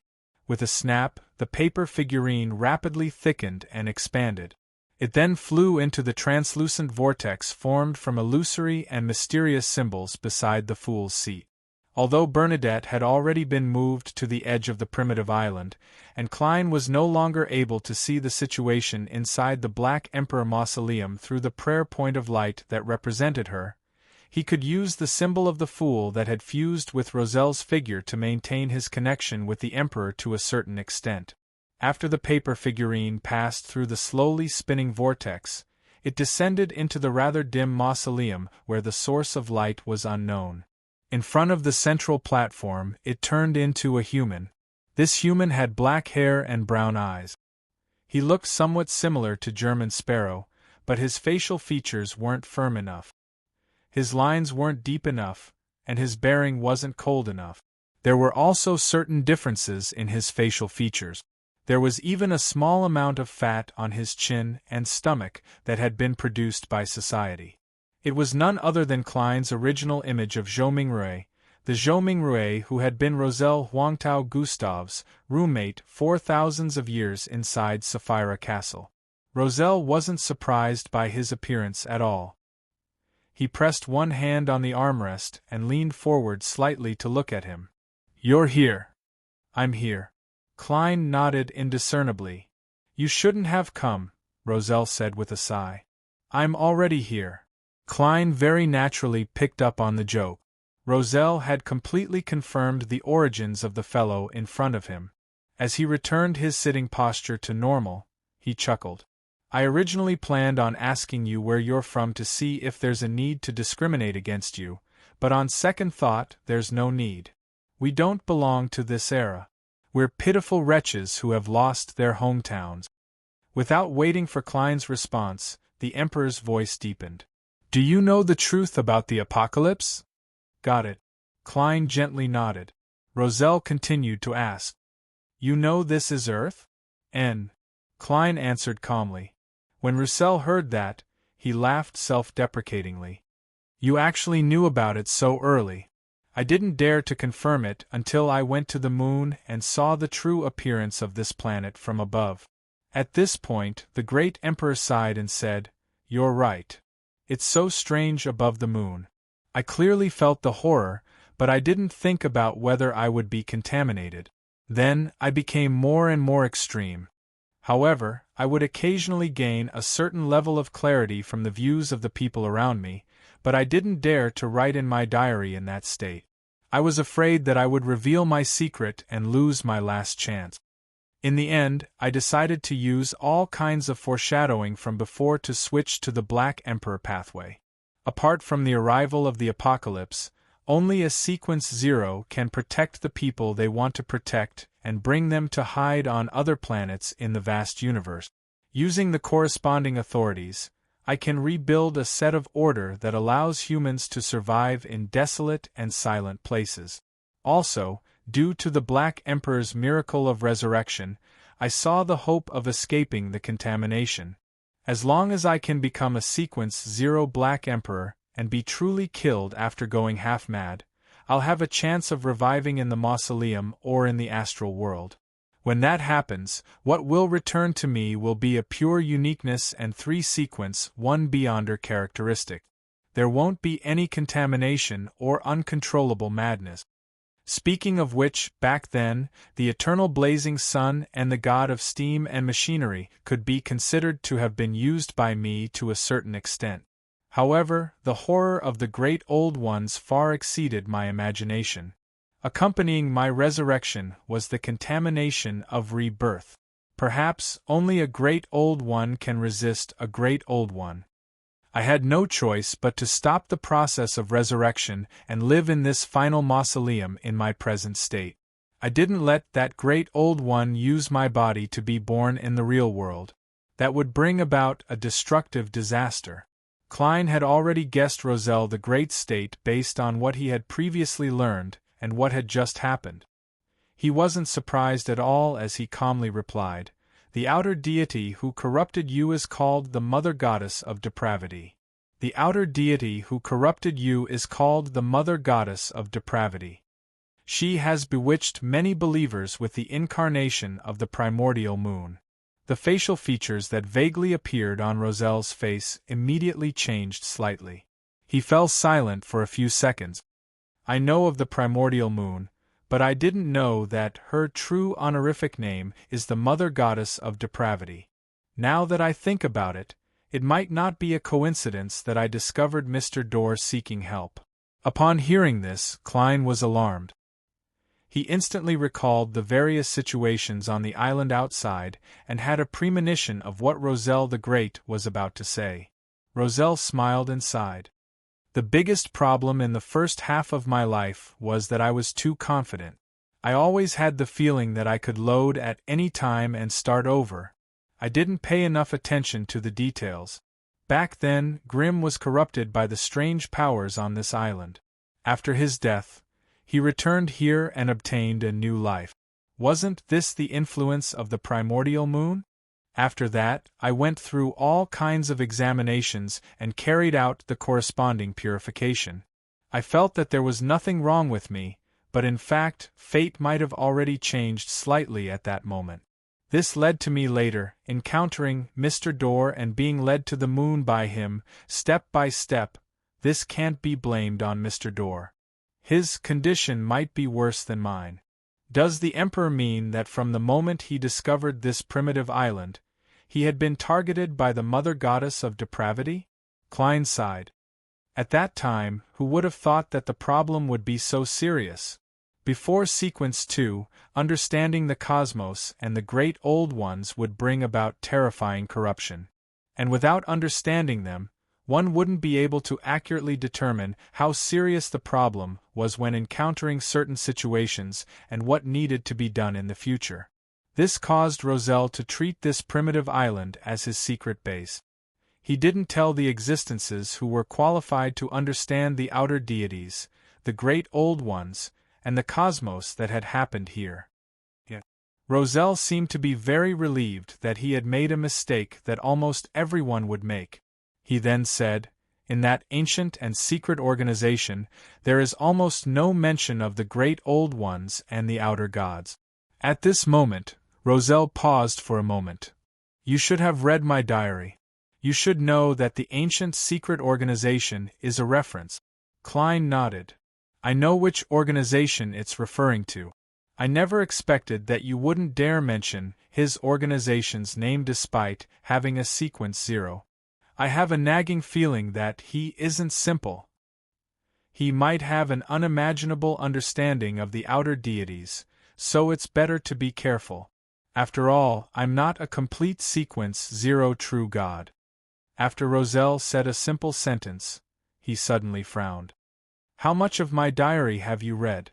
If the atmosphere wasn't so oppressive and sorrowful, Klein definitely wouldn't have been able to resist replying, "Demonis tastes pretty good," to tease Roselle, his fellow townsman. Finally, he replied calmly, "A lot. A lot." After saying those 2 words, he casually added, "I also found a few cards of blasphemy." "Which ones?" Roselle blurted out.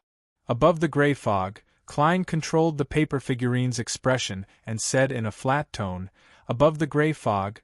Klein controlled the paper figurine's expression and said in a flat tone, "Phew." Roselle exhaled as his frown relaxed.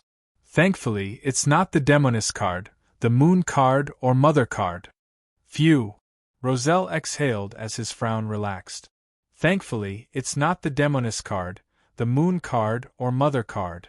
You were the one who wanted to mention it." Klein didn't respond as he looked at the Emperor. Only after Roselle said that did he realize something. He hurriedly coughed and said, "All of you have watched the livestream. We've all watched the livestream, so we should know how normal this is." As he spoke, he coughed again and sighed. "Which pathway are you a beyonder from?" "A seer," Klein answered concisely. Roselle fell silent. After a few seconds he said, "What a pity. What a pity. If everyone was in a normal state, you should have gotten a big-screen television and a game console from the historical void. Everyone could chat while playing. That's the romance of a man. Unfortunately, there's no electricity. I'll have to rely on you to invent it." Klein didn't say what was on his mind. He maintained his tone and said, "I hope that such a day will come." Then, he steered the topic onto the right track. "I'm very curious. Why can the cards of blasphemy you created prevent deities from finding them? This level of anti-divination and anti-prophecy is amazing. Roselle immediately chuckled. Because knowledge can bring power, and power can bestow knowledge. This is the authority of the Knowledge Emperor. After I infused the potion formulas of the 22 pathways with my powers, they naturally produced the power of convergence between beyonder characteristics, and to a certain extent, they had anti-divination and anti-prophecy effects. Then, as he spoke, Roselle suddenly paused, as if he had noticed something wrong.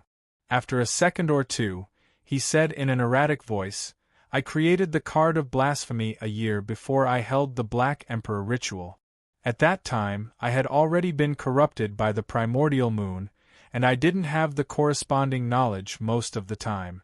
Why can't the gods find these 22 cards? This rhetorical question made Klein, who was above the gray fog, tense up.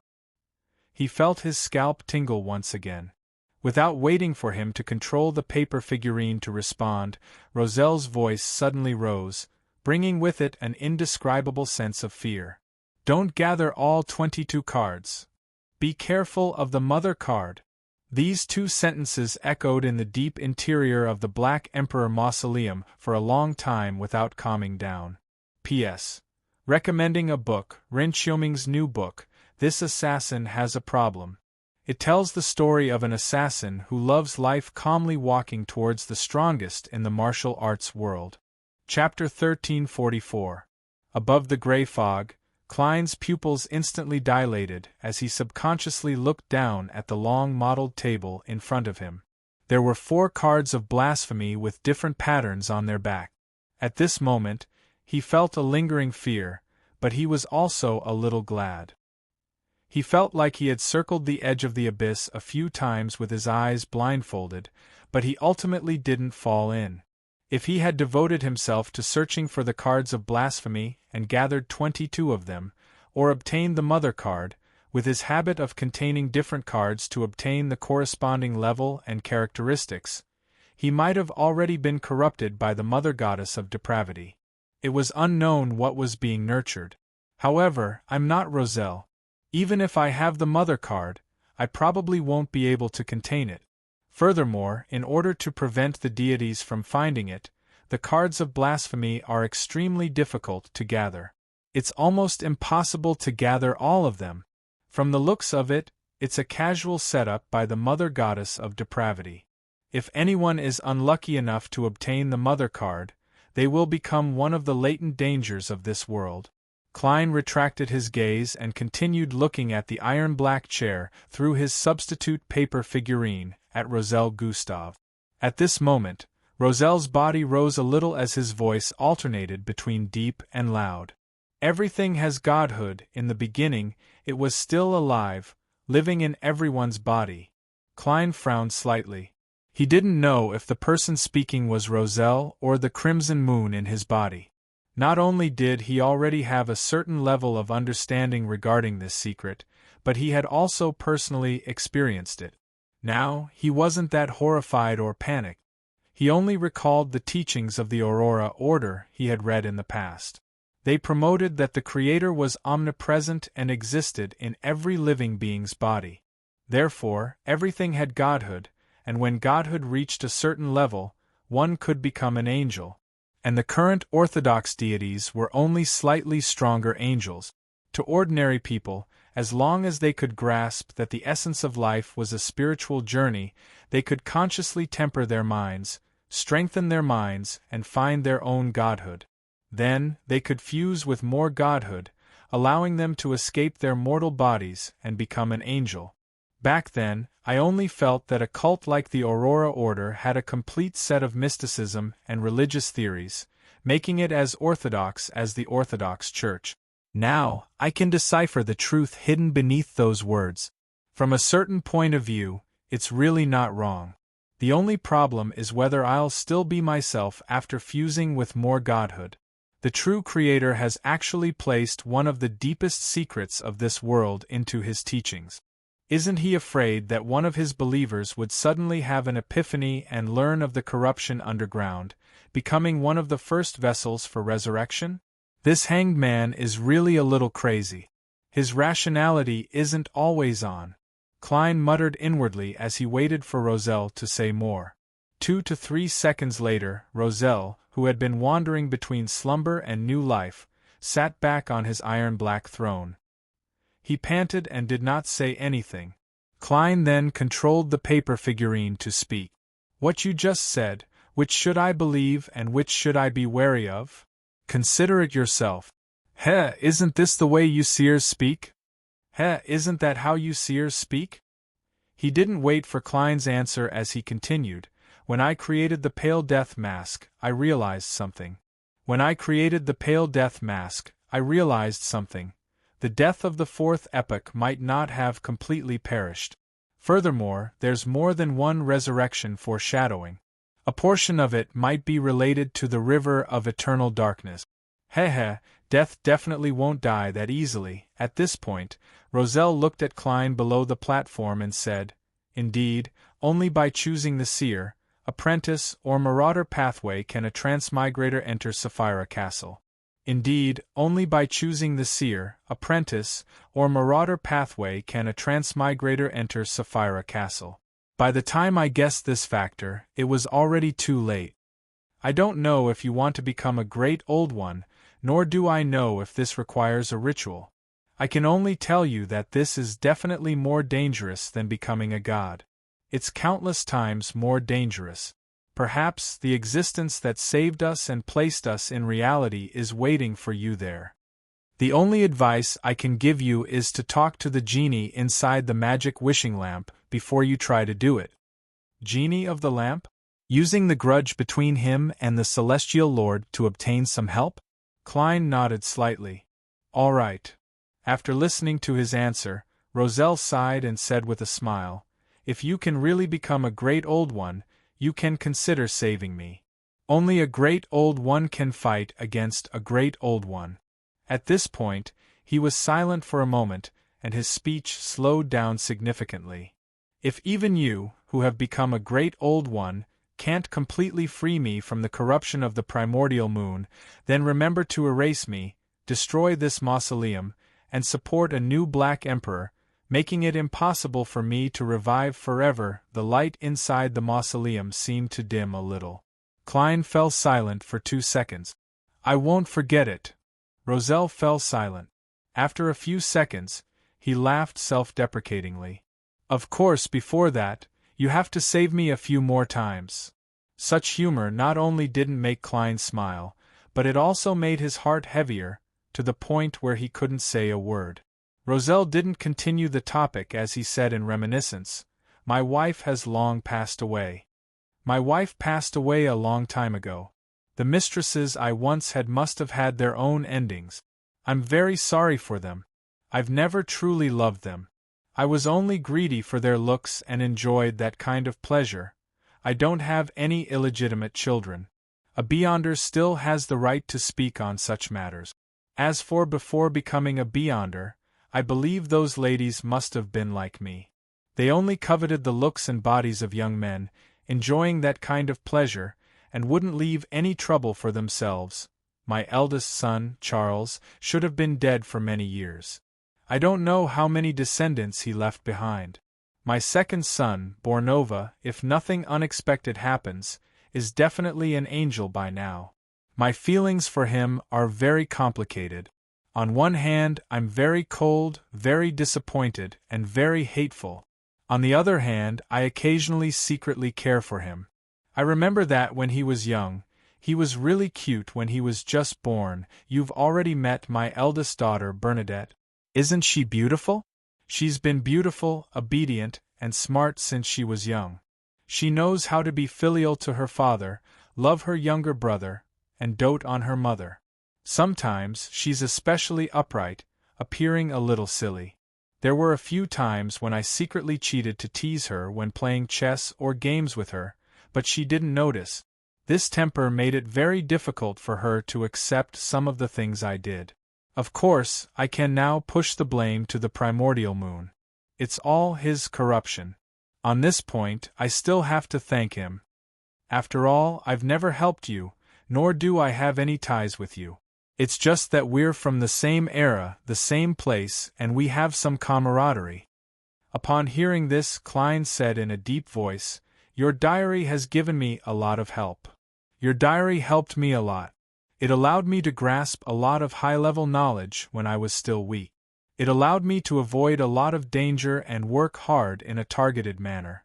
Also, the few cards of blasphemy had different effects at different stages," Meng Chuan said. "Can you not mention the diary?" Roselle coughed lightly and said, "However, I did consciously leave a message for the next transmigrator in the later stages. The only thing I can't be sure of is which language you know." The Emperor slowly exhaled before saying, "My request is to help me take care of Bernadette. My request is to help me take care of Bernadette and provide her with some help when she needs it. Although she's about to become a truly important figure in the mysterious world, as a father, I still can't feel at ease." Klein didn't hesitate as he made the paper figurine answer directly. "I'll help you take care of her." "Man, why does that sound a little awkward?" Roselle's tone instantly turned odd. "By the way, I haven't asked for your name. As for me, you should know very well. Huang Tao." "Zhou Mingrue," Klein answered frankly. "Are you married? Do you have children? How old are you?" Roselle asked 3 questions in one go. "Emperor, why are you acting like a neighbor's auntie?" Klein shook his head and gave a very simple answer. "No." Roselle immediately fell silent again. After a while, he said, "You're of the same generation as me. Bernadette should call you Uncle Zhou." Yes, as he spoke, there was a baffling hint of pity in Roselle's tone.